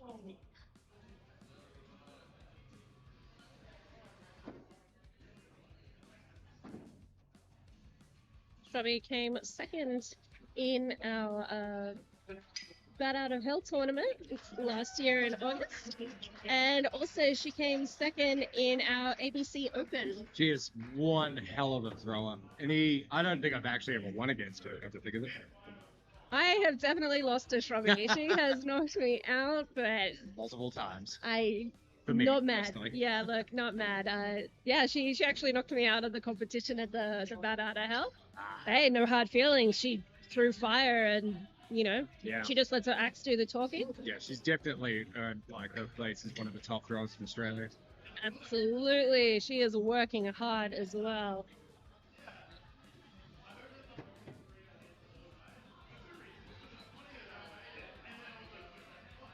Okay, up by 2, clutch is cool. Ooh, that's a tough pull. That looks pretty tight. We'll see what they say when they get to the board, but it is definitely a touch, if not something a little better. Another one that is very hard to see from here from this angle.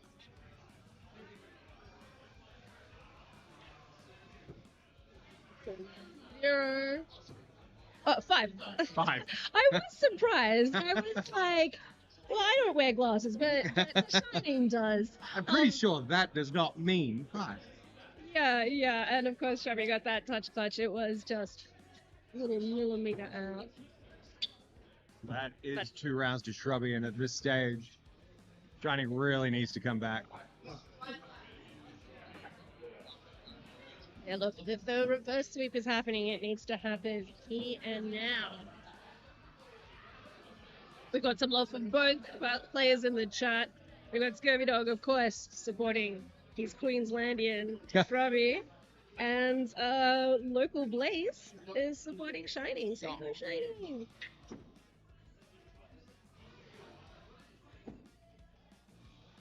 That's a bullseye for Shrubby. 3 points for the Shining. So hard when that small little millimeter comes straight out the bottom. Just absolutely gunning.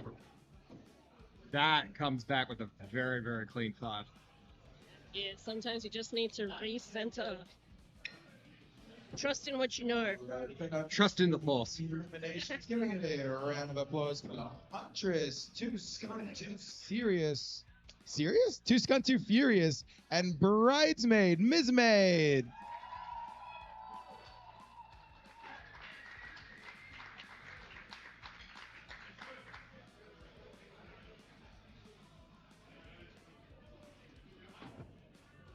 Coming down to the back end of the third round, Chubby up by 2. And of course going flush, because why would... Oh, that is a beautiful prim. It looks pretty convincing from here. Let's see if Johan can exit with one of his own.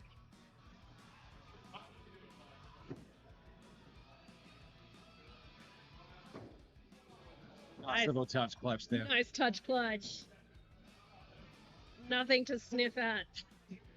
All right. What a fantastic. And fantastic. Shrubby takes that third round with a 27. And again, proving once again why she is one of the best in Australia.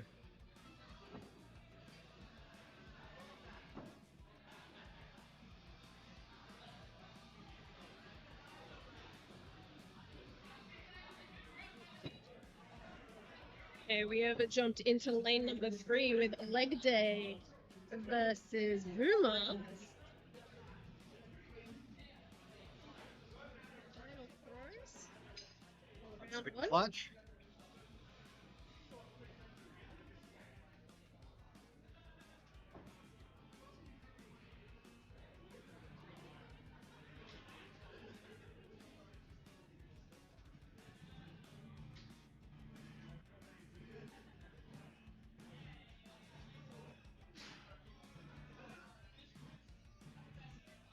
And of course, look at that beautiful extension from Leg Day.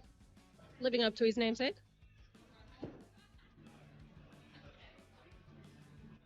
He's gotten the axe that like is throwing with this absolute work of art. It's one of the most beautiful looking axes that I think we've ever seen. It is odd. Yeah. I've been admiring it. And that axe just demands attention when it comes out. Is that 81 axes?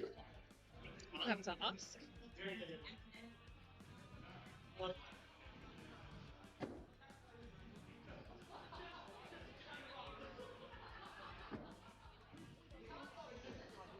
Alright, we've got Boomer, who hails from Victoria.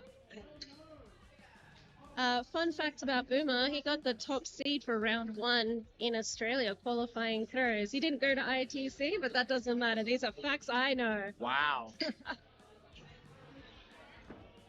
Going to be some pretty stiff competition for leg day then. Oh, look. I am enthralled by his throwing technique. I've never seen a person get so close with their axe. It's amazing that he still has a beard left. I would like to measure it by the end of the weekend just to see what the symmetry looks like. Or a lip. That was so close. It was. See what I mean? Once you notice it, you can't. Yeah, I can't unsee unsee it. that. Yeah, absolutely. Cool as a cucumber, though. Every single time.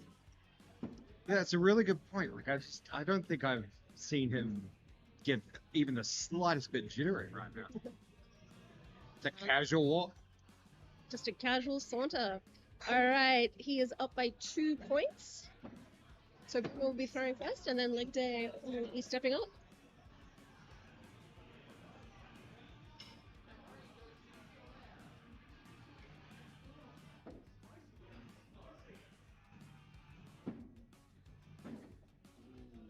I do believe that is just a touch clutch. I think the angle is off just at the top, Yeah. but we will have to get somebody to check that out. That might require an adult. Either a 5 or a 7. We'll find out in due course. Look, all I know is Leg Day needs a 7 right now. Definitely needs a 7.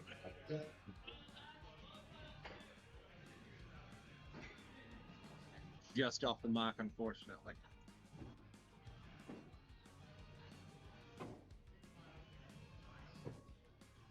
Alright, that's a 5 for Boomer. He takes the second round. They are going into round 3.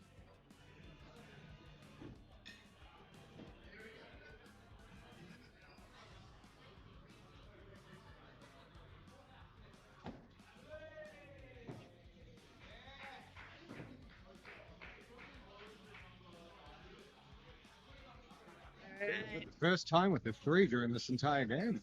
He's a consistent thrower. He does what he does, and he does it very well. Again, Leg Day needs this opportunity right now. It really does. But leg day also one of those great competitors who manages to convert pressure and just relaxes into it. And by the start of the third round, realistically, I mean, you start to get right into your groove and you start to feel your juices, start to really work out the kinks that you might have felt before. So we might see a really cool little turnaround here. And alternatively, on the other side, maybe by the time that you get to the third round, some people are feeling like a little bit fatigued. It's all about locking in. These are big days. These tournament weekends. It's hard times. That's why it's great for some of our newer throwers to participate in these kind of events to get that experience, see if it's something they like. We are hanging out in lane number 3, but we'll just shout out the double prem clutches in lane number 2 from Mando and Wildcard.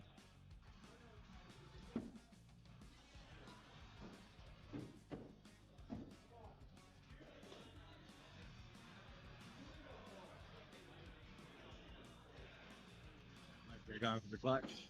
Oh, and I think that is definitely a touch. That is a touch clutch.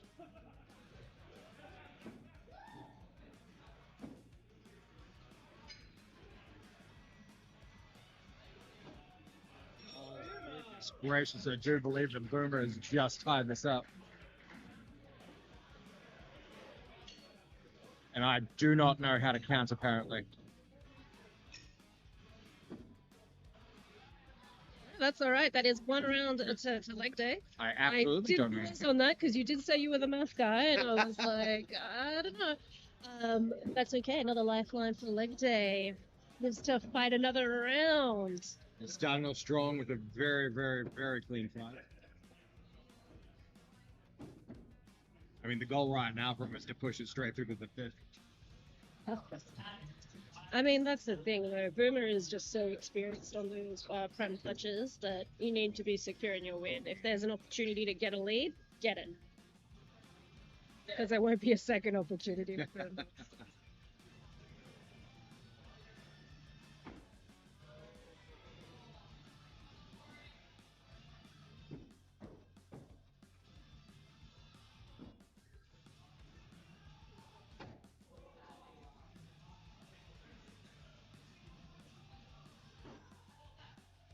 We're on tied scores going into the 4th throw. This does add a lot of pressure.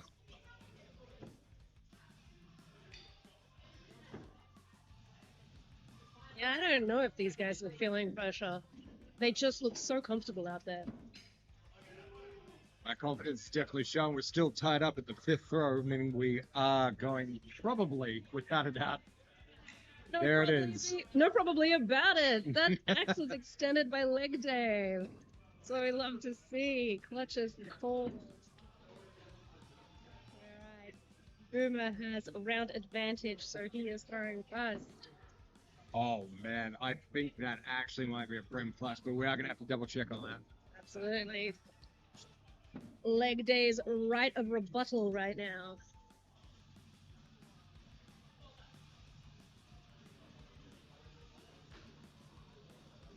That is at least a touch.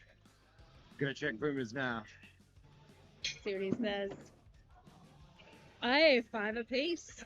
5 apiece. We are going to Big Axe. Ooh la la.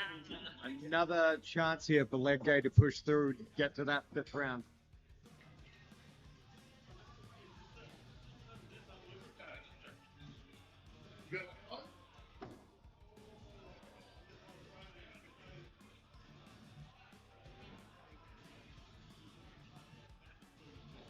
Okay, they're just having a quick discussion.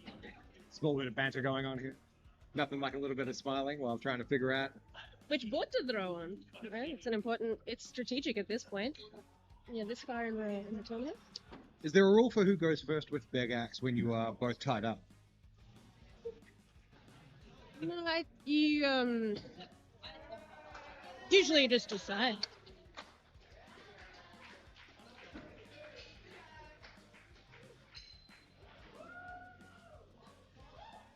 Honestly.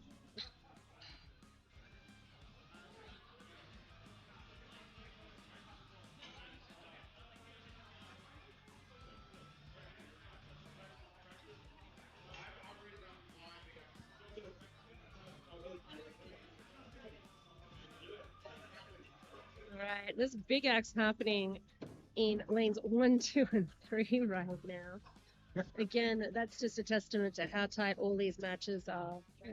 That is a very good looking fight for Boomer. We've got Just so on many stuff. spicy matches. Maybe we'll take it out to the 4-lane view.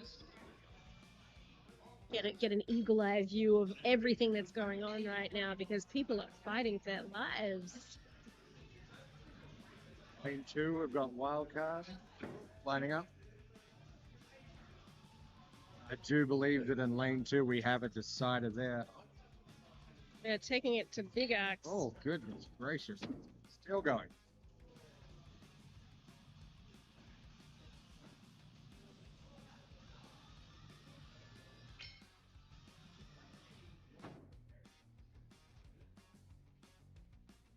Breathe. All of a sudden, very quiet. There's a lot happening right now. You can actually feel the tension. Yeah. Think Do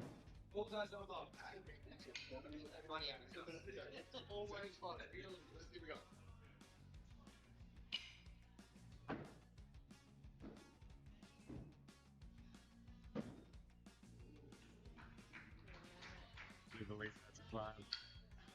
which match are you talking Oh, about? Wildcard right now. Yeah, there we go. Context, yeah.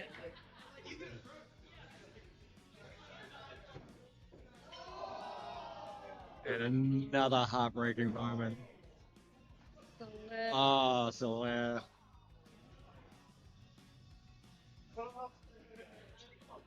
unhappy outcome there.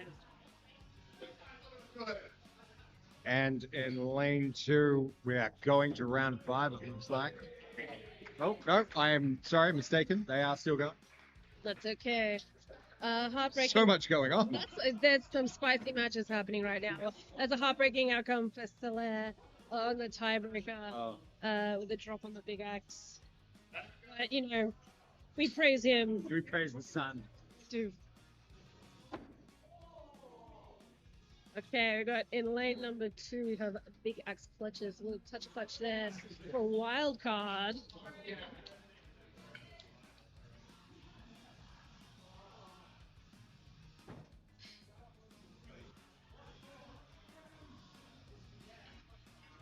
Okay, Mando is stepping up.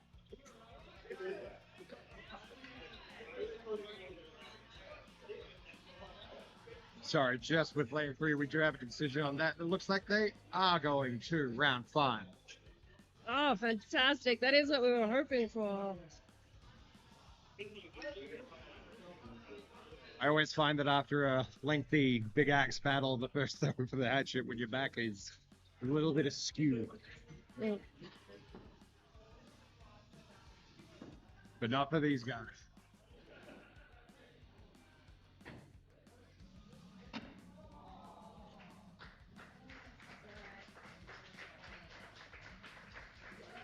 Crowd is showing a lot of love for Mando right now.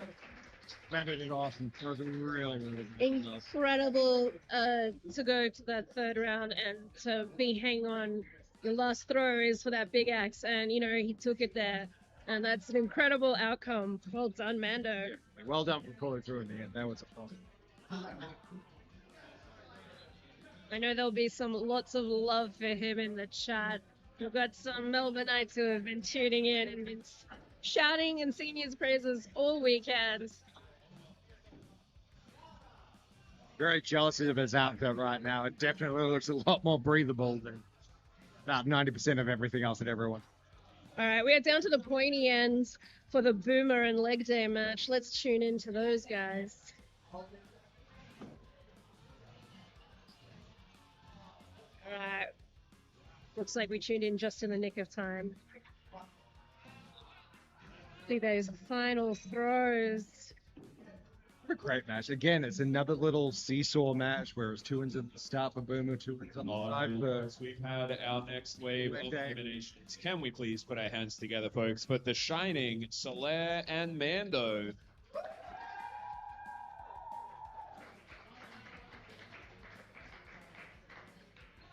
That is a Prem 7 for Boomer. See if Late Day can go out. right on top of the 7. Yeah, look, I believe in leg day. I believe in leg day now. That's such clutch. Not bad at all. Very tough match, that one. Ah, incredible. I actually just realized something looking at Boomer with this big axe and throwing it. He's so big that it looks like a normal hatchet on another person. Oh, yeah. It's huge. That thing's like 3 times the size of me. Little visual joke for the people on the stream so that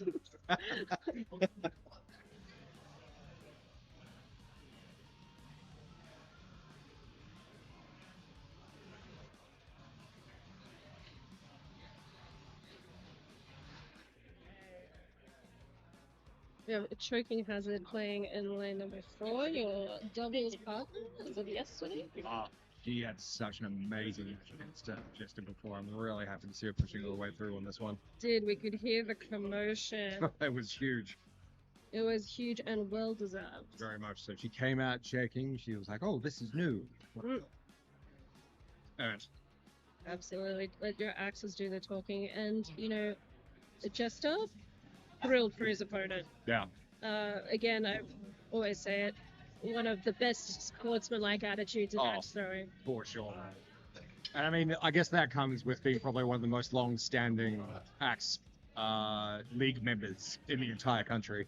Yeah. Like, he's been there from the absolute start. St. Peter's OG, baby. Peter's OG. And that's really leading by example as a member of the community as well. Yeah. I mean, look, it spills into his everyday life.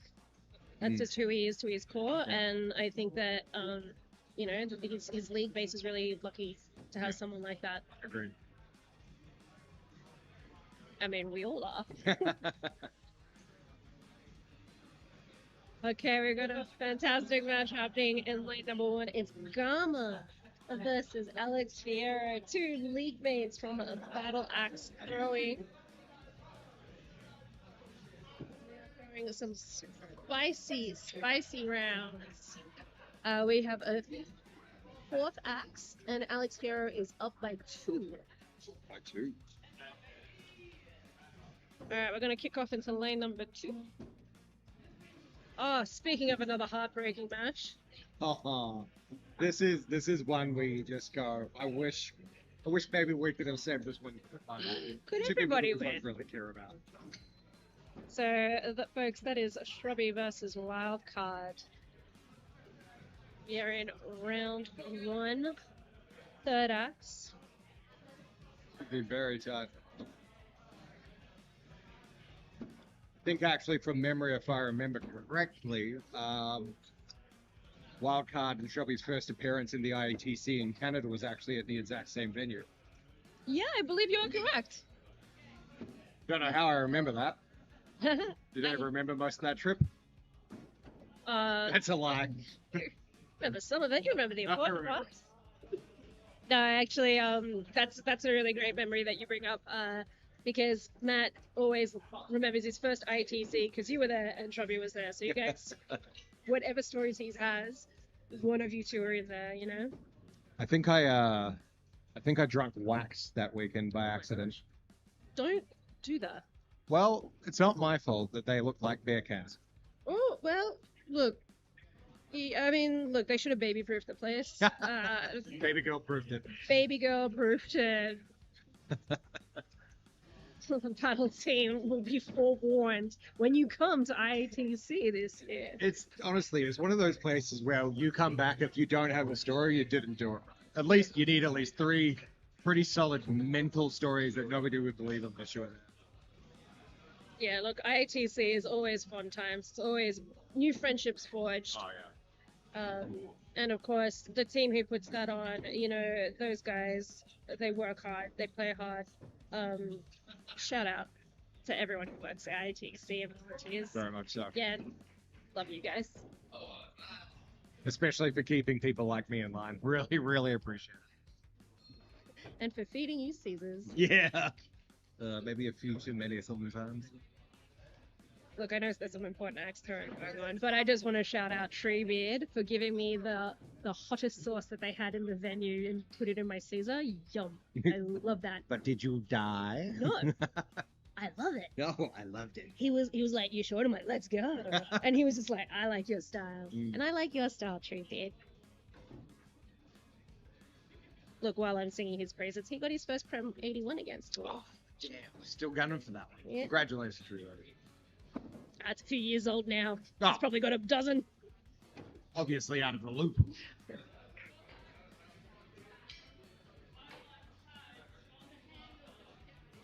Final axe type lane 2. Alright, Going for clutch. first round to wild card.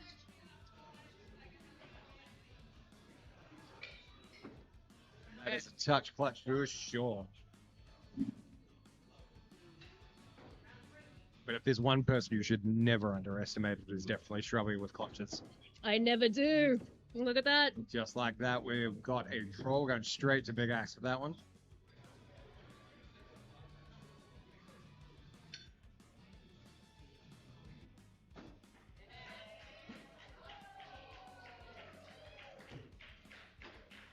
Something I feel that not enough people during regular leagues might not get enough exercise in this big axe. So something that definitely helped me recently was if you join a big axe league at the same time, trust me, results come through immediately.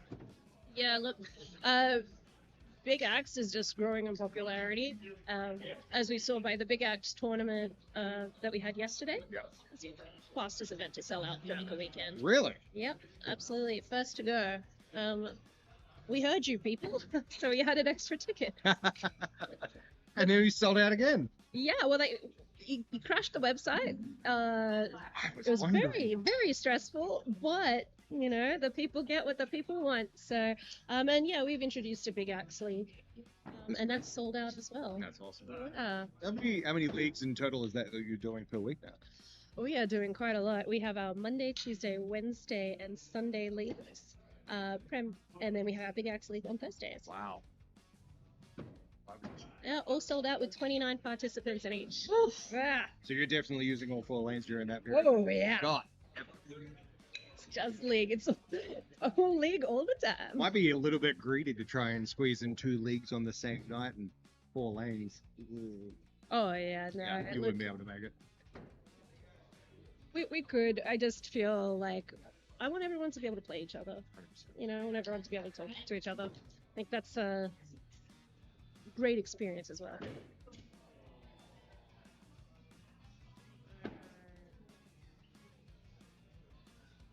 Linton.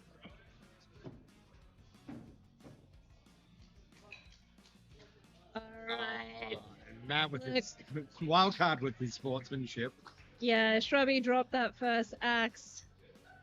And wild card, you know, he respects Shrubby and tossed his axe into the wood chips. Yeah. So we go again, folks. I think that really speaks to the level of what Wildcard really tries to push when it comes to competition. He doesn't want to just take a win; he wants to earn it. Yeah. And, you know, Shrubby's going to maximize this opportunity. Yeah, and she's nothing to shrug at all. Like, she is a gun.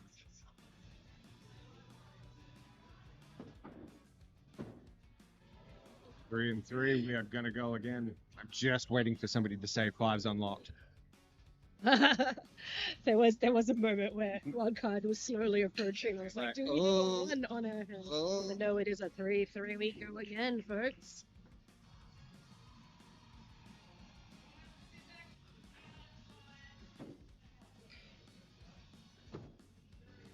Do have a 1 for Shrubby.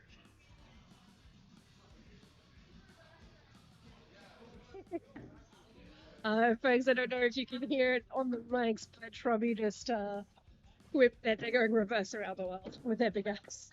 And with that, Matt does take the round, so that leaves us at 2 rounds for Wildcard. Going into round 3.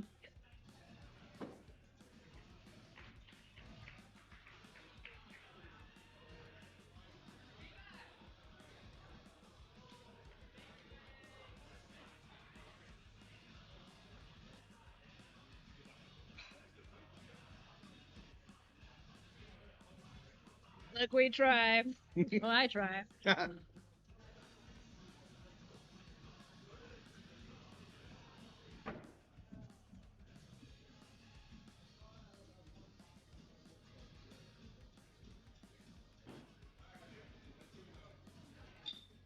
going again, folks.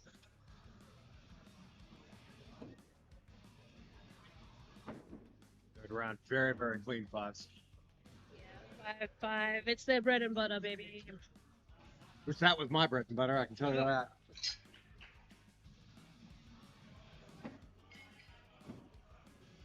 I mean, that's always, I joke about it, but, you know, tightening up your bullseyes is a great goal to have.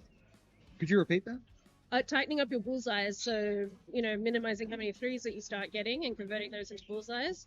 Obviously, first thing you can do is get rid of those drops, and then after, once you start converting those threes into fives. Yeah, you know what? I'll just turn off gravity while I'm going. I'll see how I go. Hey, I drop a lot.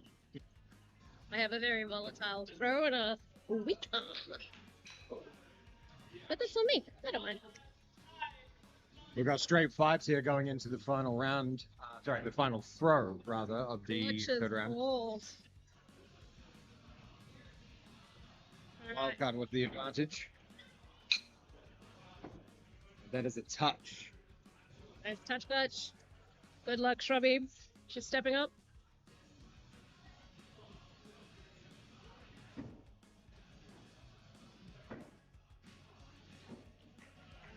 Another touch. So we are going to another big axe round. Let's give a hand for our next round of knockouts. It is hashtag leg day, choking hazard, and Alex Fierro.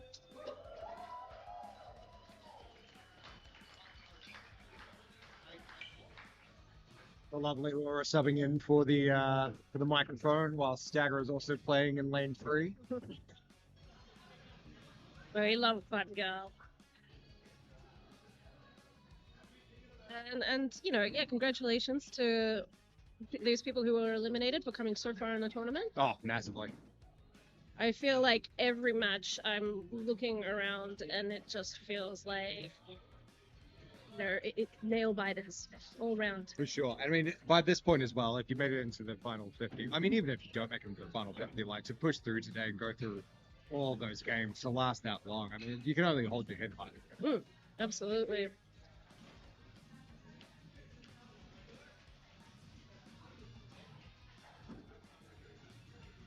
Okay. Wildcard stepping up to Big Axe. It looks pretty nice. That is a prem bullseye.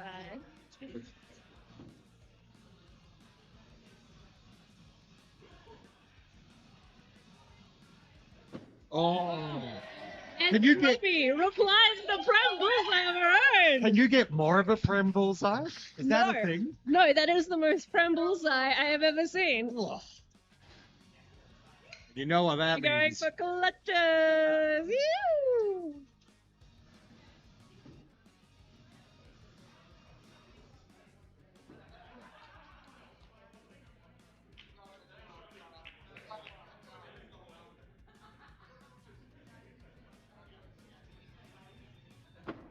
And Solaire, of course, in the crowd saying, "Go clutches." You can't offend anybody. It's not about Shrubby versus Wildcard. It's just about clutches. I agree, Solaire. The clutches are the enemy. Nice fan. The clutches were wrong. That was a little high on that clutch attempt. Let's see what Shrubby does. Second throw for the 3 clutches.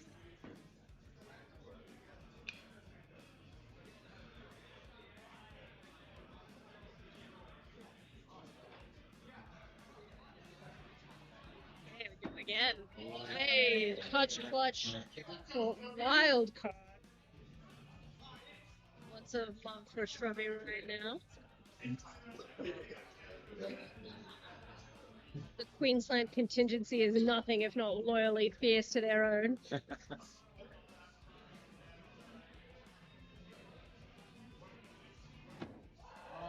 I think that looks- actually might be a That looks good. Confirmed.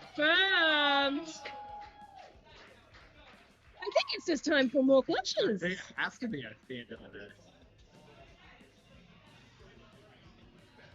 Good. Let's make him proud this time.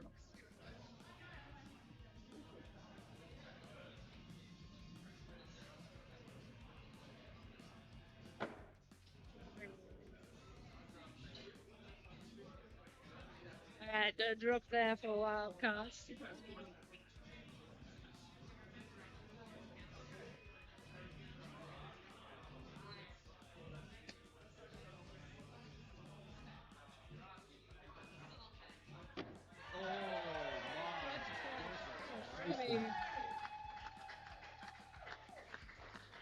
It is what she needed to hang in. She just gives herself a lot. Oof, gotta love these games. And as you said, absolute nail biter. Look, I used to have nails, and then Yeah. I sat down and watched this tournament. Now they're gone.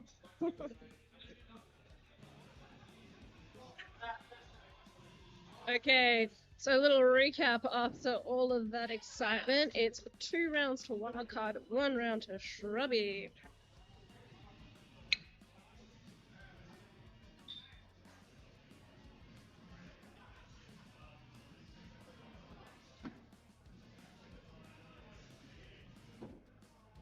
Bullseyes, nice, as expected. Yeah, ooh, a little bit of chicken going on there, and it looks like we might need an apple. Or not. No checking. Matt trusts Shrubby. If Shrubby's like, it's dodgy, but it's good, it's good.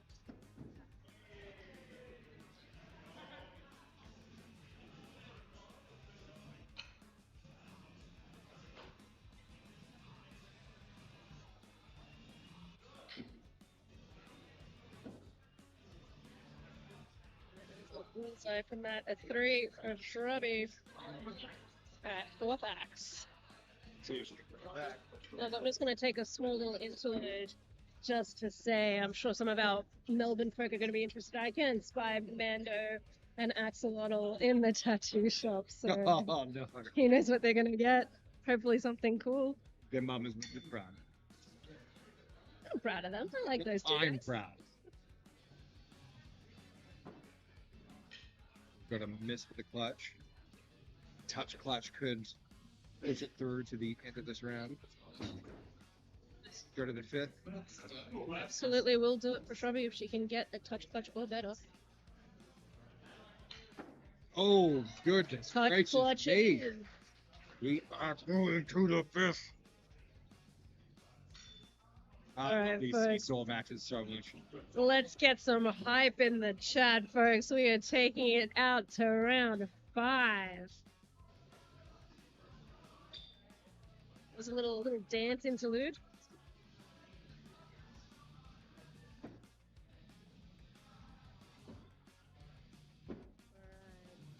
Alright. Bullseye across the Two board. 5s. Those thumbs go up. And just goes to show how important the clutch game is at the moment. Oh yeah. You know, a couple of 3s in any other circumstance, that would be a death sentence, but Well, by the time of this this part of the tournament, realistically, we'll be probably seeing a lot of draws if you're even just touching. So yeah, and that's just the caliber of throwing that we've got. And obviously, I'm biased. I love it when people go for a clutch. And it's great to see this level of skill, and I think that we are raising the talent in Australia. When you look through all the past tournaments to here this weekend, I feel like as a collective, we have a really good standard, a really good average. And I can't wait for the takeover at IATC. I was actually contemplating about this before. You know, I was thinking to myself, that realistically, at the end of the day, I mean, it's a competition. It's totally within your right. It's totally fine if you want to stay down. But I mean, at the end of the day, the more that you're going up, better that you are getting. Absolutely. All right, folks. We're doing it. Clutches are called.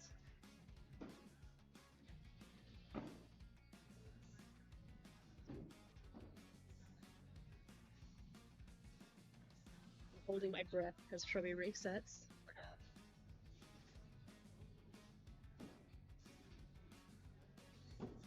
Oh, that is a touch clutch. You can literally smell the tension. Cut it with an axe. I didn't even know tension had a smell. Oh, what a way to finish. Incredible Hell finish. of a That was a touch clutch for Shrubby. And a A prem. prem from Wildcard, which means that he does take it. But oh my goodness, these two throwers. As I said, it was I have chills. I have literal chills. goosebumps. Oh, I know. God. I'm like, touch me. Touch me. Don't touch me. Consensually. Look, a little ding of the bell.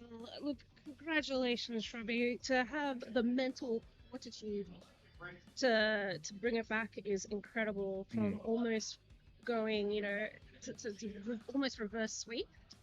Yeah, high praise. High praise. And that was just incredible. Well, speaking of the high highs, we are jumping over into lane 3 with Stagger versus Boomer. We are in round 2. Two of the best beards in the game. Really? I mean, I can say that because I don't have a beard properly. I'm missing a couple of patches. I think mine's pretty respectable. Yours is totally respectable. All about that shaved approach. Yeah, exactly. I styled it specially for this weekend.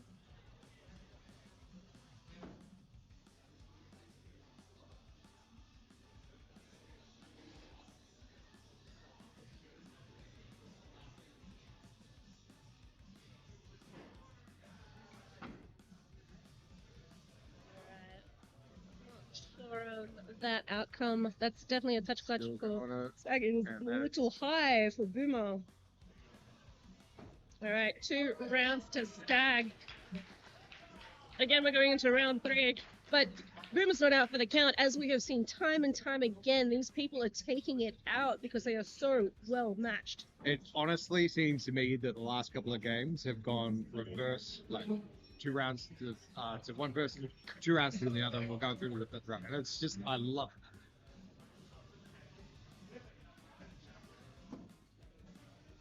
Also, a lot of these throwers who are in this top and still in the bracket have a lot of tournament experience. So it's the best way to cut your teeth and work on that pressure, because you can practice all day, every day, but practicing pressure is something you have to experience. You have to want it, and you have to be able to work out how to deal with it. Totally agree. It's interesting because you can be one of the most calm, collected people on the planet, and for some reason, out of nowhere, comes this surge of adrenaline because you're excited, not because you're scared or anything like that. But learning how to control that, huge thing. Yeah, absolutely. It might make you throw high, might make you tremble, and you just have to learn how to refocus and recenter. Yeah. Stagger going here. We want to watch him in tie rounds.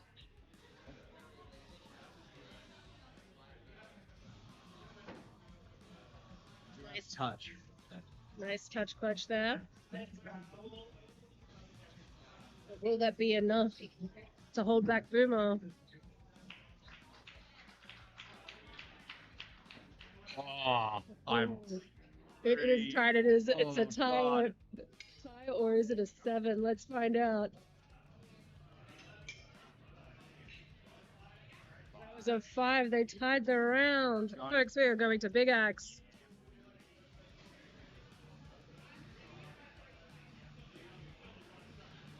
I think these two gentlemen are quite partial to a big twig. Well, one of them has a reason to do that. Yeah, absolutely. The other one looks like a toothpick that he used to use. I mean, he's almost flossing his teeth with that big axe when he throws. It really does look like he's just basically putting it in his mouth. He's like, tasty lollipop. Yeah. Well, Boomer's too cool.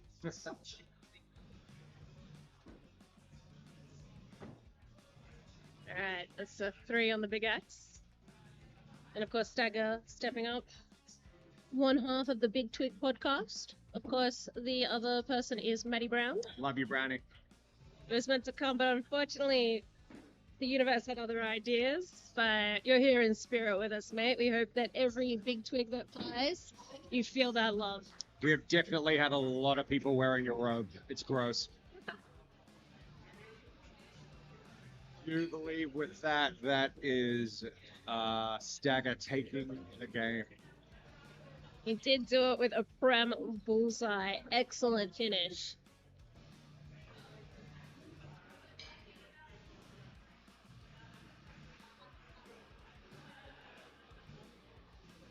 All right, and in lane number 4, we can just see Lemillion versus the Axis, and look at that, they have been trading rounds. They are going to the 5th round, and it is coming down to clutches. What a time to be alive, folks. We've got to be getting down to the pointy end of the stick now.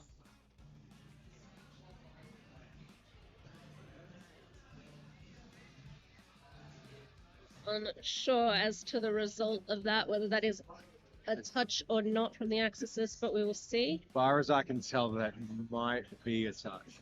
It is close, whatever it is. And Lemillion needs this. This is the chance for him to stay in the competition.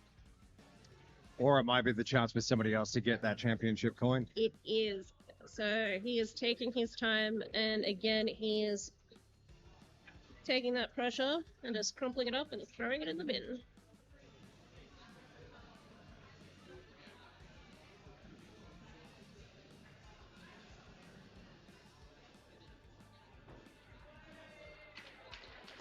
That is definitely. That was a 7 for Lemillion. And that was a miss from the Axis. That means Lemillion takes it. Just as we were talking about before, that presence of mind to be able to realize that your throw isn't going to be right and resetting it really goes to show that experience and practice that he put in. Yeah, to be honest, it's, I see Lemillion reset quite a lot. It's a bit of a running gag within the axe throwing community, but it yields results. Yes. So can't laugh too hard. No. Can't fix what isn't broken. No, he's really honed in that technique, and every time I watch him throw, I'm like, that's a personal takeaway that I should have. And again, that's just watching experienced throwers do their thing. They inspire you, you learn things, and then you get to talk axes with them. It's pretty cool.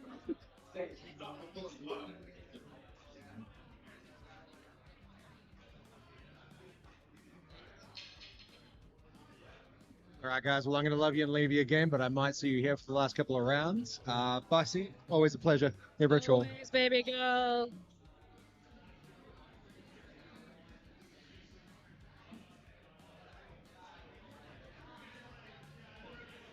And while we hit that next part of the bracket, chat, what do we think? Has there been some upsets? Are you impressed? Are you in love? Are you thrilled? Are you sad? Are you crying? Don't be sad. Don't be crying. There's more axe throwing to come. But yeah, we want to hear from you. And of course, if you haven't already, please consider giving our stream a thumbs up. We work really hard on this, and if you like what we're doing, that's a really great metric to tell us that we're doing a good job. Yay!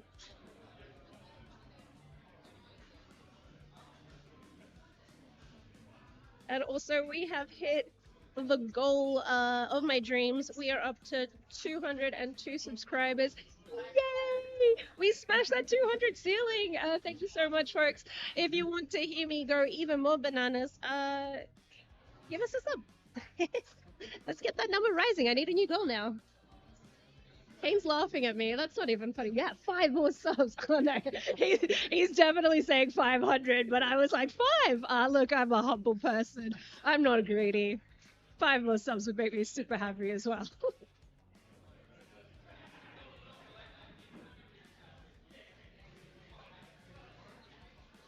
All right, everybody, that was a whole heap of matches, and we are getting right towards the end because it's time for the semi-finals. We're going to play those in lanes 2 and 3 immediately, but it's time for our last wave of eliminations outside of the top 4. Let's get a big rumbling round of applause for the Heckler, Shrubby, Boomer, and the Axis. Well done to everyone there. We've got 4 people left and 4 matches to go. Just find out who will be the Battle Axe Open 2026 champion for 2026. All right.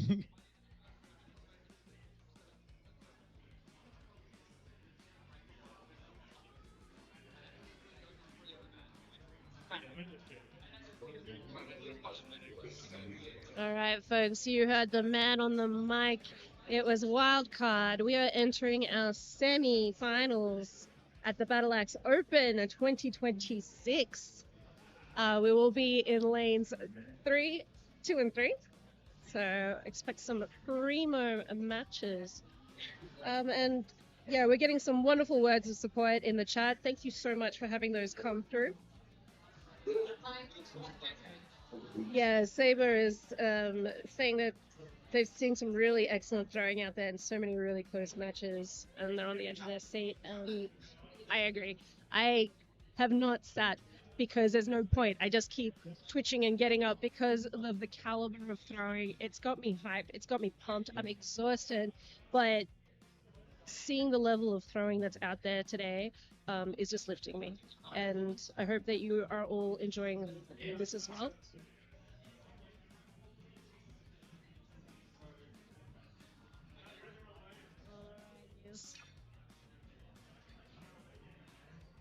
And we have some kind words of support. Saying, yeah, thank you to everyone who's worked hard to put on this event. Yeah, we couldn't do it without our Scorers Guild. They're the people with the yellow lanyards. They are volunteering, whether they're competing or not, they're here and they are helping us out and they are doing a fantastic job and we love them and we are so, so grateful. We also have our core staff who have been doing shifts, grueling shifts and working hard behind the desk, keeping the people watered, keeping the people fed, decking you out in some awesome merch, I hope, and just being fantastic people that we can really lean on, allowing the rest of the core team to run the tournament as effectively as possible. So big shout out to everybody, especially Stag and Wildcard, working tirelessly to make sure that this tournament is running smoothly. And of course, the stream team. I got my buddy Kane. Yeah, he's pumping. The arms went up. Woo! High energy, high knees from us and the stream team. And of course, Bumblebee relaxing, but no, he was working hard. He's been here all morning, and he's been doing an incredible job on the video. So thank you. And of course, one of our other unsung heroes, Slaps, aka Sam, who did all the custom software for us today. So Sam, hope you're listening. We appreciate you, buddy.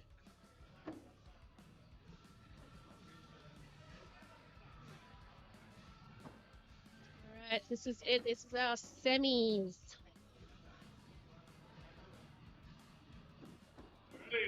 Round 1.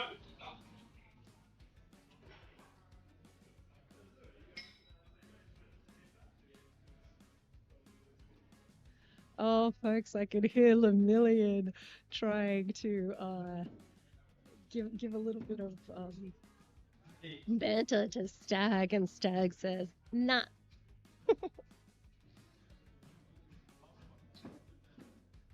Nah, they're gonna let their axes do the talking, and it's gonna be great. And of course, 5s across the boards in all the lanes. This is our semi-finalists, and they are proving why they deserve to be here.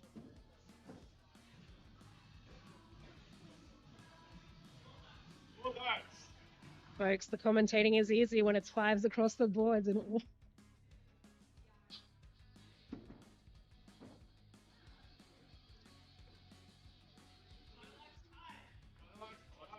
Alright, final axe and tied in both lanes right now.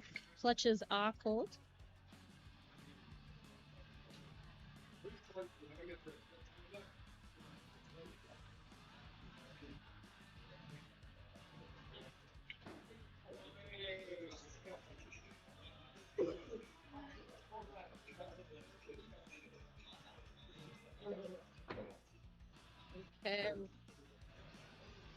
Do we have at least a touch clutch for wild card? We'll see what the final verdict is. They're a little closer to the board than I am. All right. We have a prem from Stag and a touch clutch for Lemillion. And with that, Stag takes round 1 over Lemillion. And Wildcard takes round 1 over Garma.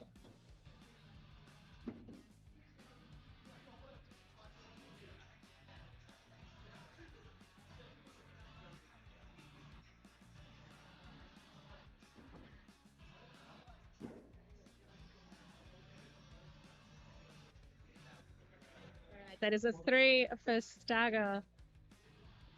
Throw number 2, round number 2. I'm just going to take this opportunity between throws just to say a little shout out saying there's a lot of Lumberjacks love in the chat.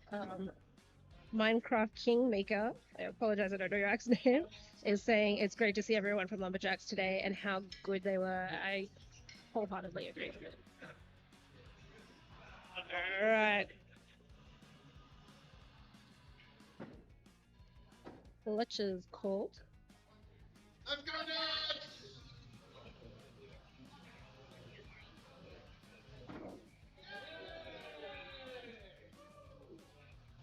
Alright, little wide there for Garma.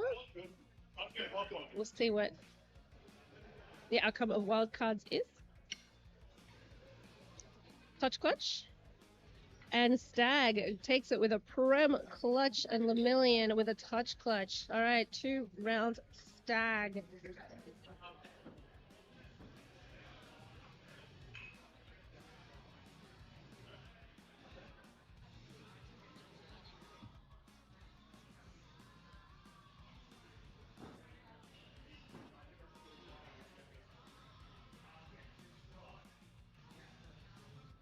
Oh, I prematurely called that one because Stag did have a 3 in that previous round. So that was enough to tie the round, and they are going to Big Axe over in lane number 2.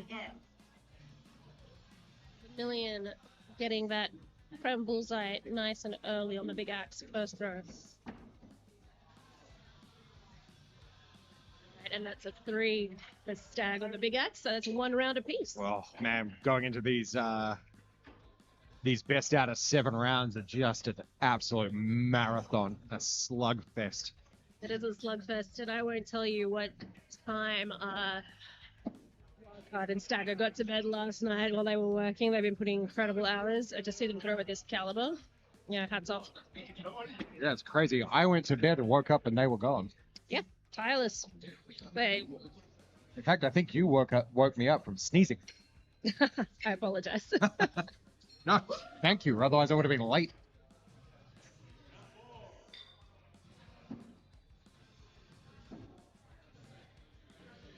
All right.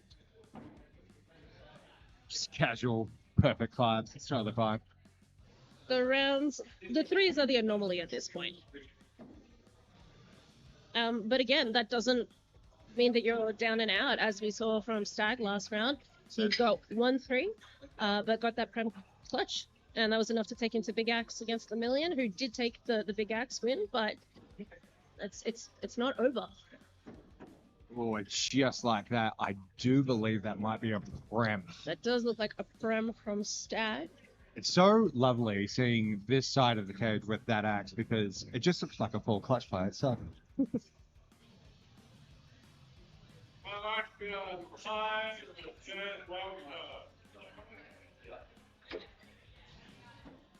Lemillion with a touch clutch, I do believe.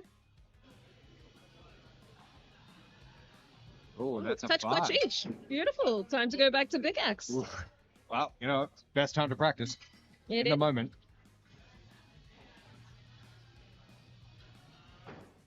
All right, we have at least a touch clutch from Wildcard. We'll see what the final number is. And that's a little low there for Garma. Leads 3 rounds to 1. Bing, that was a 7. The ding of a 7.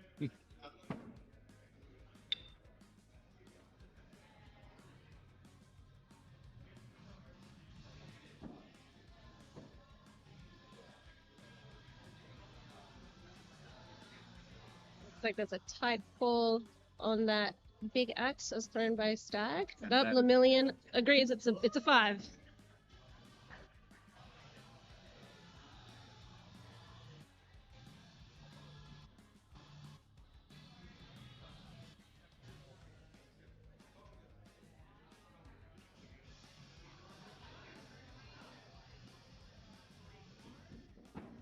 when answers back with an absolute perfect 5. All right, they are taking it to big axe clutches. That's what we like. This is Panic City for me. Big axe clutches. Ooh, nice little touch there.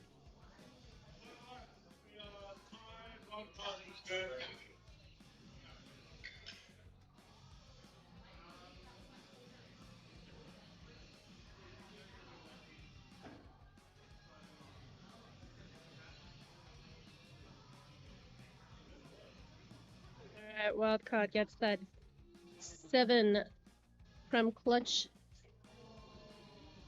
Gamma hits a 5. Nice touch clutch. And with that, Means with that we do have wildcard heading through to the final. congratulations. Oh, well done, Gamma. Absolute throwing. Incredible throwing. Really tough competition at this point. He's in our leagues, and I have so much admiration for that guy. He throws a mean axe, and he's the nicest guy. But folks, if you're keen, you can always check out his stall. He's selling dog axes. Yeah, he honestly, every single time that I'm like walking over to his stall, buying up one axe, I don't buy it, and it's actually already sold. It You drives me snooze, insane. you lose. That is the way of the maker's market. If you like it, buy it. Hard to say what that is from this angle. We're looking at a 0. It's a 0 for stagger on the clutch attempt. All right, Lemillion raising his axe and pointing towards that clutch. Psyching himself out.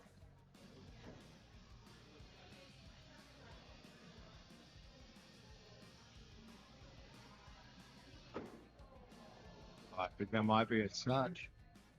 Might be a touch. The only person tall enough to see it, and it is a 0. You took the words right out of my mouth.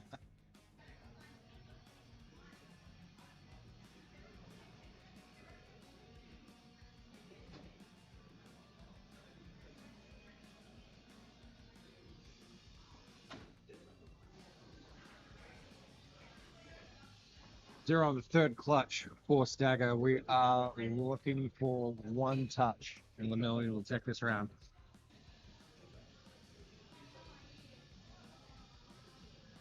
I think they have a gentlemanly agreement to go for 3 clutch attempts.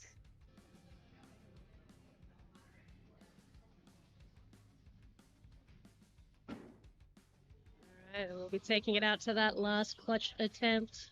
And if they don't, one more, that's what they say. And if they don't get it, they will have to go back down and bull back in. But I don't think that's going to be a problem.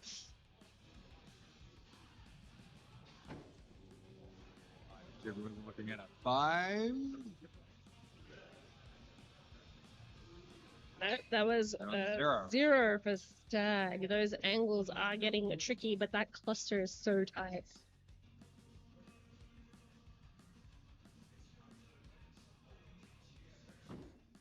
And we do have another 0, so it looks like we're heading down to the 5s again. Should say normal target, but I'm hoping for 5s. I know they'll get them, I believe.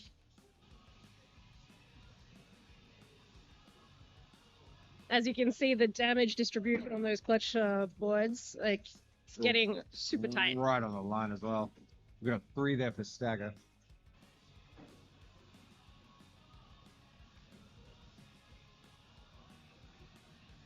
Crazy to think this is only round 3. Yeah, they mean business today, and as they should. This is an opportunity to go straight to the finals and get 1 step closer to that prize money from all of our sponsors, and also champion coin, which both of these two hold. Infuriating, but one of them will not get the opportunity to take it away from someone else, to deny someone. So I mean, that's better. Yes. Much better. and I do believe that they both have qualified for IATF. It's really the great to see tournament that there circuit. are so many opportunities to qualify. Mm. for ITC. The tournament circuit's been incredible, and we're so grateful to be part of it. Yeah. Thanks, IATF. We love you. I mean, with that as well, I mean, the competition breeds, you know, it breeds success Yeah. inside.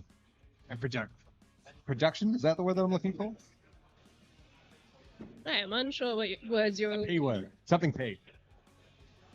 $10 to somebody in the comments that can figure out the word that I'm thinking of, because I've lost it. Alright, Cortex. Bullseye for the million. And a bullseye for Stag. It was tight, but it was still good. Again, nail biting. Alright, clutch is called.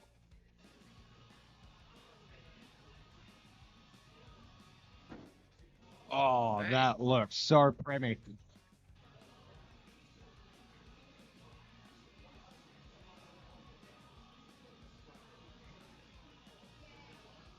Wait, bated breath. I think it might be a touch clutch for Stag, but we will get confirmation. That is definitely a prem for Lemillion. God in heaven. Oh, Double sevens. hey! And once again, going to Big Axe. Woo! Are you both not satisfied with this kind of outcome? I mean, this is what we want. Yeah, exactly.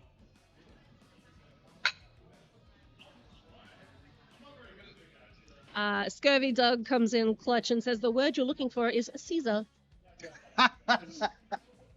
Solid P. Yeah. It's Scurvy Dog's accent. That's the kicker.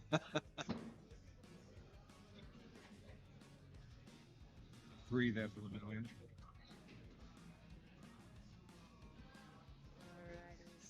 Got a 3 from Lemillion on that first big axe. 3 from Stag. 3 to return, my goodness. Let's hit these so we can just 3 more clutches.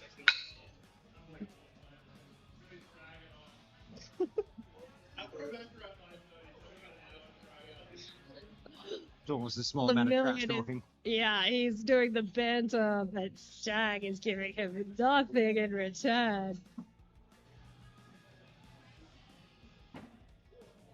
Solid 5.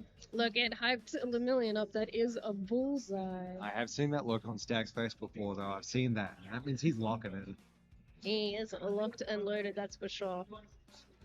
And Hey! just like that. And it's like, I see your 5, I'll raise you a cleaner 5.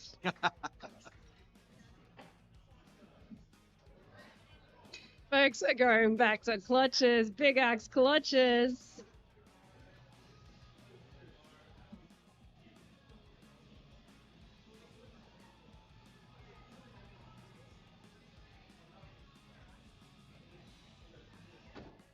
They are fighting for each and every round. It's hard to believe that we're only in round 4 right now.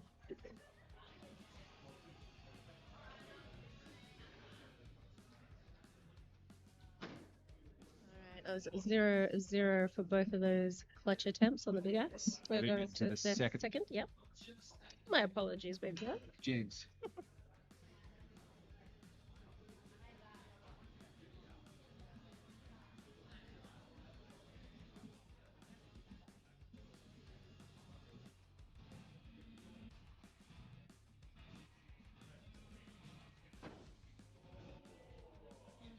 See, looks close. It is a touch clutch on the big axe for Lemillion.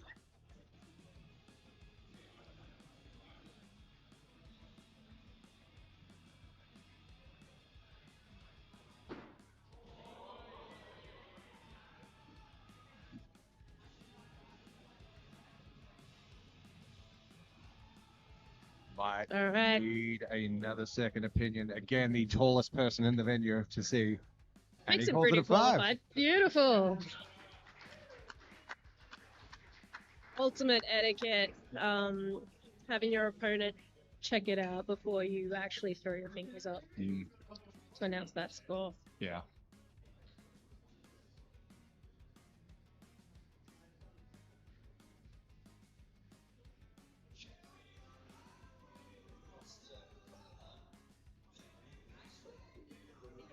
All right, they are going back to clutches.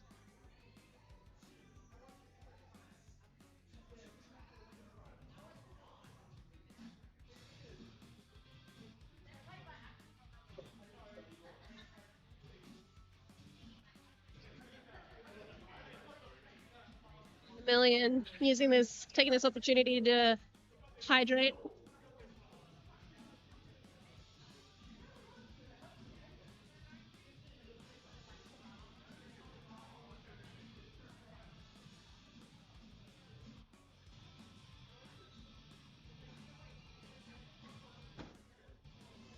Alright, beautiful line, but too high. There we have Stag who's locked in.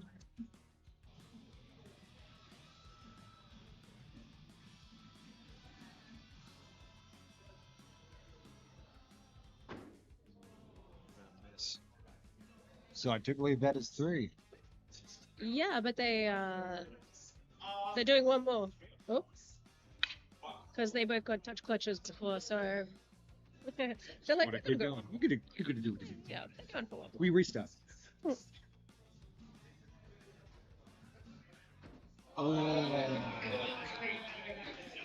Prem, big axe, a That's clutch. Wrong position to be in.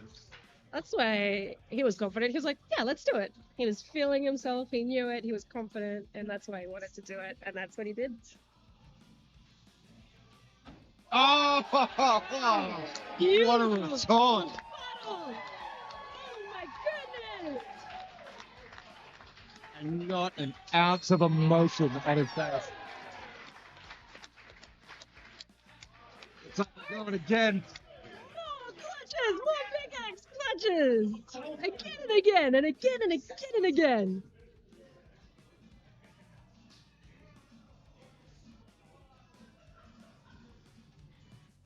I feel like the crowd is just eating this up right now. Beautiful. Let's have a look. It is definitely a touch. Yeah, 5 points. Alright, Stag steps up.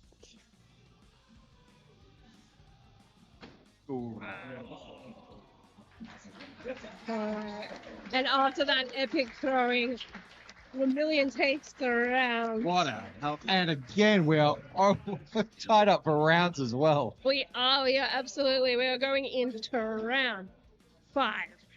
Woo! And imagine this, even after winning this round, that person still needs to win another round. Absolutely. And of course, yeah, we will be playing for 3rd and 4th. So both of these competitors will have another match ahead of them. Yes. After this one. But no sense thinking about the future. They're focused on this round right here.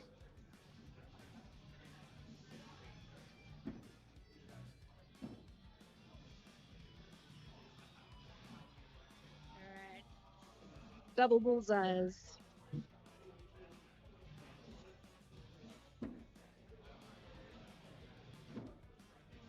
Excuse the pun, but being locked in a cage with these guys when they are locked in, it would be just such a tough place to be in. I mean, both of them such strong contenders.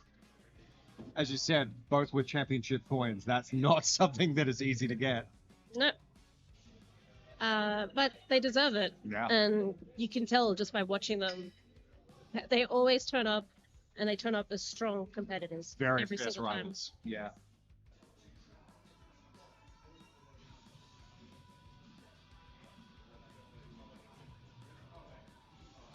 Alright, clutch is called.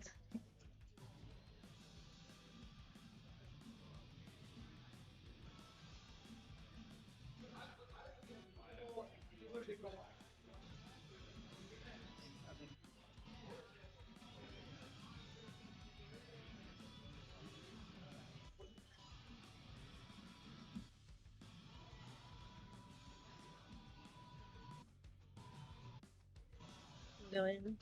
Making sure everything feels right before he takes this opportunity.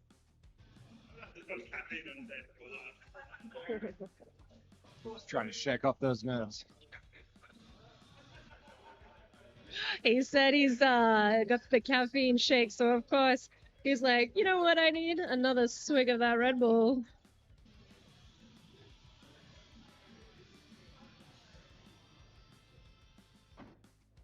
Alright, touch clutch.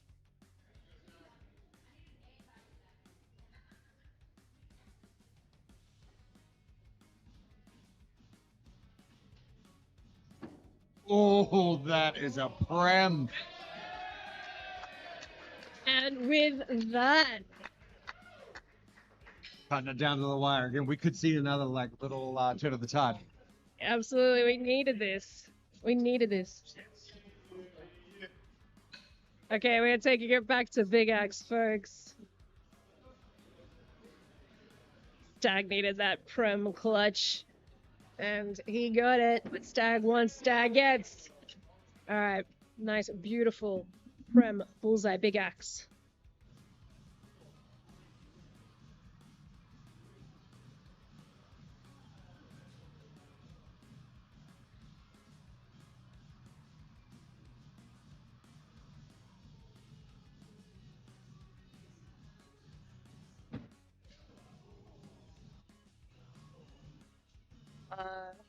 Heartbreaking stuff. But folks, here we go. One more round. No, well, it could be another one. It is best of 7, folks. We're going into round 6.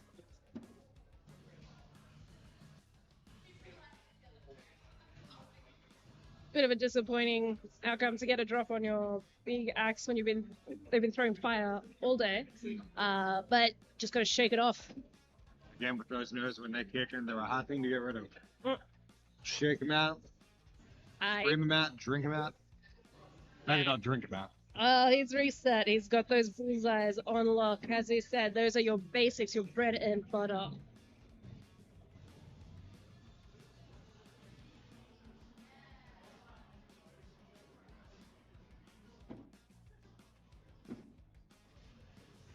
Alright, that's 5 Stag. 5 for Lemillion. 4th Axe.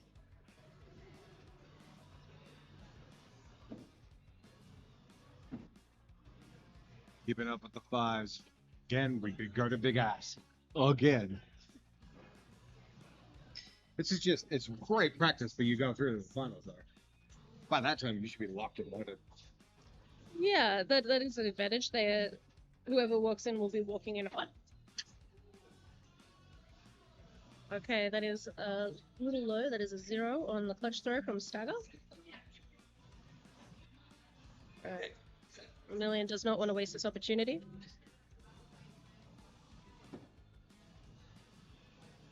Quite sure of the touch.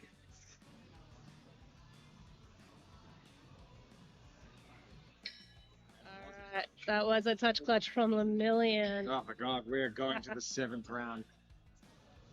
The 7th inning stretch. I don't think that term applies here, but still.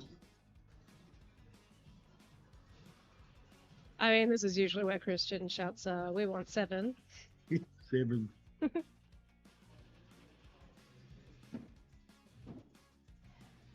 Alrighty, that is a 5-5.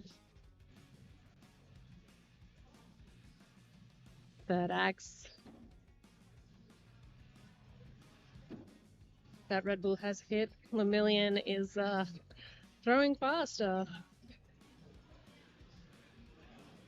Alright, 4th axe. Bullseye for Lemillion. And a smooth 5. Bullseye for Stag. Oh boy. Could feel it in my bones. This is it. This is what's gonna get you through to the final. It's crunch time. yeah, it is clutch time. And maybe we'll get an answer as to who's going to verse wildcard in the finals.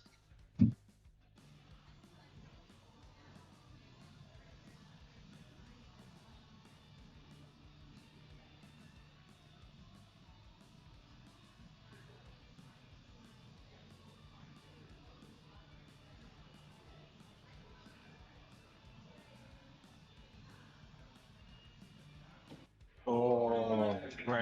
Graham, clutch there for Lemillion. Well, Stag knows what he has to do.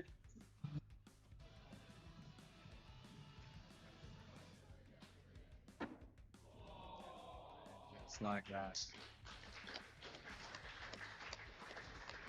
Fantastic throwing. What a man. Folks, we took it all the way out to all 7 rounds. So many big axes, so many big axe clutches. Incredible throwing from these two competitors. Well done to Stag. Lemillion will be moving forwards into the finals, and Stag will be battling it out for 3rd and 4th place against Gama. What are those prizes again? So many prizes.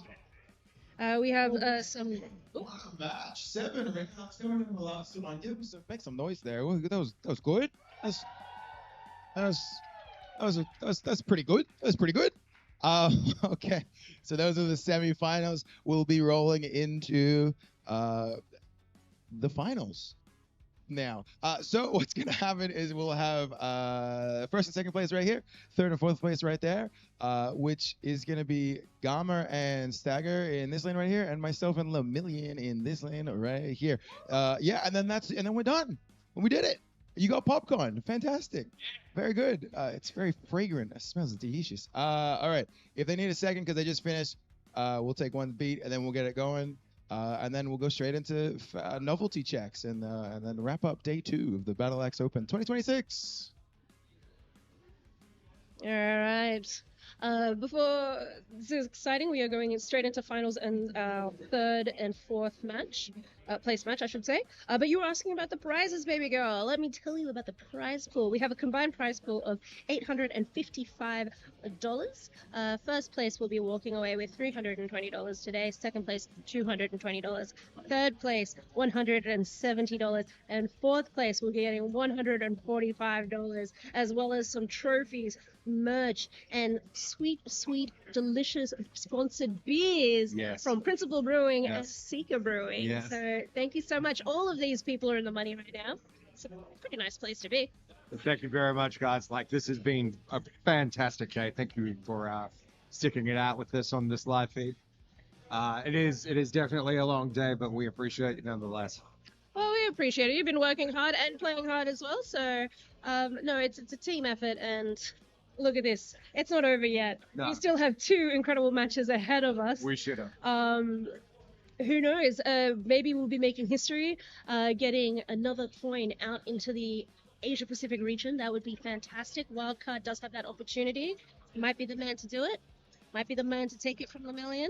Lemillion, Let's find out. Lemillion did say, "I've got one of these coins. Come take it from me if you want it." Did them fighting words that he told me earlier today, and he means every single part of that. Yeah, he is going to be holding on. He likes to win. and I don't say that in a vindictive kind of way. He works hard. He wants to throw as hard and as technically well as he can. Yeah, and you know what? If you are good at winning, then why would you try to do anything else? Yes, beautiful.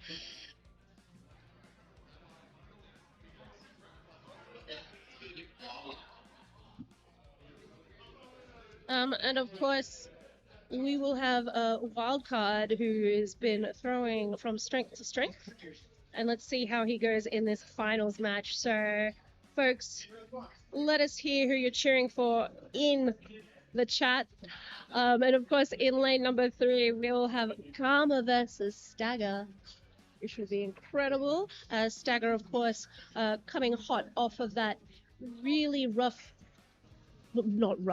drawn out game of the mental fortitude to play something like that. And then to just go straight on into the next one. Incredible stuff. And of course, Gama, he's going to throw up some heads, going to throw some axes. He's armed with his dog axes. He makes them himself and he throws with them himself. So I can't wait to see the damage that he does with that. And by damage, I mean on the scoreboard.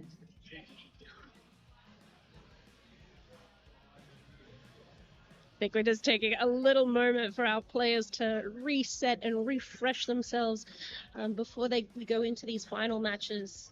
Thank you everyone who's been tuning into the stream so far. That means a lot to us. If you haven't already, give the stream a little thumbs up. Yay! If you like what we're doing, we'll keep doing it for you.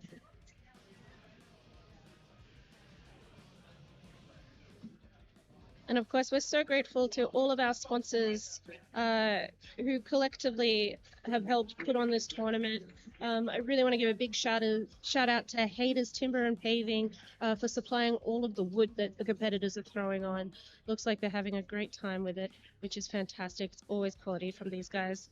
So thank you so much. And of course, our two beer sponsors, Principal Brewing as well as Seeker Brewing. And Dicey Riley's the official after party sponsors. So we'll be kicking on there after the awards ceremony on Monday.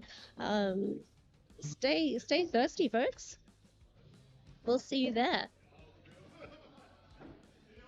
All right, this is our one for fun.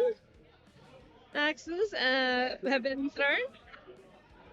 Now the fun time's over, and now the business begins. It's business. No, I'm not going to sing for anybody. That's absolutely terrible.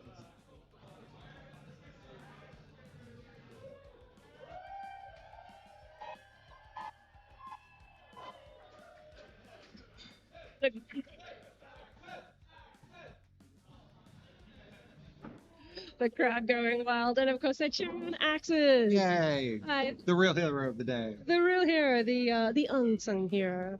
The reason why we're all here today. Can you imagine being the first person that created an axe and just went, I think I'm going to throw this? I believe it. Yeah. Or if they ever imagined in their wildest dreams. You don't even have to get them with a pointy end for it to hurt. But we don't recommend that. We like throwing at targets and boards, not people. Alrighties. We have 5 across the boards. 4th axe going in for the million. And wild card of round number 1. Bread and butter 5s. Love it. Okay, they are tied.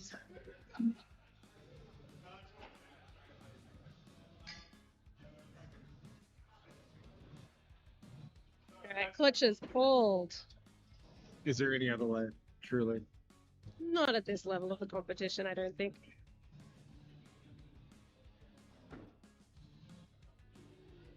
Well, with the way these guys have been hitting them, why would you want to do anything else? Why would you miss? I do believe we have 2 touch clutches. That is a touch clutch apiece.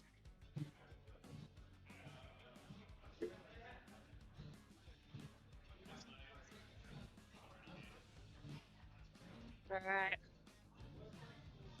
A little bit custody, but it is good. They both agree. Touch clutches. So we are taking it straight into Big Axe. We actually seem to have Big Axe in both lanes at this stage, going for first place, second place, third, and fourth. Obviously not against each other.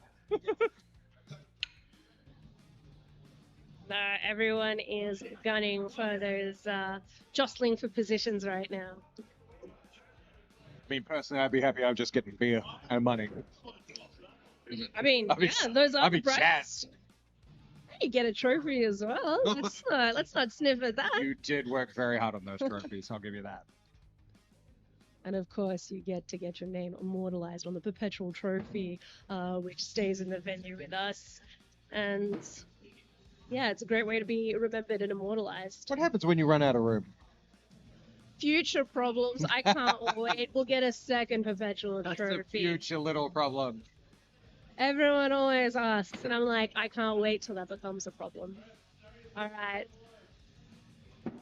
First, Big Axe, Lemillion gets a 3, and Wild Card seals the deal with a Prem Bullseye. Round 1 goes to Wild Card. You've got to be jazzed about it. It's such a good start as well. So, I mean, he's really gunning for that coin. He's going to make Lemillion work for it.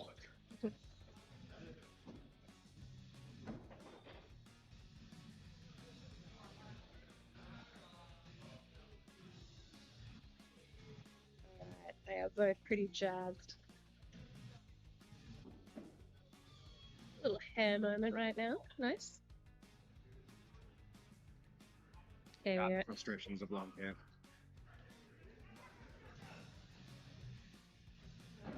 entering round 2. Of course, both opponents wishing each other luck.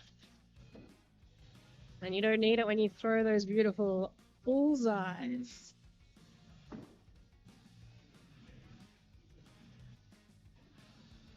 Really like the keeping in time with each other as well. Just there's something so wonderful keeping them throwing at the same time. Keep that pace at forward. Yeah, they both Incredibly cinematic.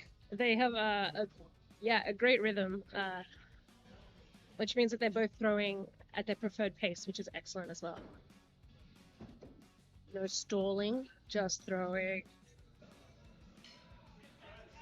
All right. Final act, clutches gold, of course.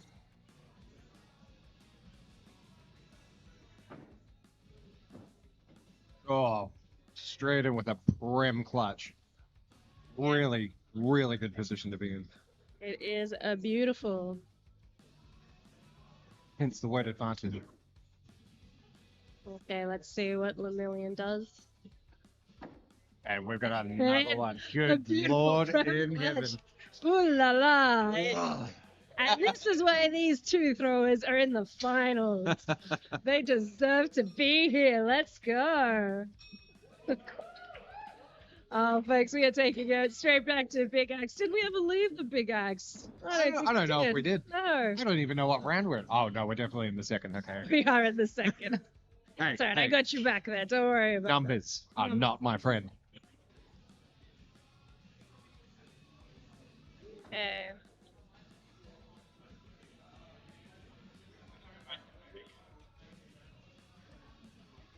See, so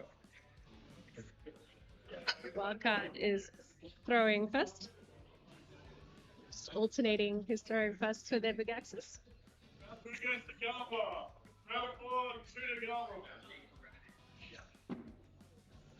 Starting off with a 3. Swear this is how the last big axe started. It is, but it was Lemillion. And now we'll see if history repeats in reverse.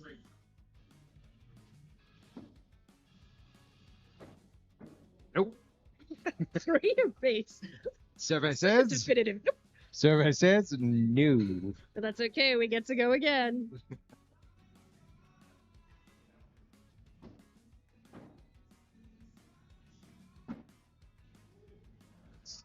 Pushing that edge. Side, let's see what it is. And it's a 5. Bullseye. And if Lemillion, of course, brings in, we'll go straight back up to clutches.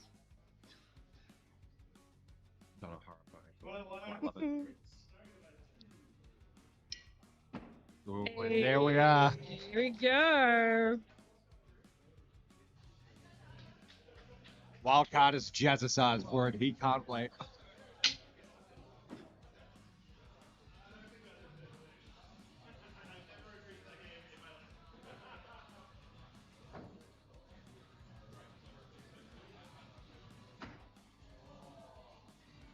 There's a miss for Wildcard on the first throw for a clutch.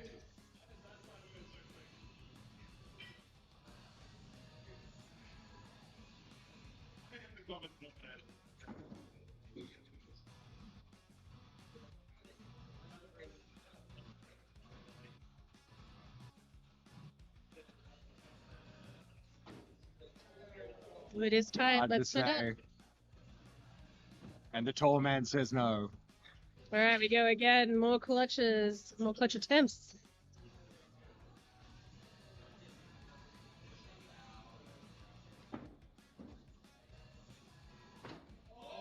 Up the guts.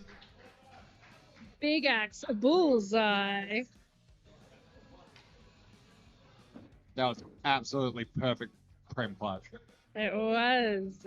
We've seen Lemillion hit a couple tonight. Let's see if he can do it again.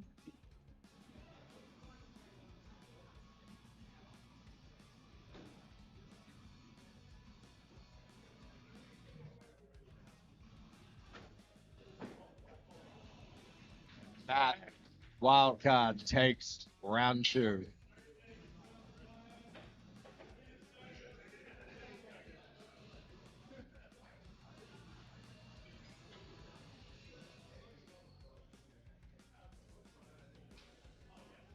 Okay, we're going into round 3. It's really good that these guys can take their time and just take a small breather in between, compose themselves, ready for Yeah, absolutely. the oncoming slaughter. Hmm.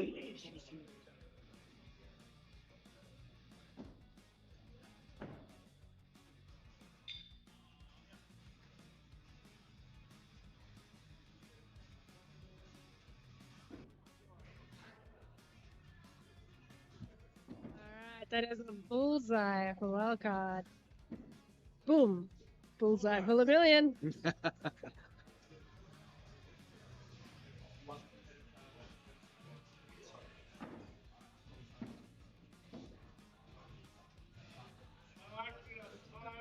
Alright, double bullseyes again.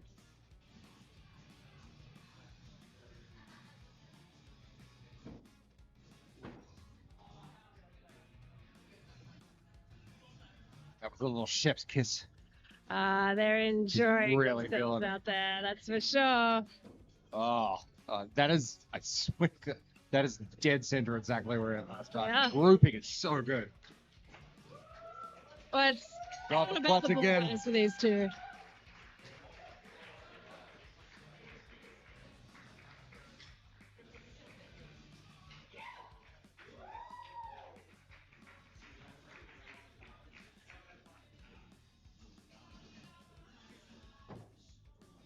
It's a touch clutch for wildcard. So close to a prem.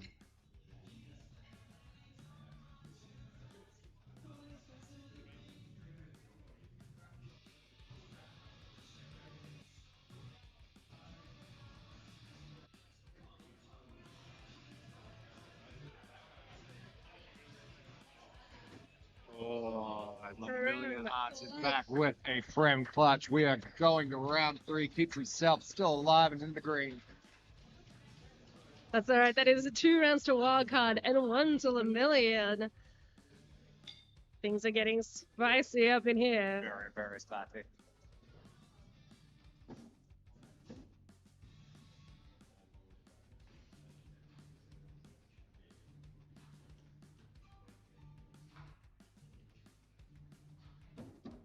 It's a very fitting song that just started playing under pressure. Well, that's in-venue exclusive, not a stream tune, but that's okay.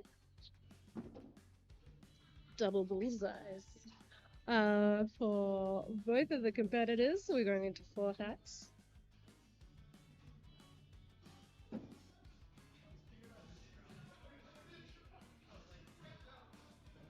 Alright, that is a 3 for wildcard and a bullseye for the million. Clutches are called. The million with advantage will go first. Let's not wait 30 seconds or a minute for us to stop like that.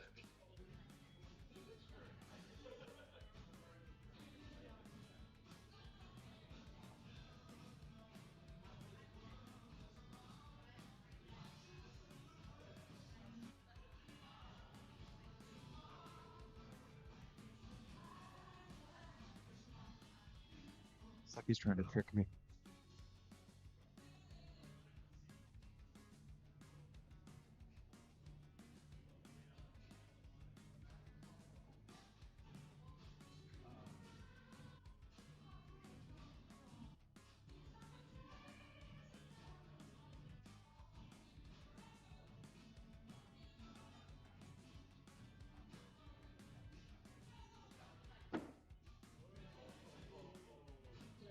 Wide.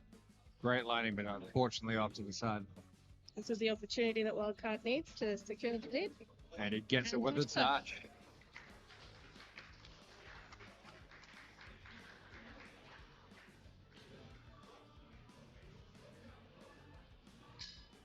Oh, actually got it with a prem.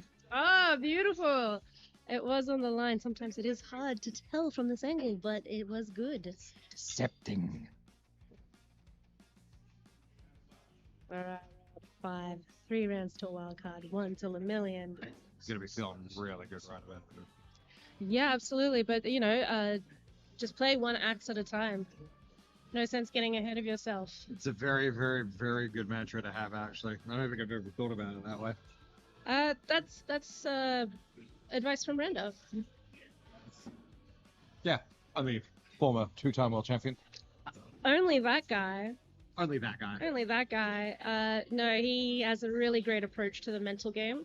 He's like, your last axe is already thrown, and no sense thinking about anything except for the axe that you are throwing currently. See, I thought his secret was sleeping in between matches. I mean, because that too. every time that I've seen him come back from a nap, he just goes to town. Alrighties. We just had Feeling the nerves. yeah, a 3-3 there. Vermilion is still leading by 2 points. Backwards. Ugh.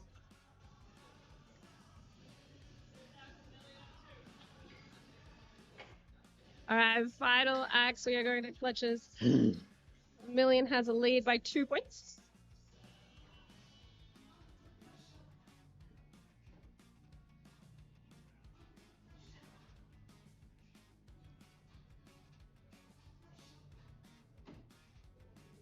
The touch.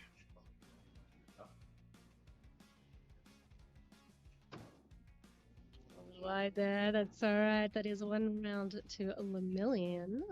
Oh, So that's 2-3 at this stage. hush. A hush It's comes across the over the venue. crowd. Yeah.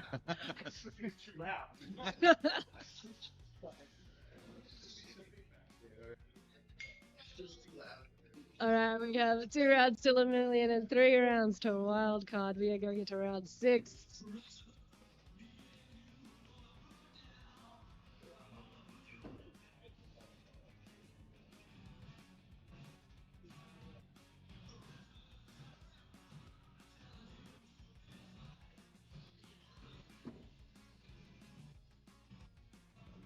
Bullseye for Wildcard. Vermilion having a little reset. Which paid off very, very well.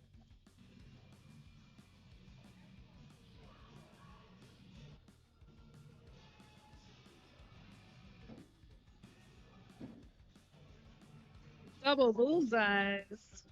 Alright, we are back to status quo with bulls across the boards. Going into the fourth. Very good looking fives, which means we are going into the fifth throw. I wonder what we're going to do. I don't know, let's hear it. Oh, look at Clutches. that. Clutches gold. Wildcard stepping up. I never would have guessed. We do have a touch as far as I could tell on that side. Now, this is crucial time because if Vermilion misses this, Wildcard is the champion. Yeah, I'm sure that's Vermilion is focused.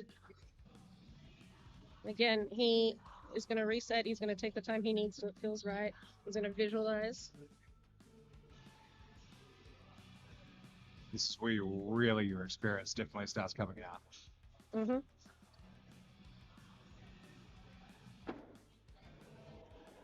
A little right there. With that, I do believe out of 6 rounds, Matt is. Congratulations. And well done to both. What a hell of a competition. Oh my god. The venue is going absolutely nuts. Well done to Vermilion coming in second place. And of course, Wildcard taking the win of the Battle Axe Open 2026. Oh my goodness. I think that means that we have a new person with a little bit of a championship coin. There is, absolutely. 2026. Now, we're just going to get some big, large novelty checks ready. But before we do, first off, coming in 4th place, can we please give it up for Gama, who was eliminated in that game?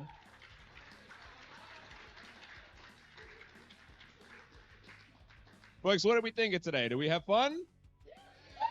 Oh, yeah. What do we think of the Swiss format? Did we get Swiss with it? Do we like cheese? Are we fans of cheese, folks? Good. And who's keen for 2 more days of axe throwing? Yeah. Oh, I thought so. You know, I think that was a little bit quiet, though. I couldn't quite hear you. Are we ready for 2 more days, folks? Oh, yeah, I think they're ready for 2 more days. All right. We are just about done with the checks, folks, and then I'm going to hand you over to a Wildcard, and we're going to get all these handed out before our big old presentation on Monday, and then kicking on for the official kick-ons down at Dicey Riley's. Are we keen for some kick-ons, folks? Yeah! Oh, wonderful. Alrighty, I'm going to hand you over to Wildcard now, and we'll get this underway. Okay. Whoa, that final. How about that? Okay, thank you, Stu. Let's get right into those prizes. Firstly, I would like to very much thank our sponsors. Let's do this before we do that. All right. How are we doing, everybody? We're good? It's been a long one.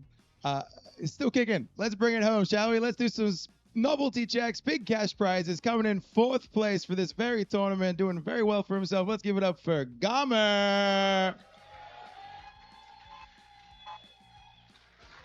Getting $145 cash. Congratulations. And that's not all. We'll talk more about those prizes on Monday night, but let's get an individual photo first. It's a good-looking, kilt-wearing, red meat-eating man right there. Get out of this lane. All right. Passing me the very check, coming 3rd place in this very tournament. Give it up for Stagger.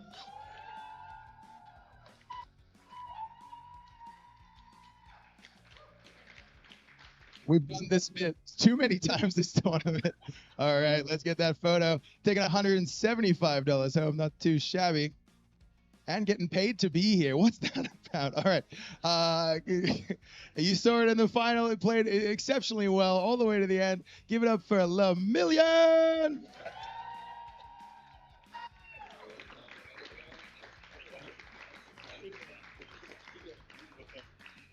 All right, getting $220. These numbers keep going up and up. Well done, congratulations. And coming first is Wildcard. Yay!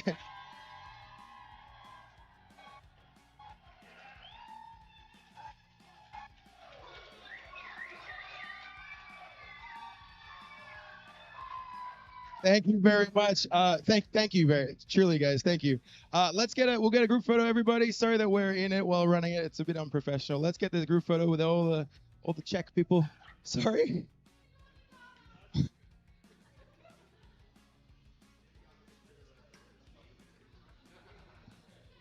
Alrighty, folks, while they get their group photo, congratulations again to our...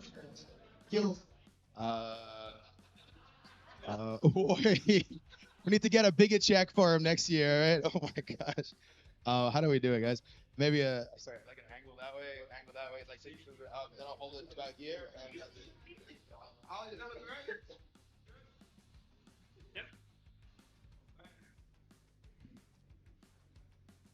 Well, as I was saying, congratulations to our top 4 at the Battle Axe Open. Of course, Garmer in 4th place, Stagger in 3rd place, the Million in 2nd place, and Wildcard taking out the titular position. Very, very emotional.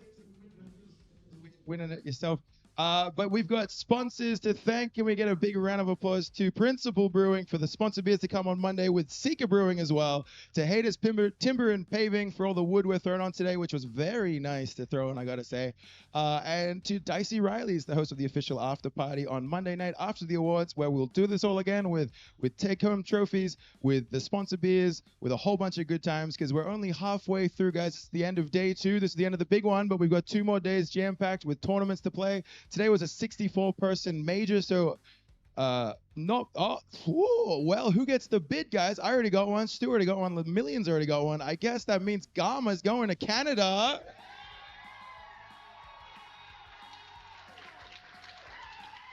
He's already gone to Canada. He's on a plane.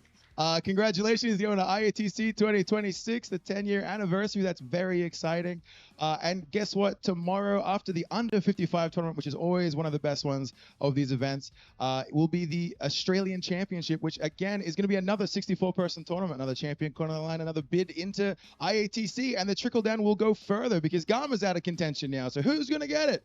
It's going to be huge. Thank you so much to everyone that stuck it out right to the end. It's been a humongous day. It's been a hot one today. Stay hydrated. But thank you for doing it. Thank you for providing the energy to keep us going. Huge shout out to the staff. Can we get now this one? Laura's been here since at least 8:30 a.m. The whole day. This one stocking doing the whole venue. So let's give a round of applause to Laura in the back there.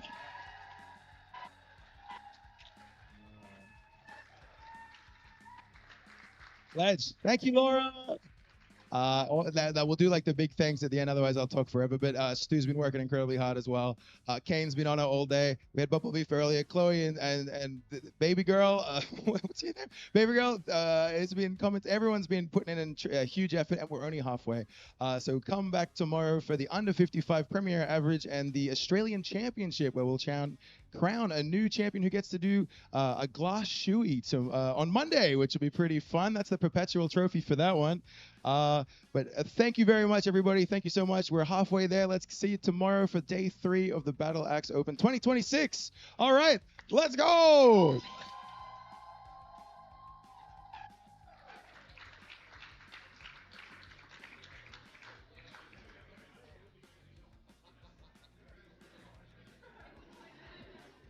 Alrighty, folks, that's a wrap for the Battle Axe Open 2026.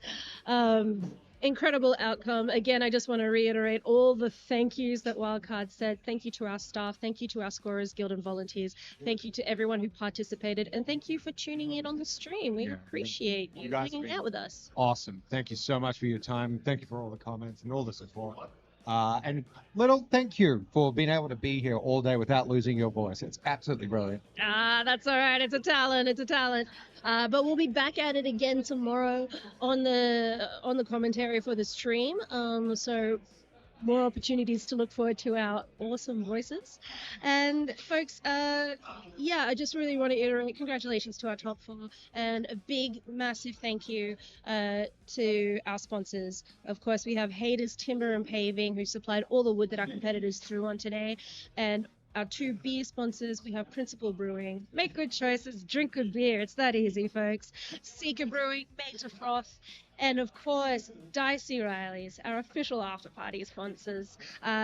Together, they did a combined prize pool of $850 out today for this tournament, as well as trophies, merch, and beer sponsorships prizes. So, fat checks and fat drinks. It's going to be a good time. Looking forward to the awards ceremony, but we still have tomorrow to get through. Still got tomorrow and still got the rest of Monday, but it's going to be a really good time. As Wildcard did say, it is going to be a hot one. So if you guys are turning up to the venue tomorrow, please do make sure that you are bringing lots of water with you. Alrighty, folks. Oh, that's it from us. I've been Feisty Cuffs. I've been Dave, Baby Girl. I get back. All right, see you, folks. We'll see you tomorrow, bright early and bushy-tailed.